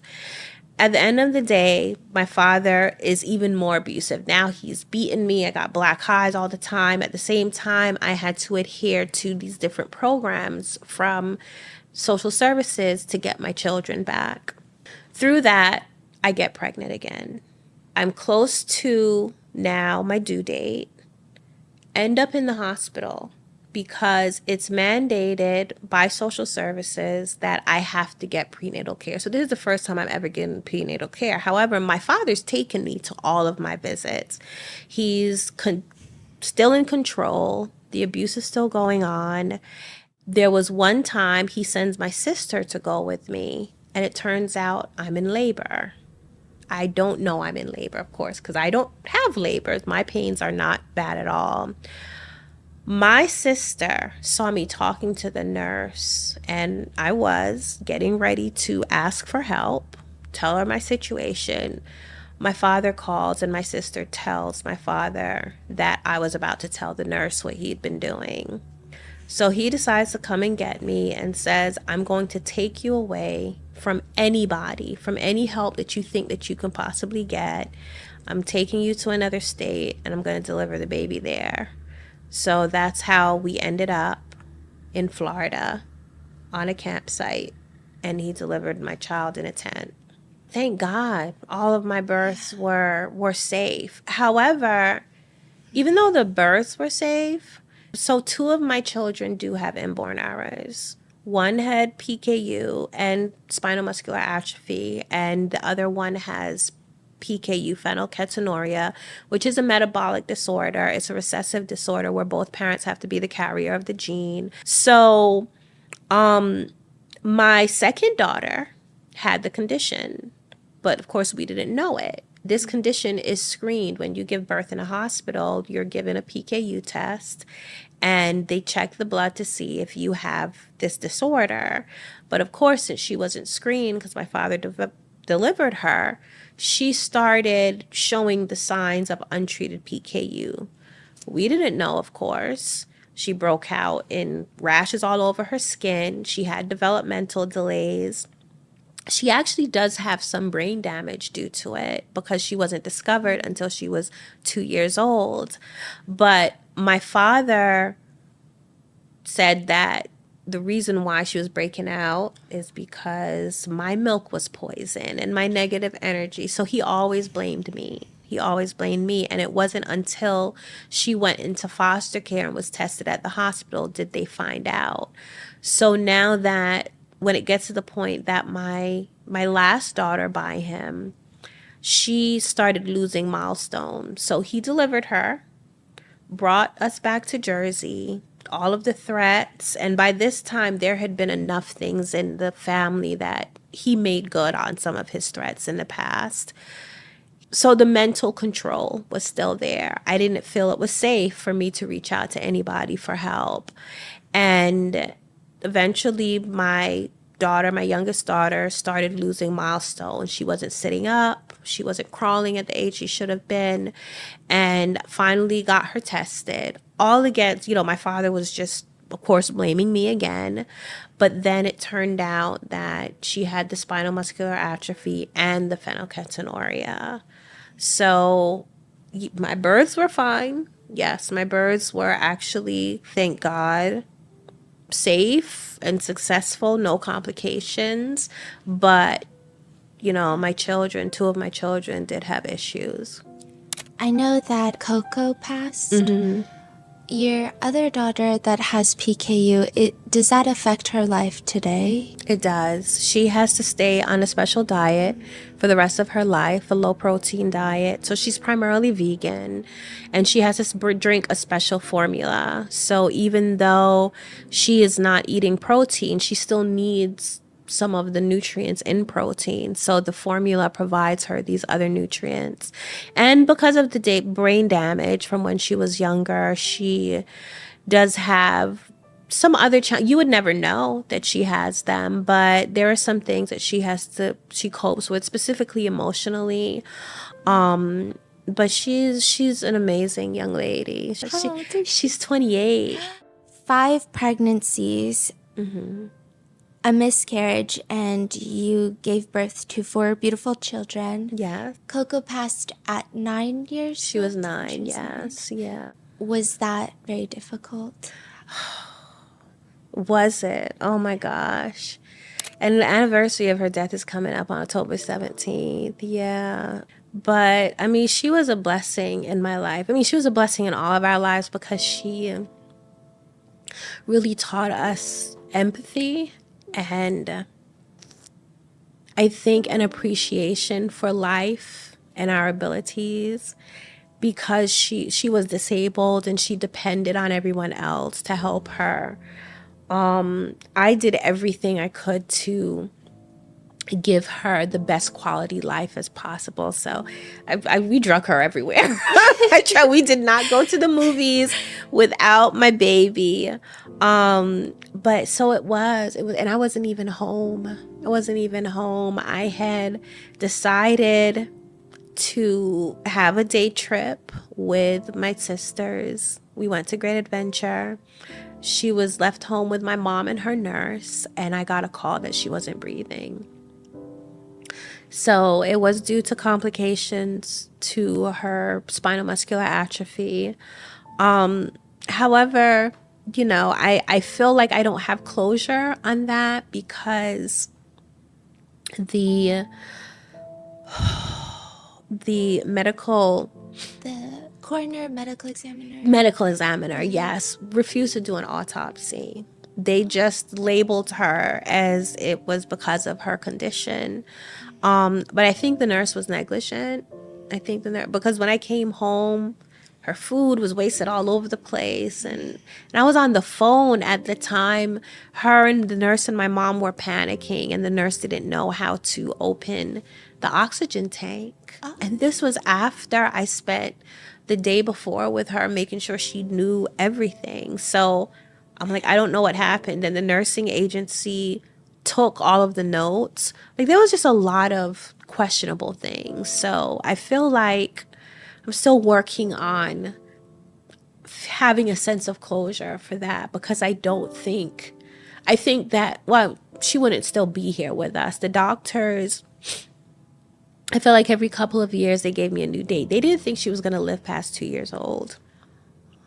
Then 2-year-old birthday, they told me she wasn't going to live past 5. So it was progressing. She made it all the way to 9, which I'm thankful for.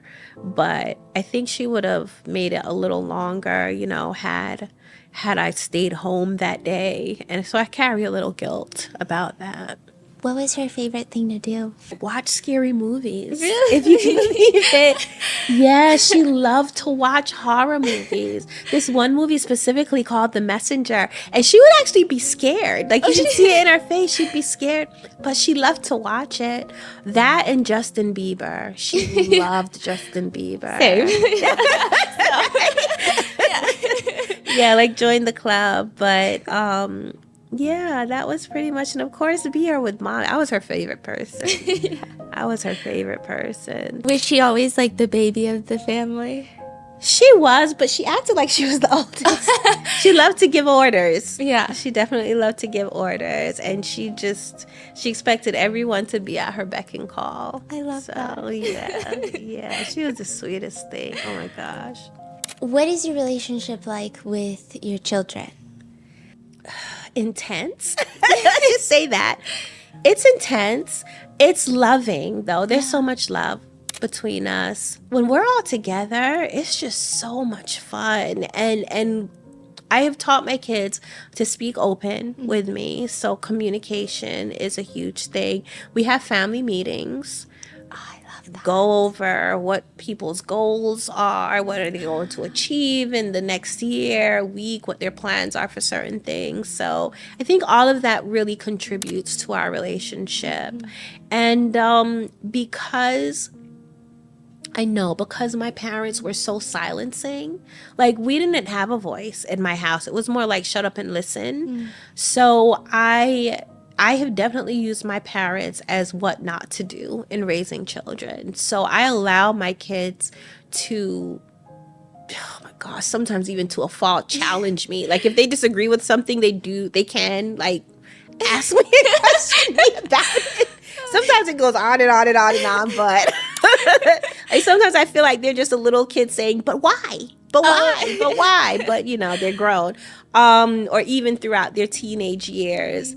But I think that has contributed to how open and how close we are as a family. And we just have a lot of fun. Like, game nights are the best. Cooking is the best. Like, it's just so much fun when we all get together. Watching movies, you know, doing things outside of the house. So they were taken to foster care, and then how did you get them back? A lot of work. A lot of work. Essentially, my kids being taken away from me was the push that I needed to then really get away from my father, because I knew I could not bring them back to our life. So my children were separated in foster care for about 1.5 years.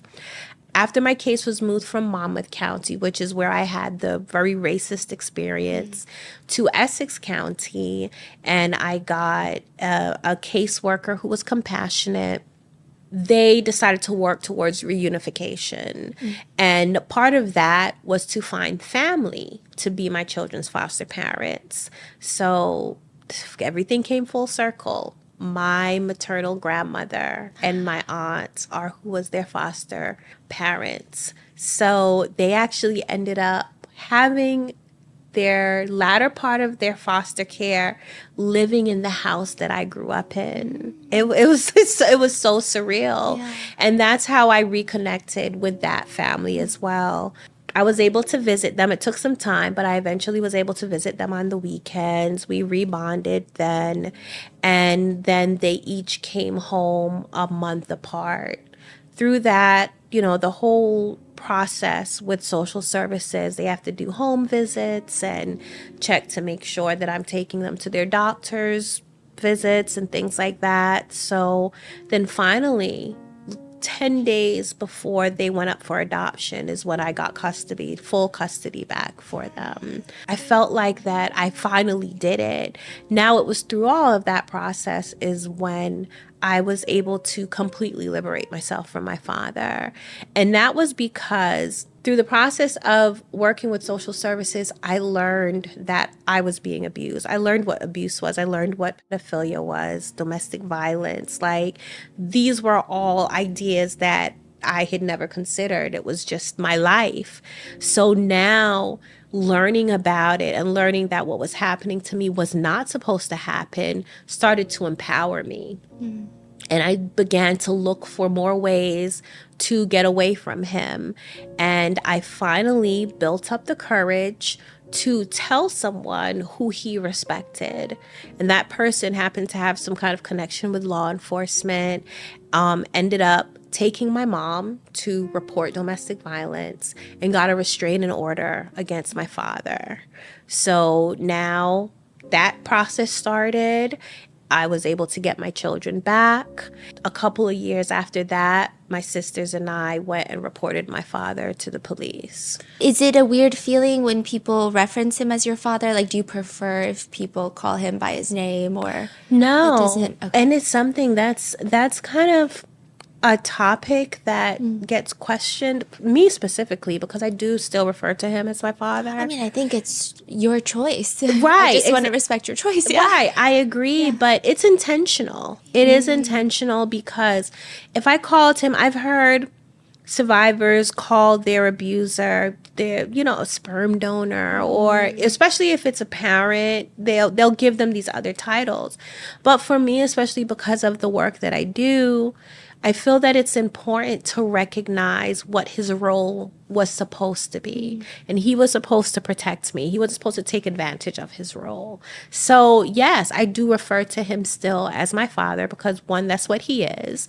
And two, it highlights the severity of his actions, how heinous that the things that he did was, because he was the person that not only contributed, to me being here, but he was given the responsibility of protecting me, and he completely exploited it.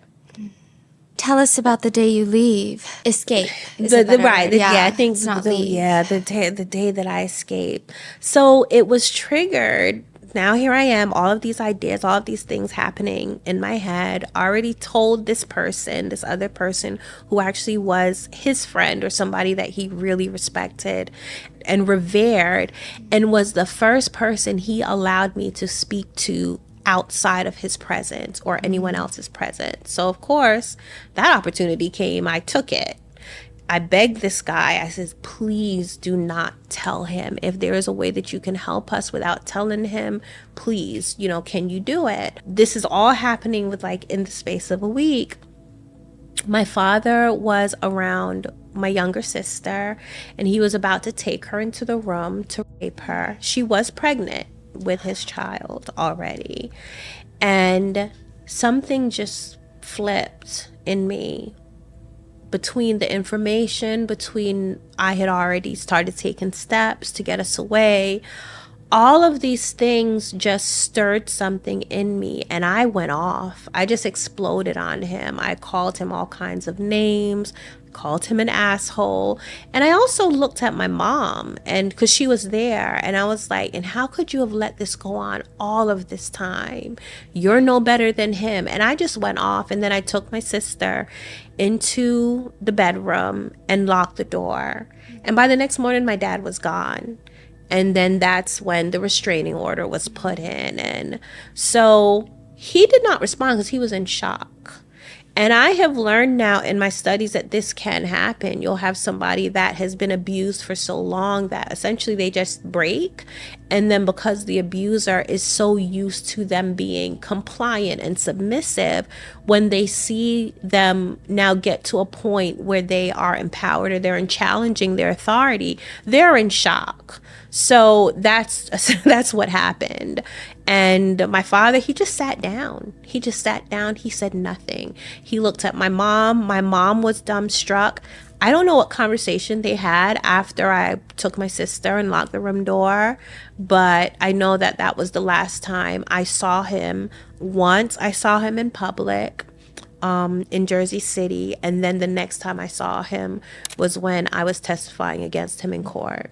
How did your kids find out who their biological father was? My oldest daughter was 5. She was raised calling my father daddy. Mm-hmm. So she knew that was her father, but she didn't know I was her sister. Mm-hmm. So now when she went into foster care, she was getting these mixed messages. The social worker, the caseworker, told her that who she was calling daddy was really her grandfather. Still no information on me. Then when she got to my grandmother's house, my grandmother reiterated, doubled down on it. This was her grandfather. This was not her father. When I got her back, by the time I got her back, she was 9 years old. She kept asking me. She wanted to know the story. I didn't feel that she was mature enough to really handle. So I told her that I would tell her when she was a little older. She accepted it. She still kind of bugged me every now and then. She was like, oh, mommy, well, I suspect this and I suspect that. I'm like, I'm neither confirming nor denying. That happened when she was 13. And she came and asked me again. She was like, well, am I old enough now? And I told her. She said that she knew it. So I explained to her that the entire dynamic, yes, who she now knows as her grandfather is also her father and is also my father, and that we were sisters. And her words out of her mouth literally was, I knew it. Mm. So she had already put pieces together. I told her at that time. I still waited to tell my other children. My daughter and I, we spoke about it. Clearly she was angry, but she wasn't physically upset, I guess, because it more felt like a confirmation of what she had already suspected. And she had come to terms with certain things by that time.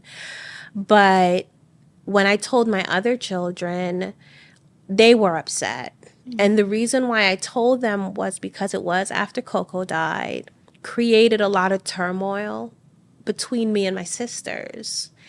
And by that time, so many other things had happened. Like my sisters slept with by that time, he was my ex-husband. So, our relationship was already strained. Some of the negative seeds my dad planted had kind of come out, sprouted out. So there was just a lot going on by that time. And my kids didn't understand why. They didn't understand why there was so much arguing and so much blame and fingers being pointed. So I felt like it was time to tell them. My daughter, Moncho, my second daughter, she got very emotional. My son, he didn't really say anything, and he learned about it at the youngest age. I believe he was only 9 at the time. He was he couldn't have been 9 because Coco died. So he had to be about 11. And he just internalized. We've spoken about it over time. Like I said, my door is open for my kids to ask me any questions, any information. So they know a lot of the details. They know the emotional impacts. They understand the trauma through the work that we do with my organization. Of course, they are like the number one people to go to about that. They're experts on that. And it just required then for us we had to intentionally heal, because the reality of it and how it has affected our lives, it's a lot. It's a lot to deal with. How has it impacted their lives in society? Because I do think there's a lot of stigma and shame that could come, I guess, depending on the types of communities of relationships that involve incest. What has been their impact?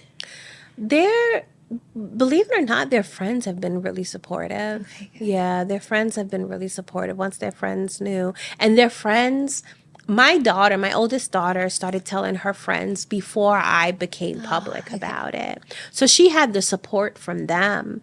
My son, I am hearing stuff now. We do family therapy, and he'll come up with some kind of story or experience where a girl, because I'm public and knows that he's a result of incest, told him that she wouldn't date him because of that.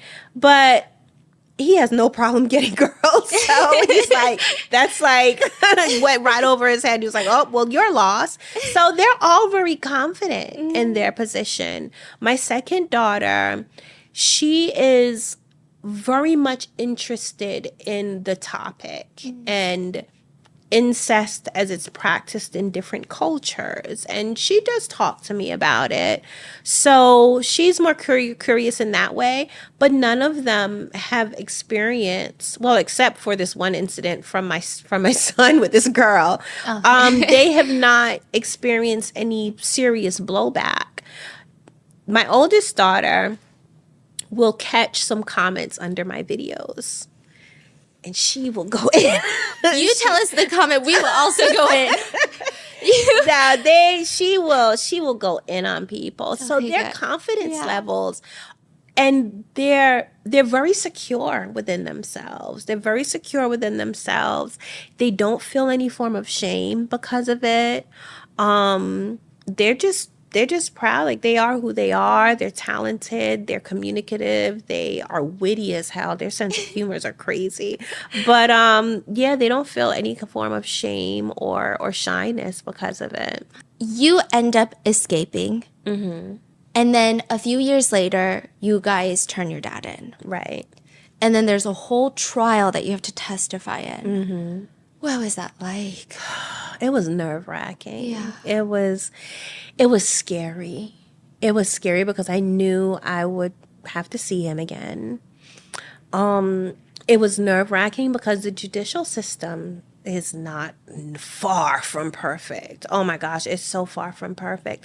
My experience with the detective was scary. When we first reported and I had to give him my account, it was scary. And then when we got to the stage that the prosecutor, judges were being assigned to the case. Some of them was like, well, why did they wait so long?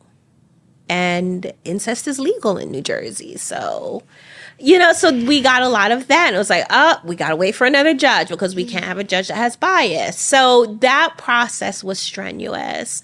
But the prosecutor, she was committed. She was dedicated.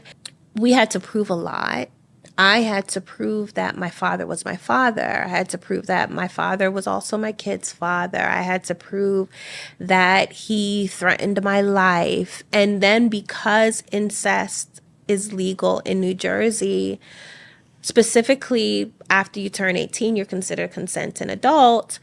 The only way he could be charged with him abusing me after I turned 18 was if it was under violent circumstances. So he would have to be now violently raping me for him to be charged with any form of abuse. So that was just a lot. At the same time, I learned a lot. I learned a lot about the system. I learned a lot about the judicial system.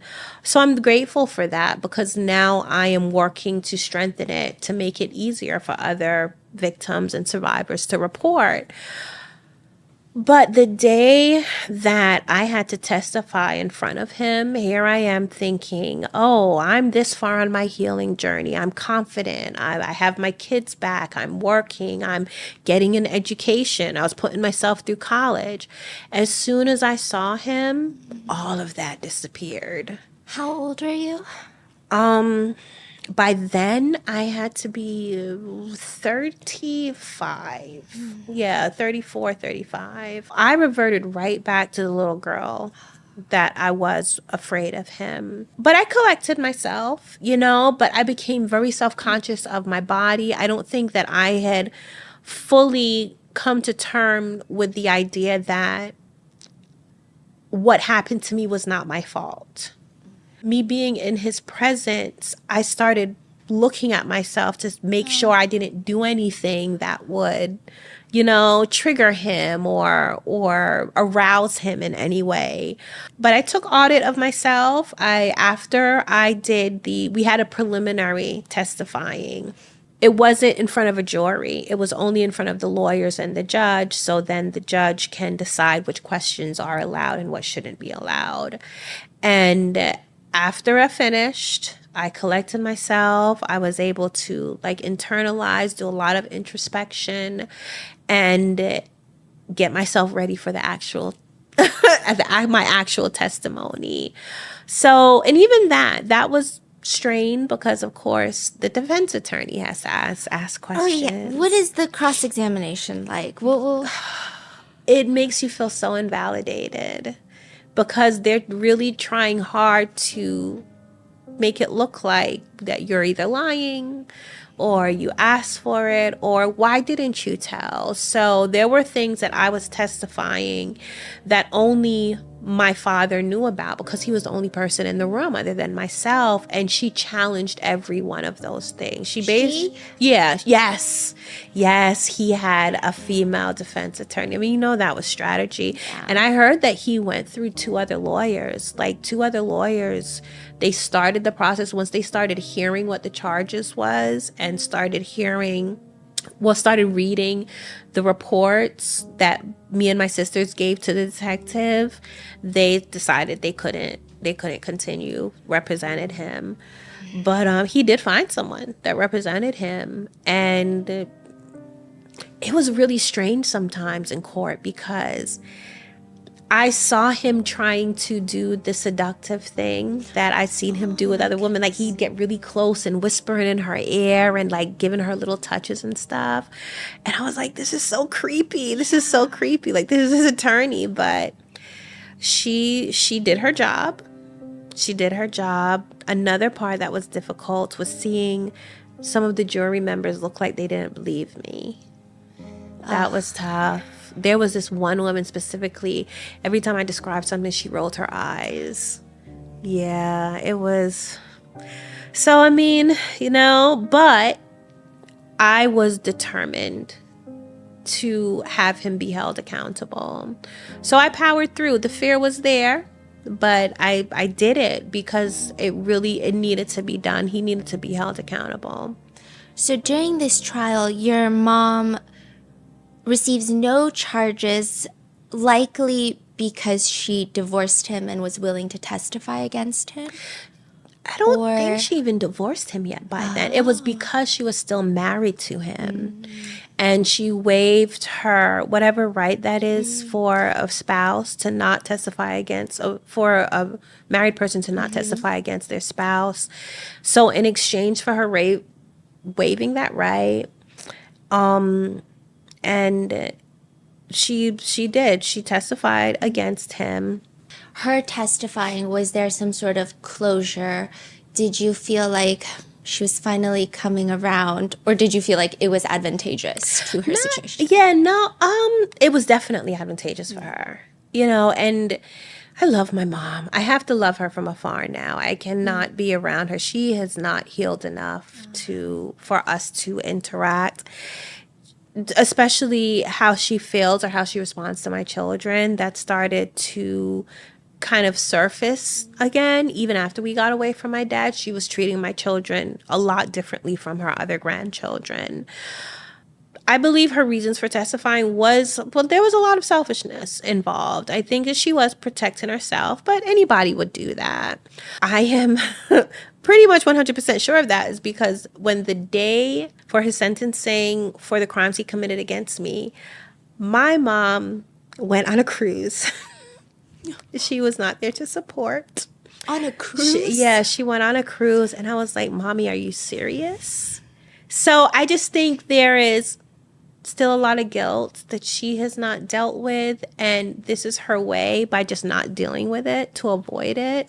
So my relationship with her is kind of non-existent. I see her every now and then. I still communicate with her cordially, but as far as being in a real relationship with her, she's just not at the place. She's not at the place. There's a lot of things that I think that she has to come to terms with, take responsibility for, that she just hasn't yet. Do you think she should have been charged? That's very hard. That is a very hard question. I think I have different reasons for why I would say yes, but I also have different reasons for why I would say no.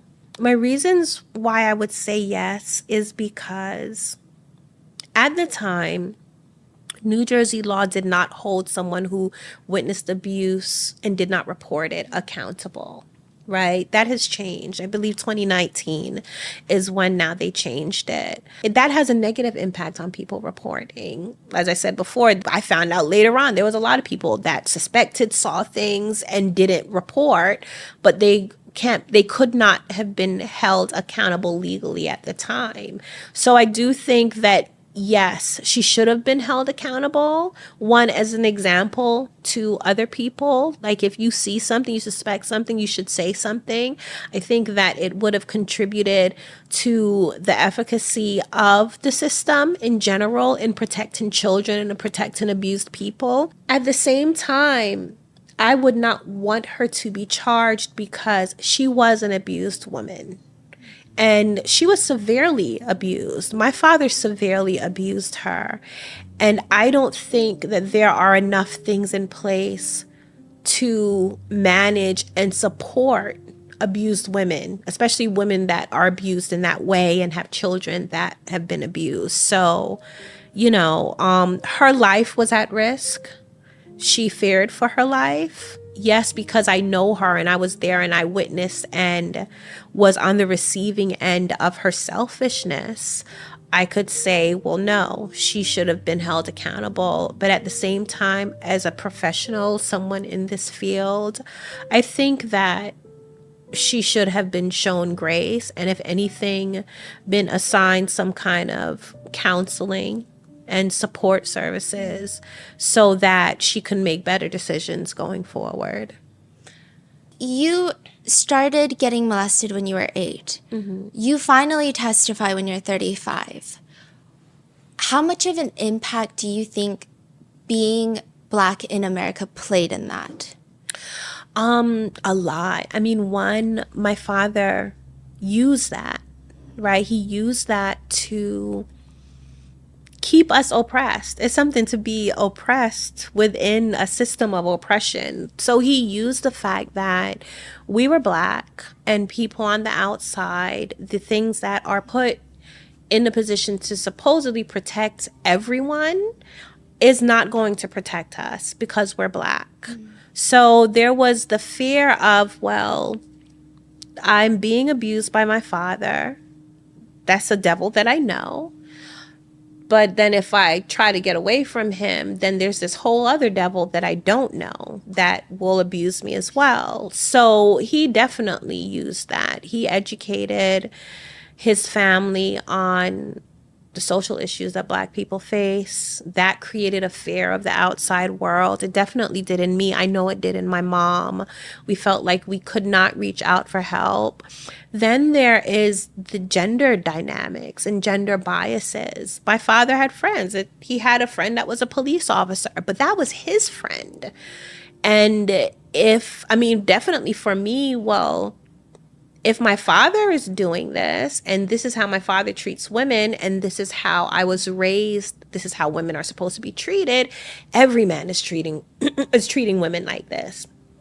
I also heard his conversations in the music industry with all of his celebrity friends and music professional, how they really dehumanized women and over-sexualized and taken advantage of, video girls. And so all of those things, all of these social issues that we are facing today definitely has a deep impact on the smaller social systems, which are families. And I think abusers definitely take advantage of that.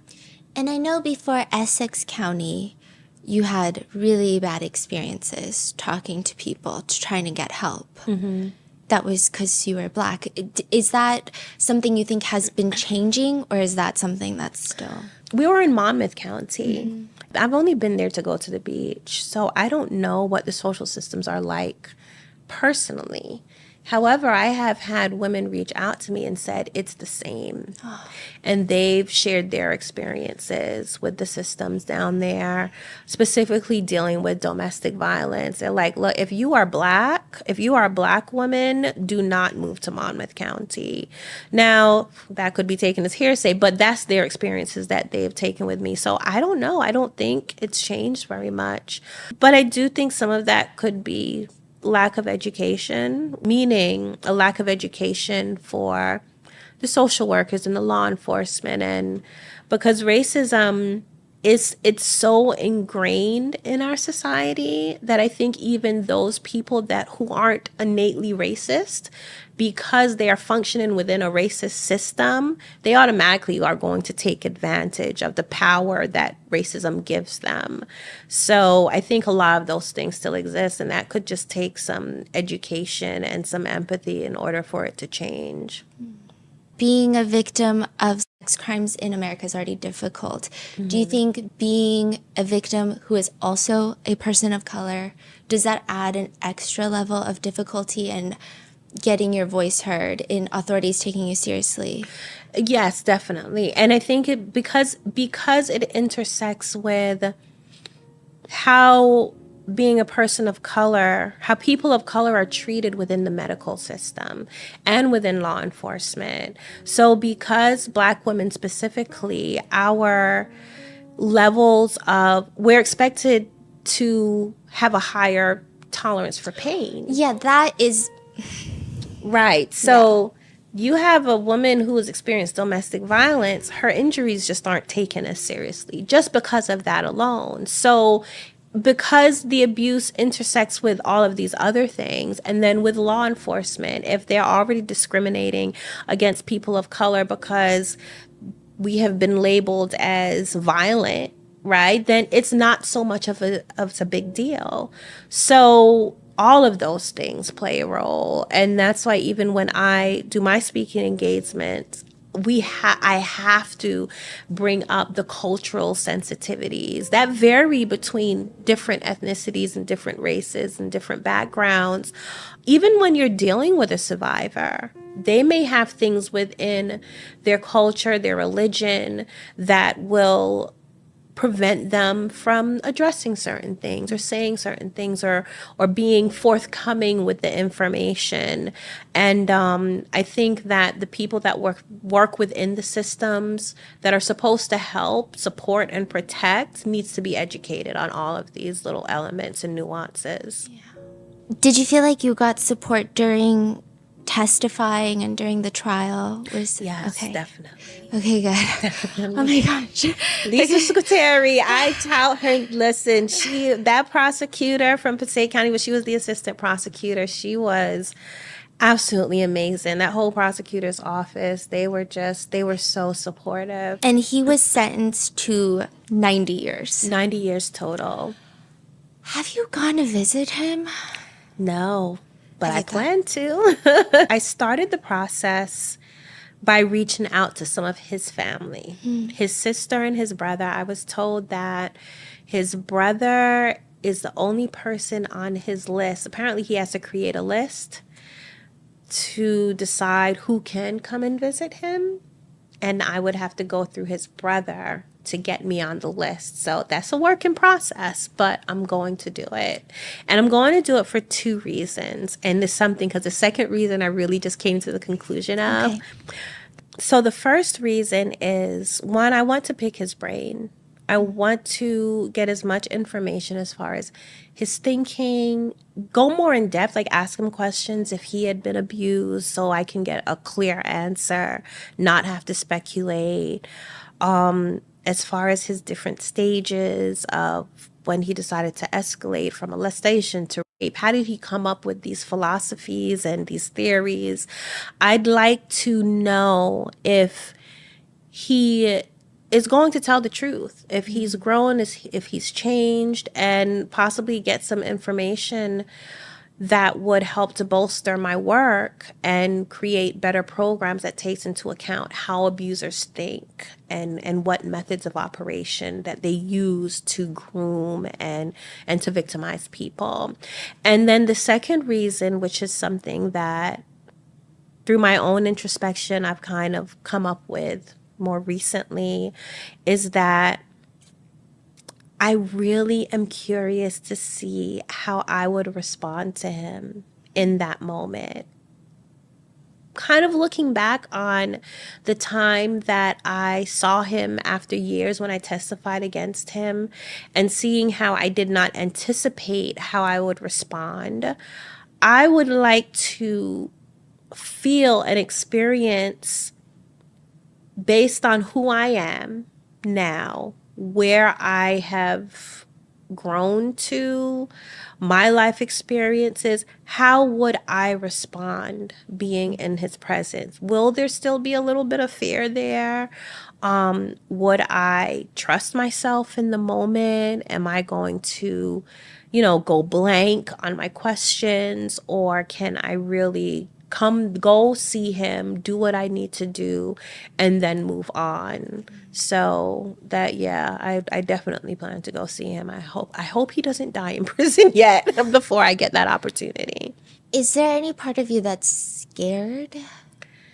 Of maybe just not even scared of him, but maybe like this scared comes from the idea of being triggered back into a trauma Not that state? so much. One thing I do know for a fact is that I don't know everything. So I think I would be just more afraid, if you want to call it that, of just the unknown, of something that I didn't anticipate. I mean, even now, I don't think I have been in enough social situations to tell you for a fact that everything that I've been through would not have an impact on how I respond in that specific social situations. I know that there's still a lot of things undiscovered by me just because I've not been under those circumstances to discover it. And I think that this would be one of them. And I'm curious to see, like I've been ghosted for the first time. Oh, Somebody ghosted me very recently, and I've only heard of it. Yeah. But I was like, damn, this shit hurts. That's crazy they would ghost you. How can somebody do this to somebody? But, so it's kind of like that. It's like, I just know there are certain things, and I have such a fervor for experiences in life. But not negative ones. But right, not that one. But yeah, I'm really curious on how I would respond. Like, am I as strong as I think I am, kind of thing, So that's a new reason. I have decided that I want to see my father in prison since he was sentenced, because even at his sentencing, he was still denying things. He was still denying it. He kept saying, Aziza, you know the truth. And I'm like, well, yeah, and that's why you're here. 90 years. Yeah. And I'm just like, okay, so I would like an update. What are your feelings towards your father? Well, one, I'm very disappointed in him. I don't know if that is strong enough, but he could have been so much. And I don't discount his potential, his creativity. I know I have gotten a lot of my kind of just do it perspective from him. He was successful in his craft and his business up to a point. I think his ego got the best of him and that kind of messed things up. But he was doing very good things. I am saddened that he took his life and made these decisions when he could have made different decisions and possibly helped and inspired a lot of people. So I think that's like a complete waste. Other than that, I feel like emotionally, I don't feel any attachment to him emotionally. I feel very indifferent. He's like another human, That's pretty much it. I mean, no one would blame you if you had strong feelings of hatred, but it seems like you don't have that.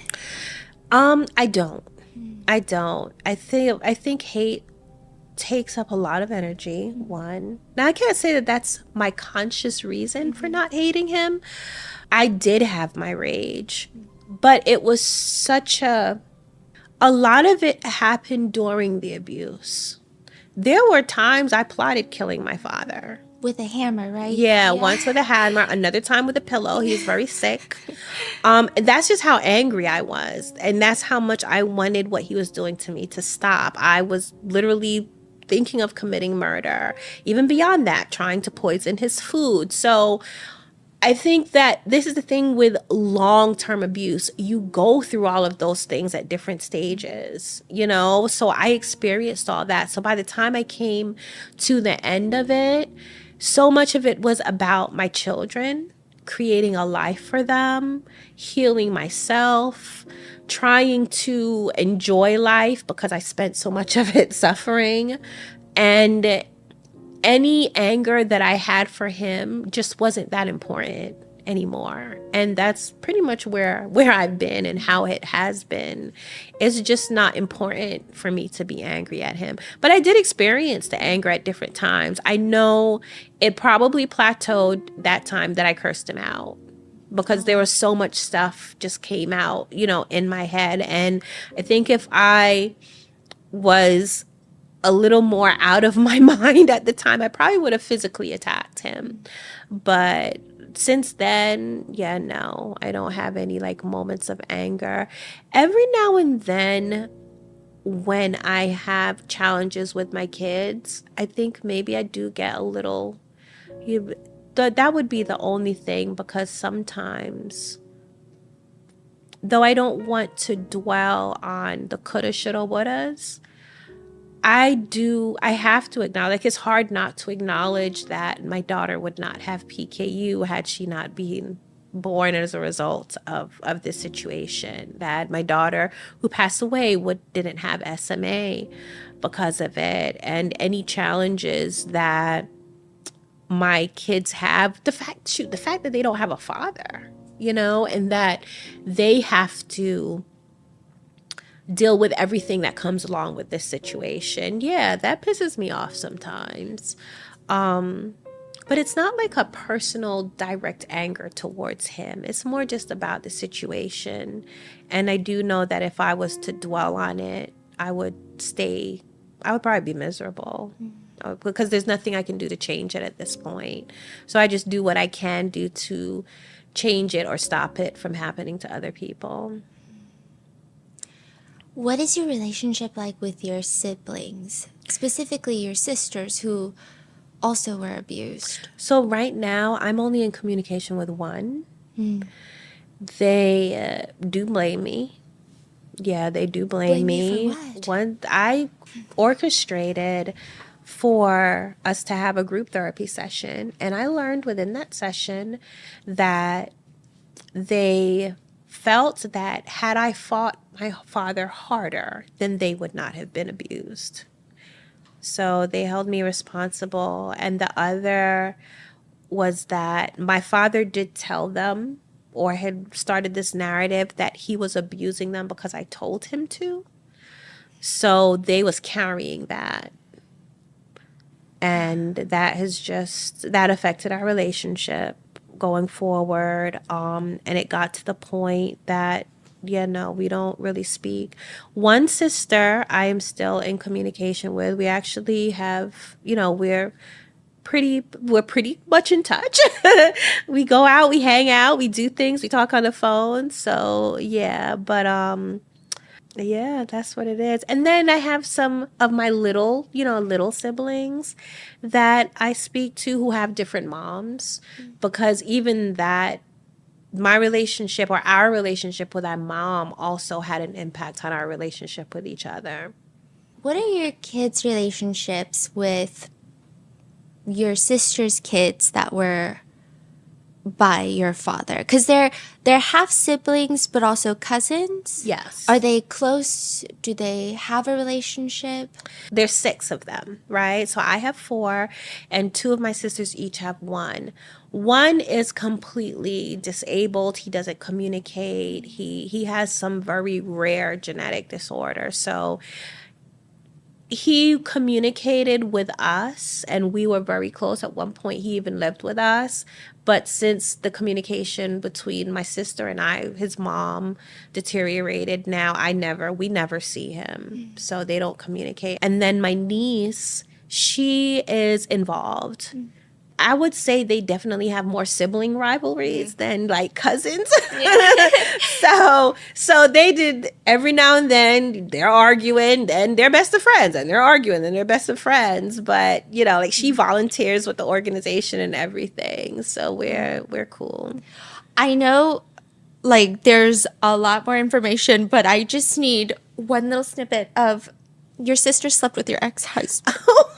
What? Yes. Which one?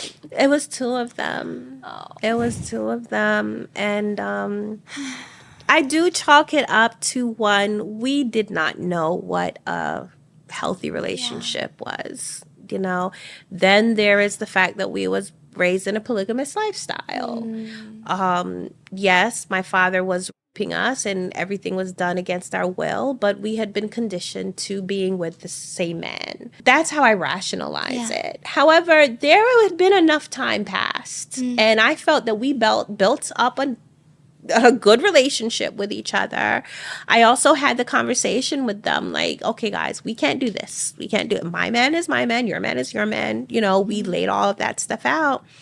Then one day, my younger sister, she was actually the one that was a baby when I first started being molested. She comes to me crying, saying how I have the perfect life. Now, my husband and I, we had been together. I think I was pregnant at that time. Yeah, I was pregnant with my youngest son. She's crying how I have the perfect life and blah, blah, blah. And she wants my life and so on and so forth.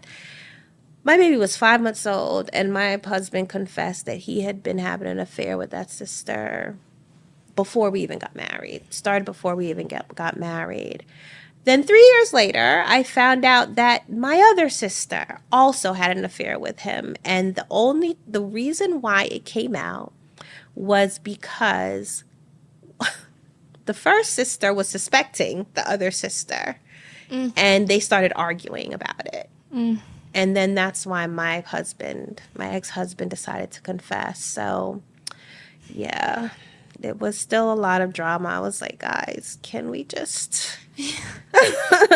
There was a lot of healing that needed to be done. I understand that. That's most of why I forgave them.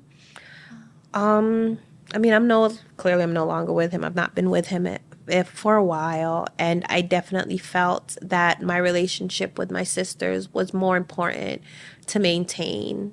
I was not ready to end my relationship with them over a man who was not going to be around anymore. So you mentioned in an article that when you go out with your kids, sometimes people will ask you as a joke, are you guys siblings? Yes. And you guys have a good little giggle about it.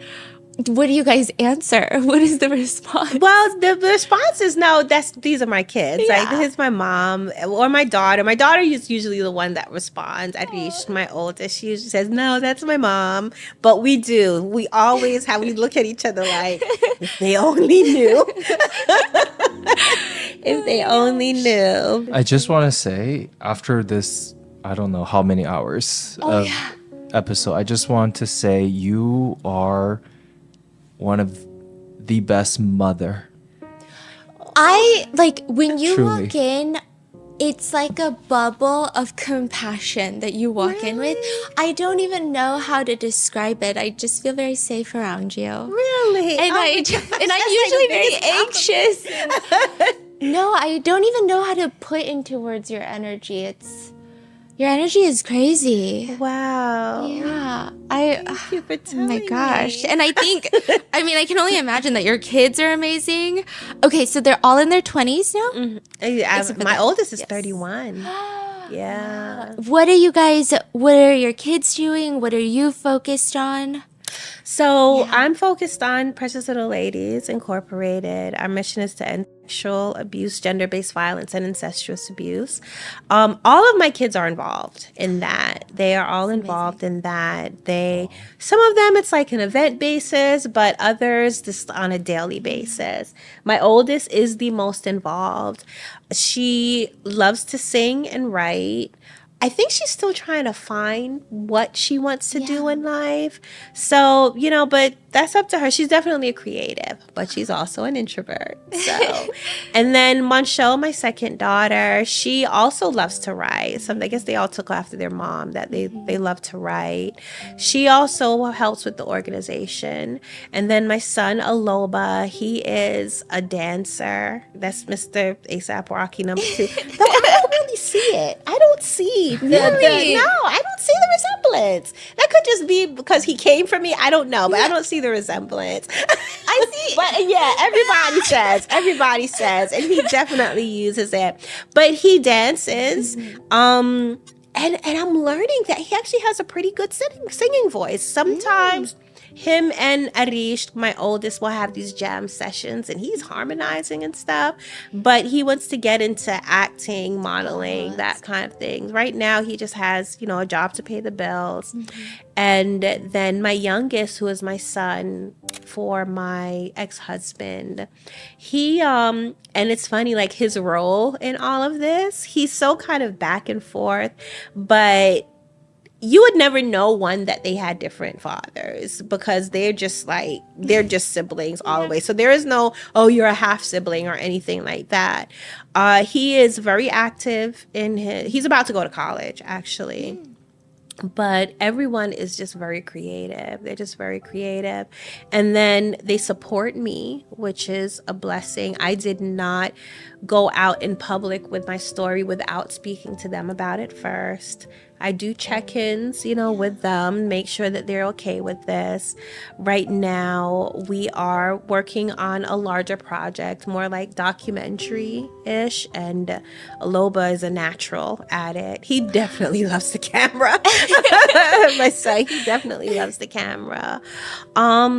What else? I mean, there's a lot going on. So you wrote your first book, volume 1 and volume 2. Right. And it sold out the print copies on Amazon. Yes. Which is crazy. Yeah. And it's something that does that every now and then. It's like, and then it's on the Amazon top bestsellers list. But it's available on the Kindle version and on your website, the physical copy. Yes. So, anytime it's sold out on Amazon or not, you can just go to my website, azizakhabibi.com, to get it. I also have a podcast that chronicles the journey of me writing my book, because that has its own drama. Like, one of my sisters is the one who started designing the book cover.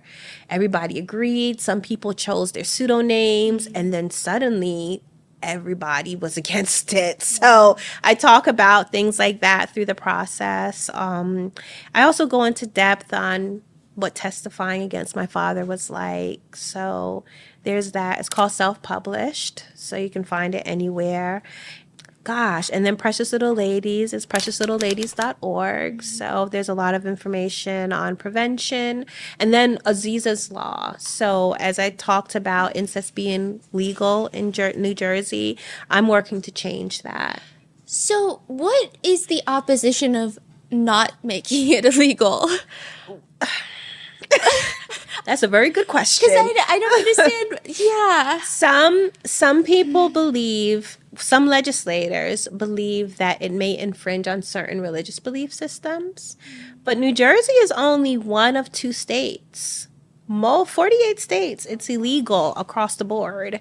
So I'm like, what's the question? What's going on in New Jersey? Yeah. Right. That's what a lot of people ask. I have yet to find out, but so far it's been echoing that it could infringe on some religious belief systems. But I'm pushing anyway, so trying to get as many people to reach out to their legislators, and even if you don't live in the state, sign our petition on change.org. because all of that, having the public encourage legislators that this needs to be criminalized, then I hope would push them to do so. And there's so much information in your book that we didn't even cover today. You have your own YouTube channel. You have TikTok. Yes, I do. See, I go where eyes are. It's like, I knew young people who needed to hear my message and feel like they weren't alone. They were on TikTok. So I went to TikTok and how has that been like? Do you like it? I do. Oh, I enjoy TikTok. I enjoy TikTok. It's something because people tend to compare TikTok to Instagram because they say Instagram, you have to be like rich and bougie, and then TikTok, you can go on there with your bonnet kind of thing. So, but we'll see. That's where I do my cooking live streams with my kids on TikTok. Yeah, it's fun. Yeah. And you're working on a second book? Yes, I am. I am working on, I guess you can call it a self-help book. It's more like a self-reflection. It's called The Hump. And I use my life experiences as an anecdote on different ways people can get over their hump and get as far along as on their healing journey as possible. But not just dealing with abuse. It could be any kind of life challenges, whether it be the loss of a job or the loss of a child or a loved one, just really getting over the hump to then find your happiness and thrive. Wow. That's beautiful. I would listen to a self-help book from you any day. I mean, just... And that's the thing, people have been asking about Unashamed, making it an audiobook. I started recording it. Yes. And your voice is good for an audiobook. Thank you. That's Thank perfect, you. actually. So I'm looking to get that done by the beginning of next year. Okay, poetry? Oh, yes. What's going on there? Yeah, so I am... My poetry, man. So I love words. I just love words. Like, you can't put a word in. I have read the covers of all of these books as we've been talking. But when I get in a really emotional state, like, I'm a Virgo, so I have pretty good control over my emotions. But there are sometimes they get overwhelming, and that usually comes out in the form of poetry. I use it as an outlet. So anything from like heartbreak. I mean, of course, when Coco passed away, oh my gosh, I was writing nonstop. But a lot of challenges that I've had in relationships. Yes, I've already wrote a poem about being ghosted. But I am going to publish it as a print book, an audio book, and also an album. Oh, that's so interesting. I love that idea. Thank you. Yes. Oh my gosh. Okay, so lots of exciting things. We're going to be waiting. We're going to be asking when they're coming. So just watch out. Yeah. I will let you know. There are a few workplaces where most employees feel fear on a daily basis where they could actually die. Not just I hate my job, I could die, or technically bad people and a meteor could strike anywhere at any time. But genuine, the second that I clock in for work, my adrenaline starts spiking because you can die at any moment. One employee states ominously, ultimately, we're directly in harm's way every single minute. We come to work with the attitude of, it's not if I'm going to get hit, but when I'm going to get hit. That's the way of life. Which is why, when you clock in, you get handed an alarm that you wear on your body that has GPS and sends immediate signals to police when it's activated. You also get a giant whistle to make sure that if something happens, you can make a loud noise to alert someone. This is at Patton State Psychiatric Hospital, where the population consists primarily of patients who have been committing crimes, often violent crimes. Some of the patients have committed murder, violent assaults, and yet they're here because they have been found either criminally insane, incompetent to stand trial, or are waiting to stand trial and are being evaluated. One psychiatrist states, treating these people is not easy. Violence is part of our lives every day. It's not just a constant thing. It's not like the violence happens now and again. Violence is part of the daily life. One employee at Patton State Hospital, they have 1,300 patients. She starts feeling uncomfortable because one of the patients there, it feels like he's tracking her movements. It's like he's observing her closely. Anytime she's at work, she feels like she's being stalked. This is a big deal. She tells her boss about it, and they do nothing. By the next month, that patient punches her in the face, drags her into a room, and stabs her repeatedly with a makeshift weapon. These are the types of patients that are held at Patton State Hospital, which is exactly where Donald Gordon is sent. He's going to be there for at least 2+ years. He has on his record over 40 different charges for SA and abuse against a minor. But he says there's a reason for all of this. Don Gordon, claims, quote, everybody does it. Also, some of them are promiscuous, and they were the ones that came after me.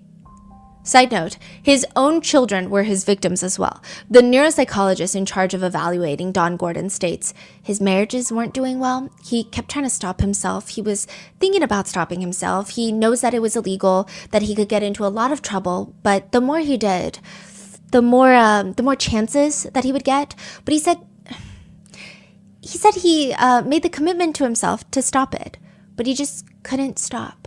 He just didn't stop. He said the more he did it, the more sexually stimulated and aroused he got, that his sex drive actually increased. But to his surprise, he wasn't getting satisfied. He was getting more stimulated by it. He became obsessed with wanting more and more. He tells the psychologist the main reason that he went after little girls is because, quote, it made him feel big, powerful, and good. But also, they seduced him. But it's going to be okay. They just need to let him free because when he gets out of the hospital, he will be putting parental controls on his computer. He will not be going anywhere where the kids are going. He promises. The police have alarmingly found locks of girls' hair in a plastic baggie at his house. And the only reason he was even caught, again, was because he went to a photo development center where you can turn in film for film cameras. He turned a roll in that had CSAM on there. And yet, because he argues he's going to have parental controls on his computer, he's not going to go where the kids are, they let him out, even though he used this hospital as a networking place. He met another sex offender in the same hospital, and afterwards, they met up at a family nudist camp where they competed to see who could molest more children at a family nudist camp, which are a very interesting place. Children are allowed to go, and most camps have rules that everyone must be nude to be at this property. A lot of people wonder if it's uncomfortable for children. One camp addresses in their very bizarre FAQ, which is a frequently asked questions portion of their website, they answer the question, are children forced to be nude? The word forced is an emotionally loaded word and suggests unreasonable force or other inappropriate coercion. The reality is that as parents, we have a duty to teach our children to behave appropriately. We teach them to brush their teeth, eat healthy foods, even if their desires might be contrary. However, when it comes to nudity, most children are very comfortable with nudity until they are taught otherwise by society. With young naturist children, it's just as likely that parents force them to wear bathing suits when visiting municipal pools where bathing suits are mandatory. It's a very weird FAQ page, one that makes me personally uncomfortable. I will say that I'm a very pro-clothing person, so what do I know?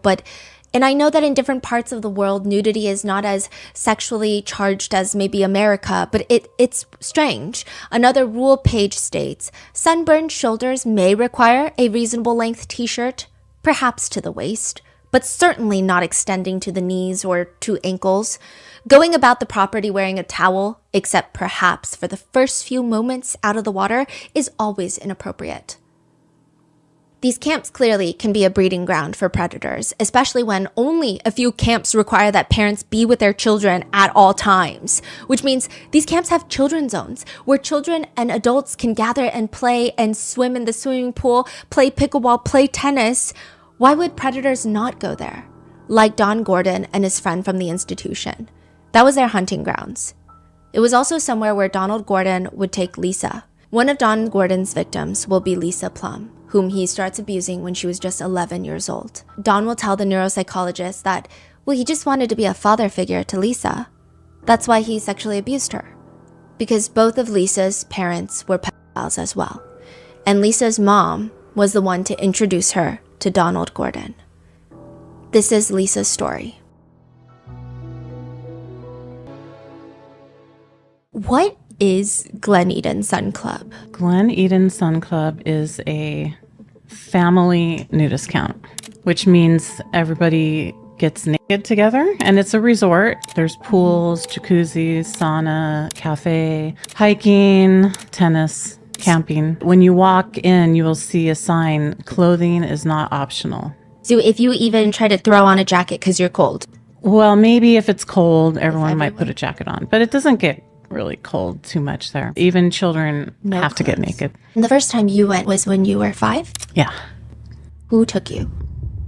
My mom had a boyfriend, Larry Feldman, that decided we should all go to Glen Eden.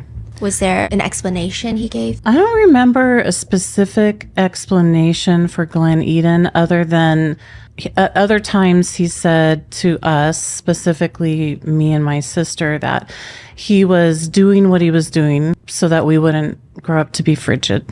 Did you want to be there? Was it uncomfortable? No, we did not want to go get naked in front of each other. Yeah, that was like a horrifying idea when it was presented to us. And especially my brother and sister, said, we don't want to get naked. That was just not an option. So you were 5. How old were your brother and sister? My brother would have been 8 or 9, and my sister 10. Oh, wow. I mean, I thought it was interesting because I was listening to another interview that you did, and I was like, there's no way this resort is still around. I Googled it, and it's still open. Like, people are going today. And then I was thinking, okay, well, maybe it's one of one that's still open, but there's so many throughout the country. There's just so many all ages nudist resorts. Do you feel like that is a place where bad things happen from someone? Well, who wants to be naked in front of kids? I mean, who wants to see naked kids? It's definitely not safe for children because it's a pedophile magnet. And if you're a pedophile and you know about it, why wouldn't you go? And they let people go. That's who took me, was pedophiles. And then there's pedophiles there. When you say that's who took you, pedophiles, do you mean just Larry or Larry and your mom?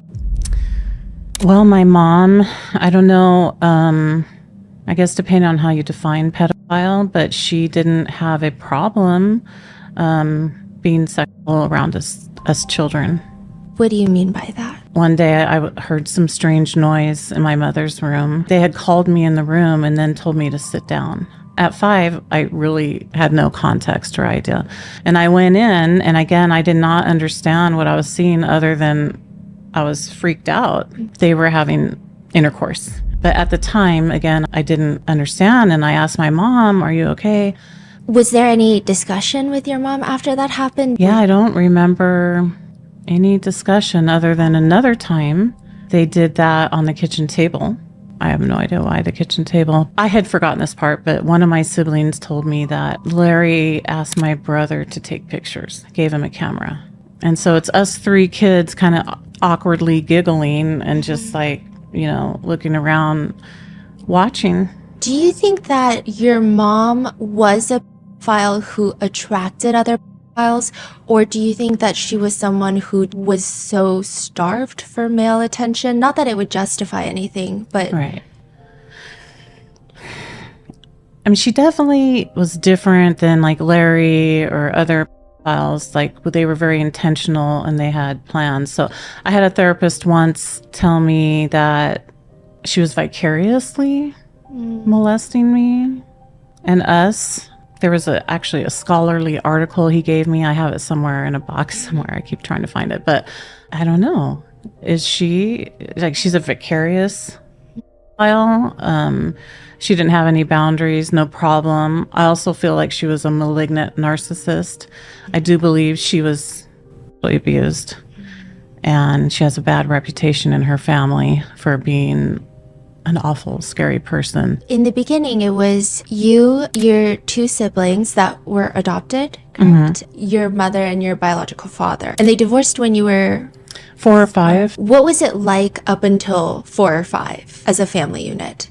Right. So I don't remember a lot because we really don't have picture memory until about the age of 5. We have implicit memory. What is that? So our bodies remember, but our brains don't start to make pictures with the memory until about then. Most people don't have very many memories at all. You may have a couple here and there under the age of 5. All I remember really from my early childhood is I was a little Episcopalian girl. And we went to church, and I was very devout, and I thought our priest looked like Jesus. Honestly, that's all I really remember. But as soon as my parents divorced, we were no longer going to church. So she had tried to kill herself. I didn't know it at the time, but I do remember, this is one of my earliest memories as well, is her laying down in bed. It was dark in the room and she was just kind of out of it. Then my grandma came and stayed with us for 2 or 3 weeks, I'm not sure. Then after that, as my brother has nicknamed her, Hollywood Mom came home. Okay, describe that. My mom could be very charming, very personable, very put together, and she started having singles clubs, meets in her home, other single adults. Our home had to be perfectly clean at all times, and when she had these singles clubs, we were supposed to basically stay in the room or whatever, but people would meet us and see us. 1 minute before anybody came, she'd be screaming at us, we'd have to clean and do this and that. And then someone would knock on the door and she'd be like, hi, completely change her demeanor. Did you find solace in your siblings, or was it because it was so tough you guys were having problems as well? What was that like with your siblings? Well, I think there was some, solace, but really not a lot. I suppose it was probably because of the dynamic that my father set up and my mom. Like my parents participated in what's called parental alienation syndrome. Basically, one parent's talking crap about the other parent, the other parent's talking crap about them, and you have to share messages. They're arguing in front of you. My mom would say, your dad, I don't know if I should fully say it, but likes to F men in their ass, to us little kids. How old were you? I'm 5. Oh. My dad's like, your mom's crazy. And one day I felt like I needed a hug. No, I don't want your siblings who are adopted to feel bad. In my mind, I don't think I said it out loud, but I definitely thought, well, just hug them too. Yeah. It was always pointed out, they're adopted, I'm not. They're adopted, I'm not. One time I was trying to comfort my mom because my mom would kind of cycle from angry rampage mom to sobbing mom. And sometimes she'd just be up all night. She was a piano player and she would just cry at the piano. But this time she was in her room crying. I'm trying to go comfort her. And she said something like, I wish your sister and brother were like you. Oh, I wish I could just run off with you, and they're like, I could see them looking. Oh. And I felt bad for them. And I didn't want her to say that. But so we were kind of pitted against each other. On top of that, Larry was also violent and oversized us because there was more than watching them have sex. He would single out myself sometimes, do certain acts with him and my mom, to me, and then my sister in the room alone. I don't recall him doing that with my brother, but he lost his temper one day and he told me to make him a bath. Then my brother comes out of his room saying, you mother. So whatever, my brother, had a little cuss her mouth. And Larry just did not like that disrespect. So he was yelling at him. I grabbed him by his ankles and picked him up and dunked his head in the toilet a few times. Just for clarity, Larry, the first boyfriend after the divorce happened? Yes, there was another pedophile that targeted me, but he was more like just a handyman friend of my mom. But John Lippert, I feel like he was before Larry, or they were almost like at the same time. No, John, again, these singles clubs and single mothers are pedophile magnets. So they're just looking for opportunities. Mm-hmm. And the more vulnerable, the better, right? John started doing repairs, giving us ice cream. We grew up in Riverside and it's hot in the summer. And then he just started molesting me. I was probably in his right age group. There was another time that John had taken me into a field. We lived in like a little middle-class neighborhood, and then there was orange groves, and then there was like a horse property. So it was kind of converting, from agriculture probably. Mm-hmm. So there was fields, and like he would take us to Thrifty's ice cream, and he's like, you want to get ice cream, Lisa? Yeah. But instead of going there, he drove me into a field. I always remembered that. Right. But then as an adult, a trigger happened. And then I had more memory. And basically to survive that, I had to do some inner child work. But what happened is he threatened, if I told that he would insinuate that my mom would die, he would kill my mom. And again, I really didn't even know what he was talking about. What should I say, not say? I don't have the words. I just didn't say much. Could I ask what triggered you later? My mom's death. Yeah. Okay. And at the time, and I write about it in the book, it was really weird. After she died, I started getting like these images of him. It's like, why? Why him? Why now? You know? But I realized after doing some work, some therapeutic work, that because he said if I said anything, she would die. But once she died, there was no need to keep the secret anymore. When did your mom pass? 2007. Yeah, so he was molesting me. He had brought me crayons and a coloring book and told me to lay down in a certain place, and he had his hand up under my dress. My sister comes in the house. She runs in and sees John molesting me and just like gets like really angry and looks at me and what's going on, you know? And I didn't have words. Some people have said this is why you need to teach kids the proper names of body parts. I agree with that. You should teach kids the proper names of body parts, but that wouldn't have prevented me being molested or some other children in similar circumstances when your family isn't supportive or they're part of it. But so your sister sees that, she's almost upset with you. Did she tell your mom? She must have told my mom and my dad, because then a day or so later, they called me into the kitchen, mm-hmm. my mom, my sister, and John. And my sister's the one that's upset, you know. And she's like, tell mom what happened, or whatever she said. And again, you know, at the time I'm 5 and I don't even, remember, I just don't have much to say, but I didn't say anything.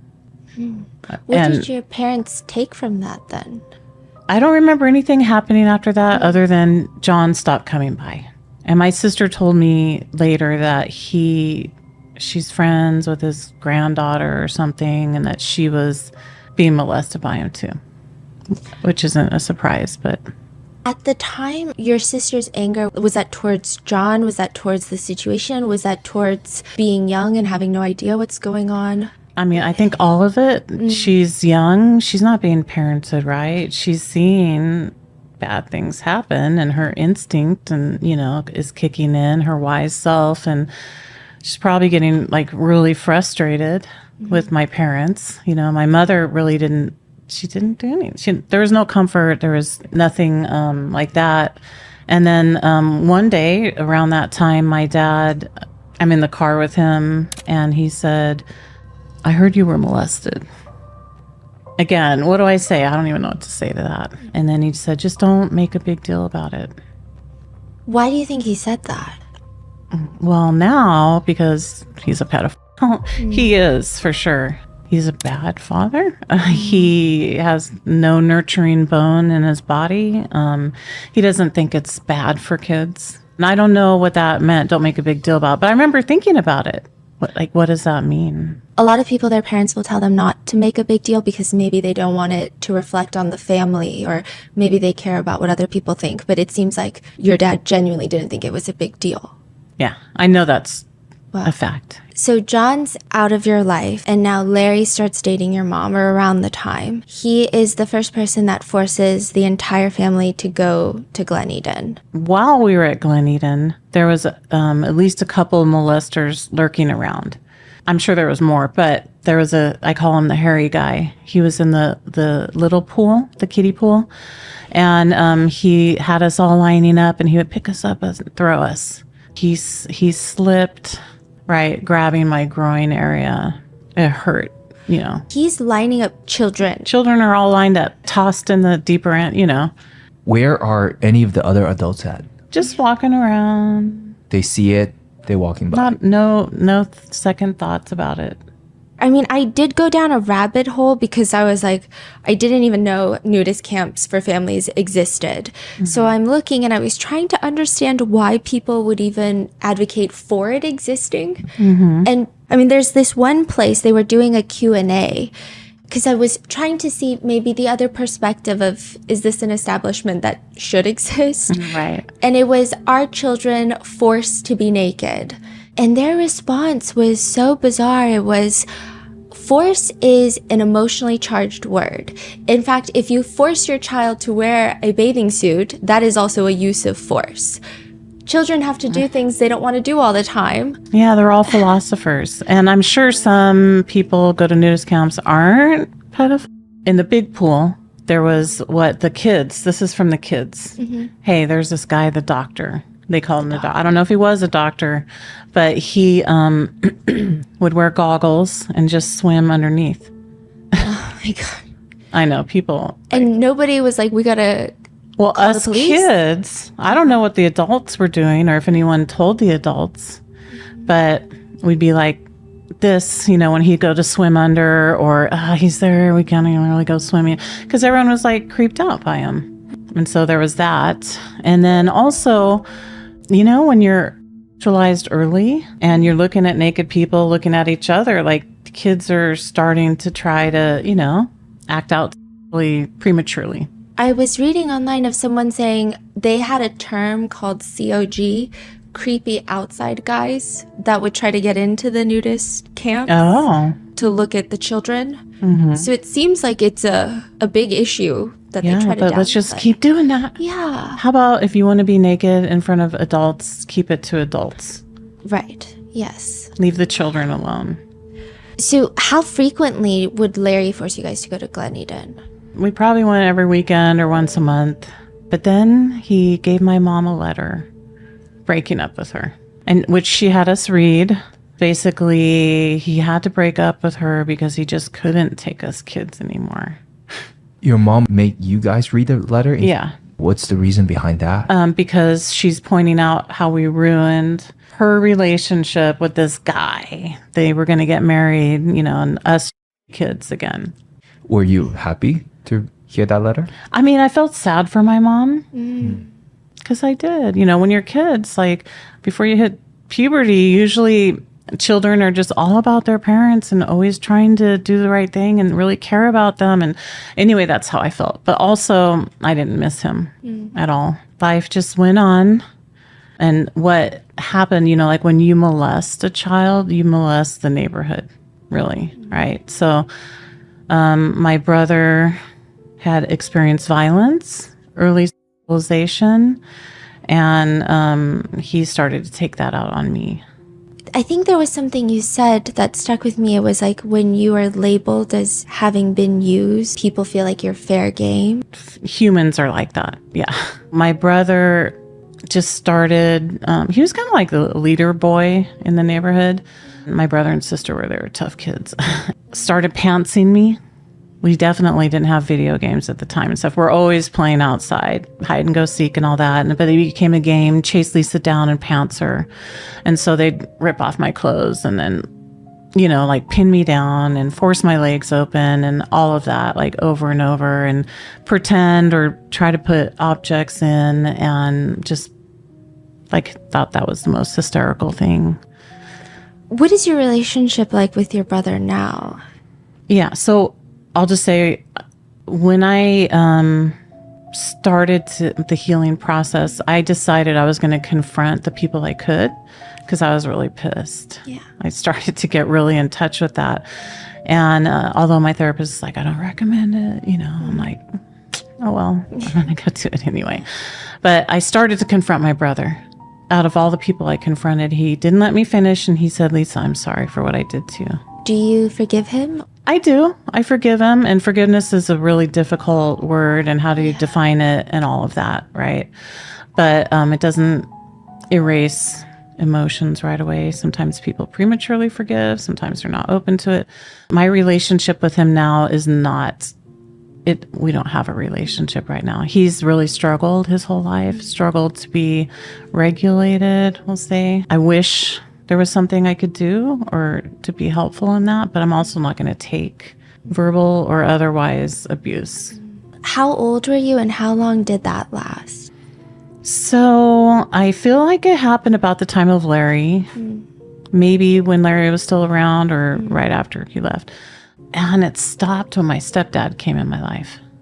Is this Ray? Yeah. Unfortunately, though, the neighborhood kids, like the boys that were involved, I do remember one friend's brother one time was kind of at it or, you know, part of the group, and then he never came back around. You know, like he's like, no, I don't want part of this. But some of the other boys did continue. So just saying kids have choices too, right? Yeah. And he didn't want to be a part of it. But these other boys down the street, I don't know what was happening to them too, but they just took on a life of their own. Like I'd be riding my bike down the street and they come and pull me off my bike and drag me into their room. And one time I'm sobbing on this guy's lap and his mom knocks on the door, opens it, is everything okay? And I'm sitting there like 6, 7, 8, I don't know how old I was. And she said, is everything okay to her sons? And they're like, yeah, it's fine. And she closed the door and walked away. So these are other like 6, 7, 8-year-old boys, or they're a lot older?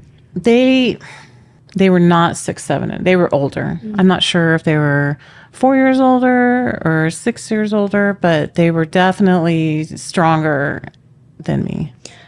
And I'm sure if you're riding your bike and they're pulling you off someone's got to see that at some point, right? You would think so. So nobody says anything, it just keeps continuing. Yeah.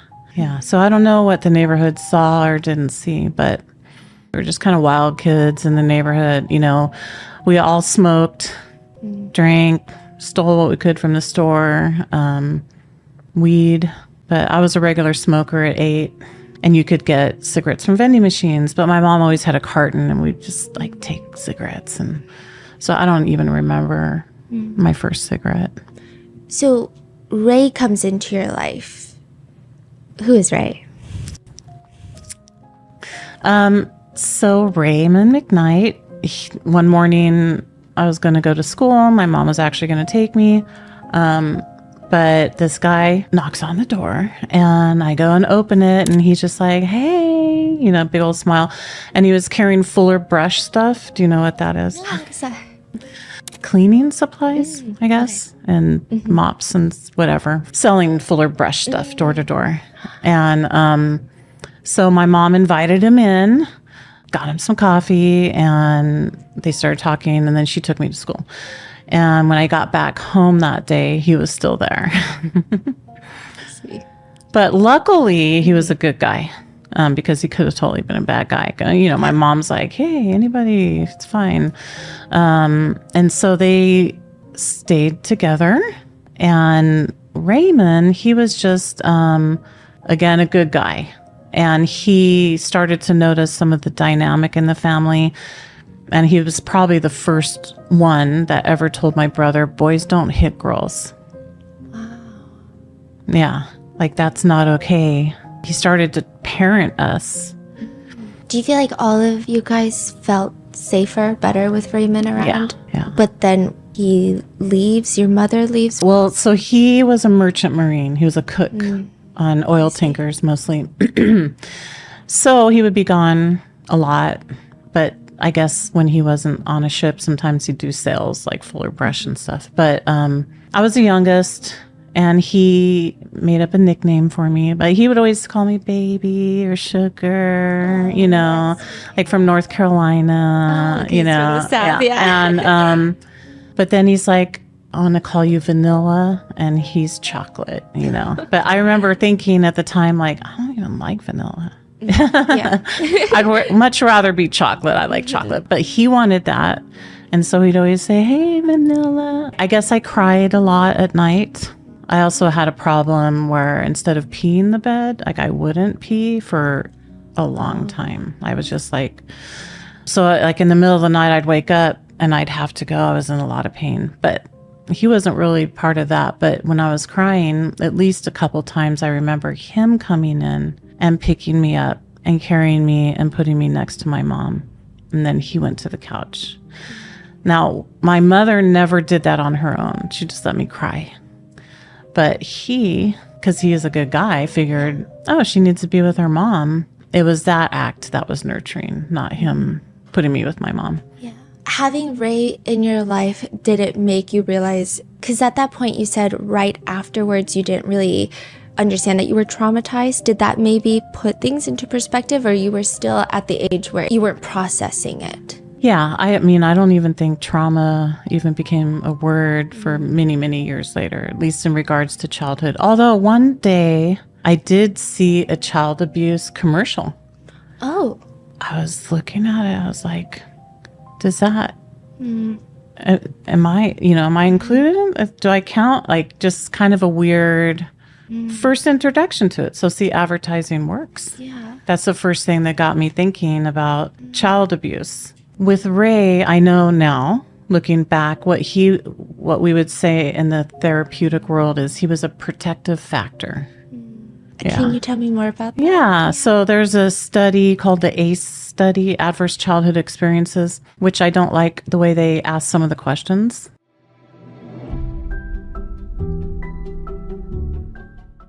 Starring Academy Award winner Patricia Arquette and Jason Clarke, Murdoch: Death in the Family is the new Hulu original series that explores the unraveling of a Southern dynasty through a deadly boat crash, double homicide, and a massive embezzlement scheme. Inspired by shocking actual events, the dramatized series draws from reporting by Mandy Matney, creator of the popular podcast that followed one of the most twisted crime sagas in recent history. This gripping series brings the drama to life like never before. It's a story of secrets, deception, and murder. Watch the Hulu original series Murdoch: Death in the Family, streaming on Hulu and Hulu on Disney Plus for bundle subscribers. Terms apply.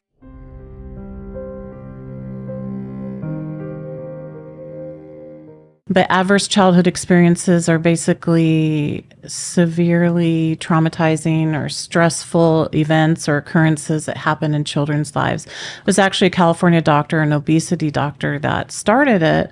At the time, he was interviewing his patients to see if they were ready for surgery, and he accidentally asked the wrong question. How much did you weigh at your first experience? And the person said 40 pounds.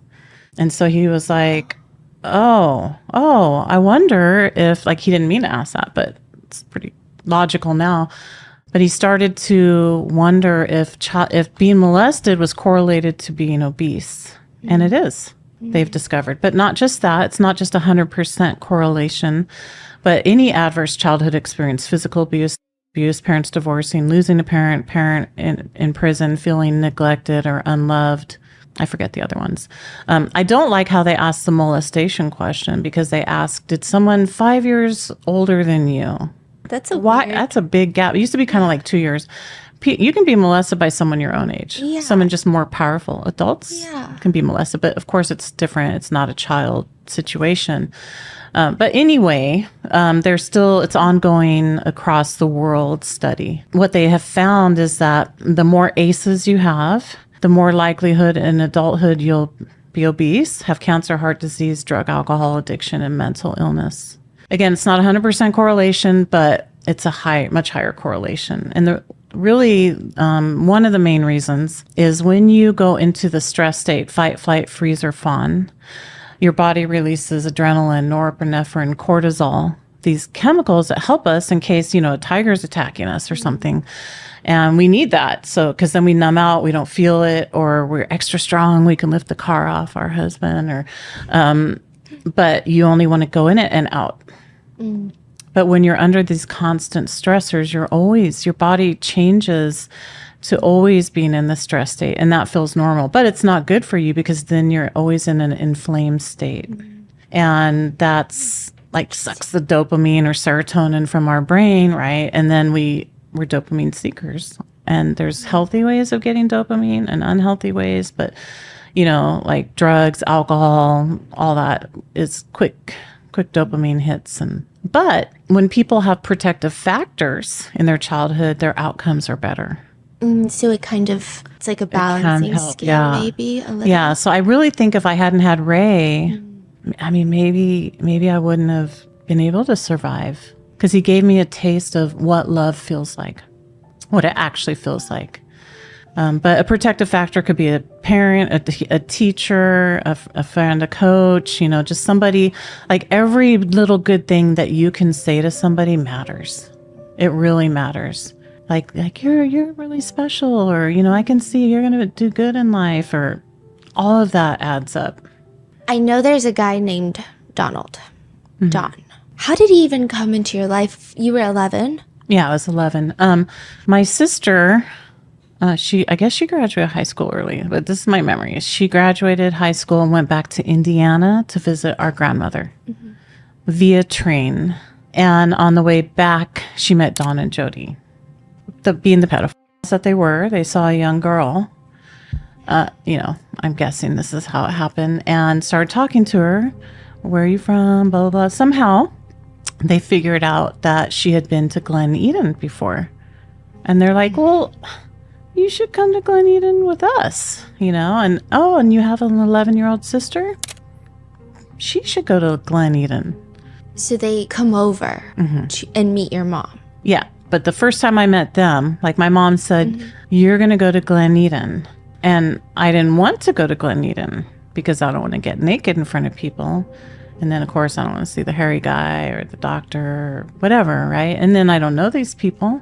Why do you think your mom was basically forcing you to go to Glen Eden? She told me she didn't want me to argue with my brother. We argued too much. But my brother was beating my ass all the time, okay? My siblings were beating me up. And I mean, I did my best, right? But I was the youngest. And my brother's a tough guy. So there was always chaos, right? My mom yelled at us. We yelled at each other. It was always like that. But anyway, she said that I could go with them and then we wouldn't argue. So your brother's going to stay home. You and your sister are going to go to Glen Eden with this random couple she met on a train. Yeah.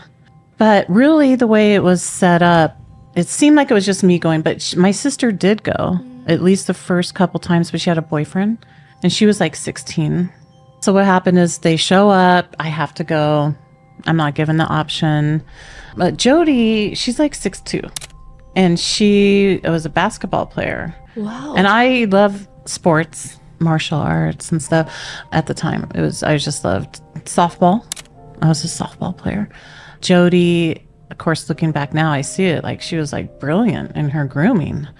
But I come out looking at this 6'2" tall, skinny, blonde woman, blue eyes, and she has one eye that looks the other way. So I'm trying not to stare at it, but she's super charming. Dawn said, oh, you're an athlete, huh? Like, what sports do you play? And Jody's like, I play basketball. And she said she was the first woman to slam dunk it in Illinois or something. I don't know if that's true. Do women slam dunk? Anyway, I was like enthralled by her. He's just like this creepy guy, you know? But basically, she's just talking, which is a perpetrator technique. The Gift of Fear by Gavin de Becker is a really good book to read, to learn about perpetrator techniques so you can better guard yourself against them. But so she's just talking and saying, you know, well, let's like race out to the car. I have a basketball, whatever. So we raced, right? And she's like, you almost beat me. Yeah.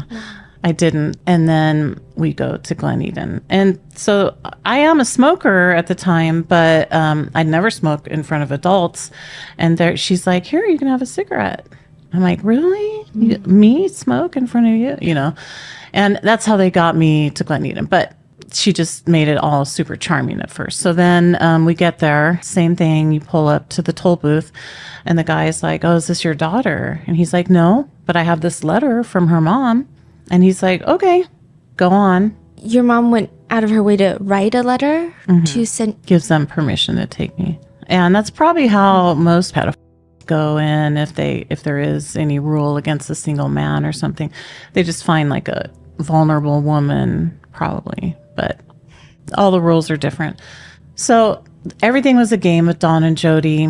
I said, I don't want to go. I don't want to get naked. And Jody's like, it's fine. We're together.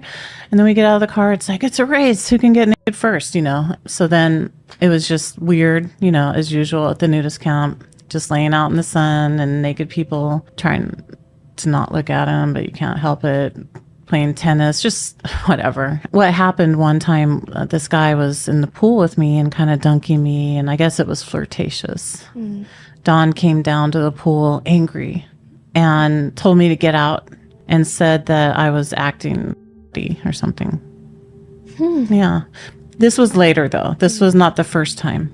They had already been actively molesting me at that point. After this first experience, how did they prey on you and abuse you further? They just kept picking you up for the weekend? Yeah. And your mom just let you go spend the weekends with them? Yeah. Basically how it started was when we went to the apartment, which my mom said I had to go. And I just started going to their apartment. Same rules as Glen Eden. Once you step in, your clothes are off. Family nudist camps are quite the grooming tool. From that point, you know, I had free reign to alcohol. They made me alcoholic drinks. Jody had me cook with her, and we gave Don drinks and cigarettes. And then really how it started was one day, Jody was at work. I didn't like to be alone with Don, but I was. And we had just been at the mall, and we're in his car. And he said, "Your sister said that you want to have sex with me." And I'm horrified and like terrified at that. And I said, no, I don't. Like, you know, and I feel like I'm in trouble. Yeah. Like he's like, "Your sister said," you know. I said, "No, I don't want to." And he's like, "Oh, it's okay. You know, it's all right." And I said, "No, but I don't," you know, like he's probably 39 or 40. And I am 11. Yeah. And anyway, I was super worried that Jody would hate my guts. So I said, "Don't tell Jody, please." And finally he agreed.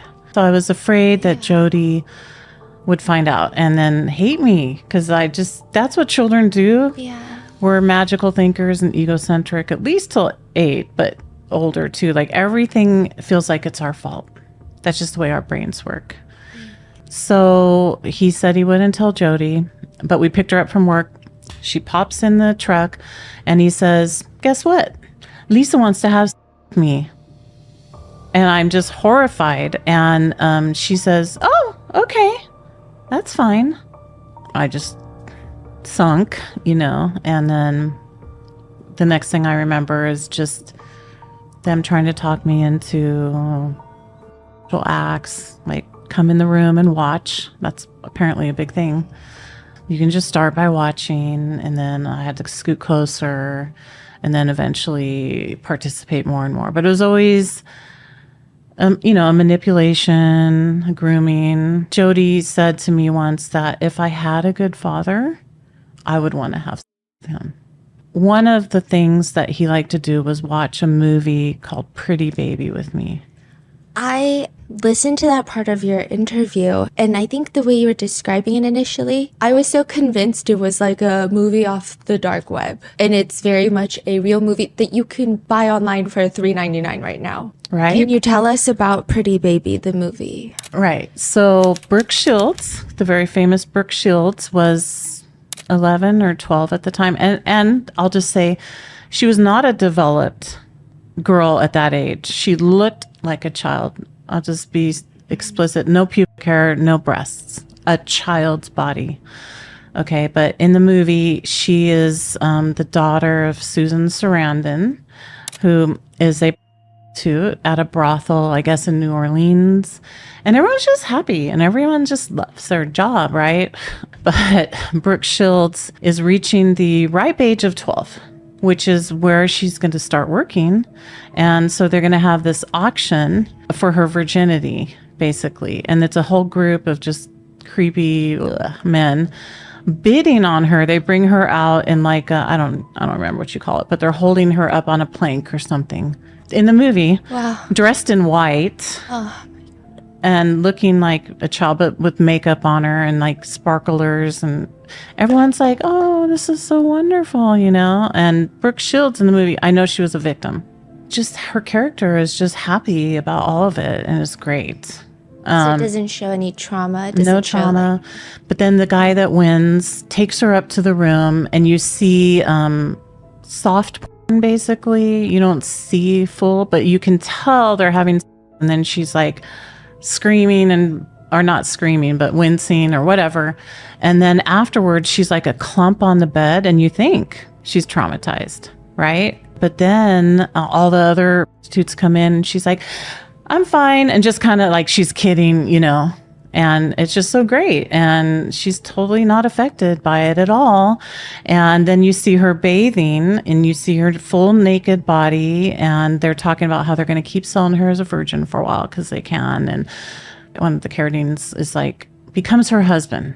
And he slaps her and, you know, and whatever. She's playing with dolls. But the whole point of the movie really is it's showing like it's totally fine, you know, to have at that age and make money, and it doesn't bother you. And so that's one of the things Don said to me. He said that he was busted for molesting his children, but of course it's not molestation. It's people that aren't aware of like higher laws and, you know, are repressed or he said he didn't harm his children. The court system harmed his children. That's what harmed his children. I love the quote when you say all pedophiles are philosophers. They are. Yeah, they have a complete explanation why they are living the higher law, why other people are repressed. They are. All pedophiles are philosophers. And he told me too, he said, you know, your mom is crazy. Like he and Jody would like interject these things. She was. That's true. And he knew it. But they're also... Right. But also when you tell a child that, it's going to alienate them more and cause confusion. And when you're confused and you're not sure, like you're not steady, you don't know. And of course, I know now I couldn't have chosen any differently, but that's how perpetrators keep people off balance. One of the ways. I know you have a change.org petition to ban Pretty Baby. Mm-hmm. I was trying to figure out how it's not already banned.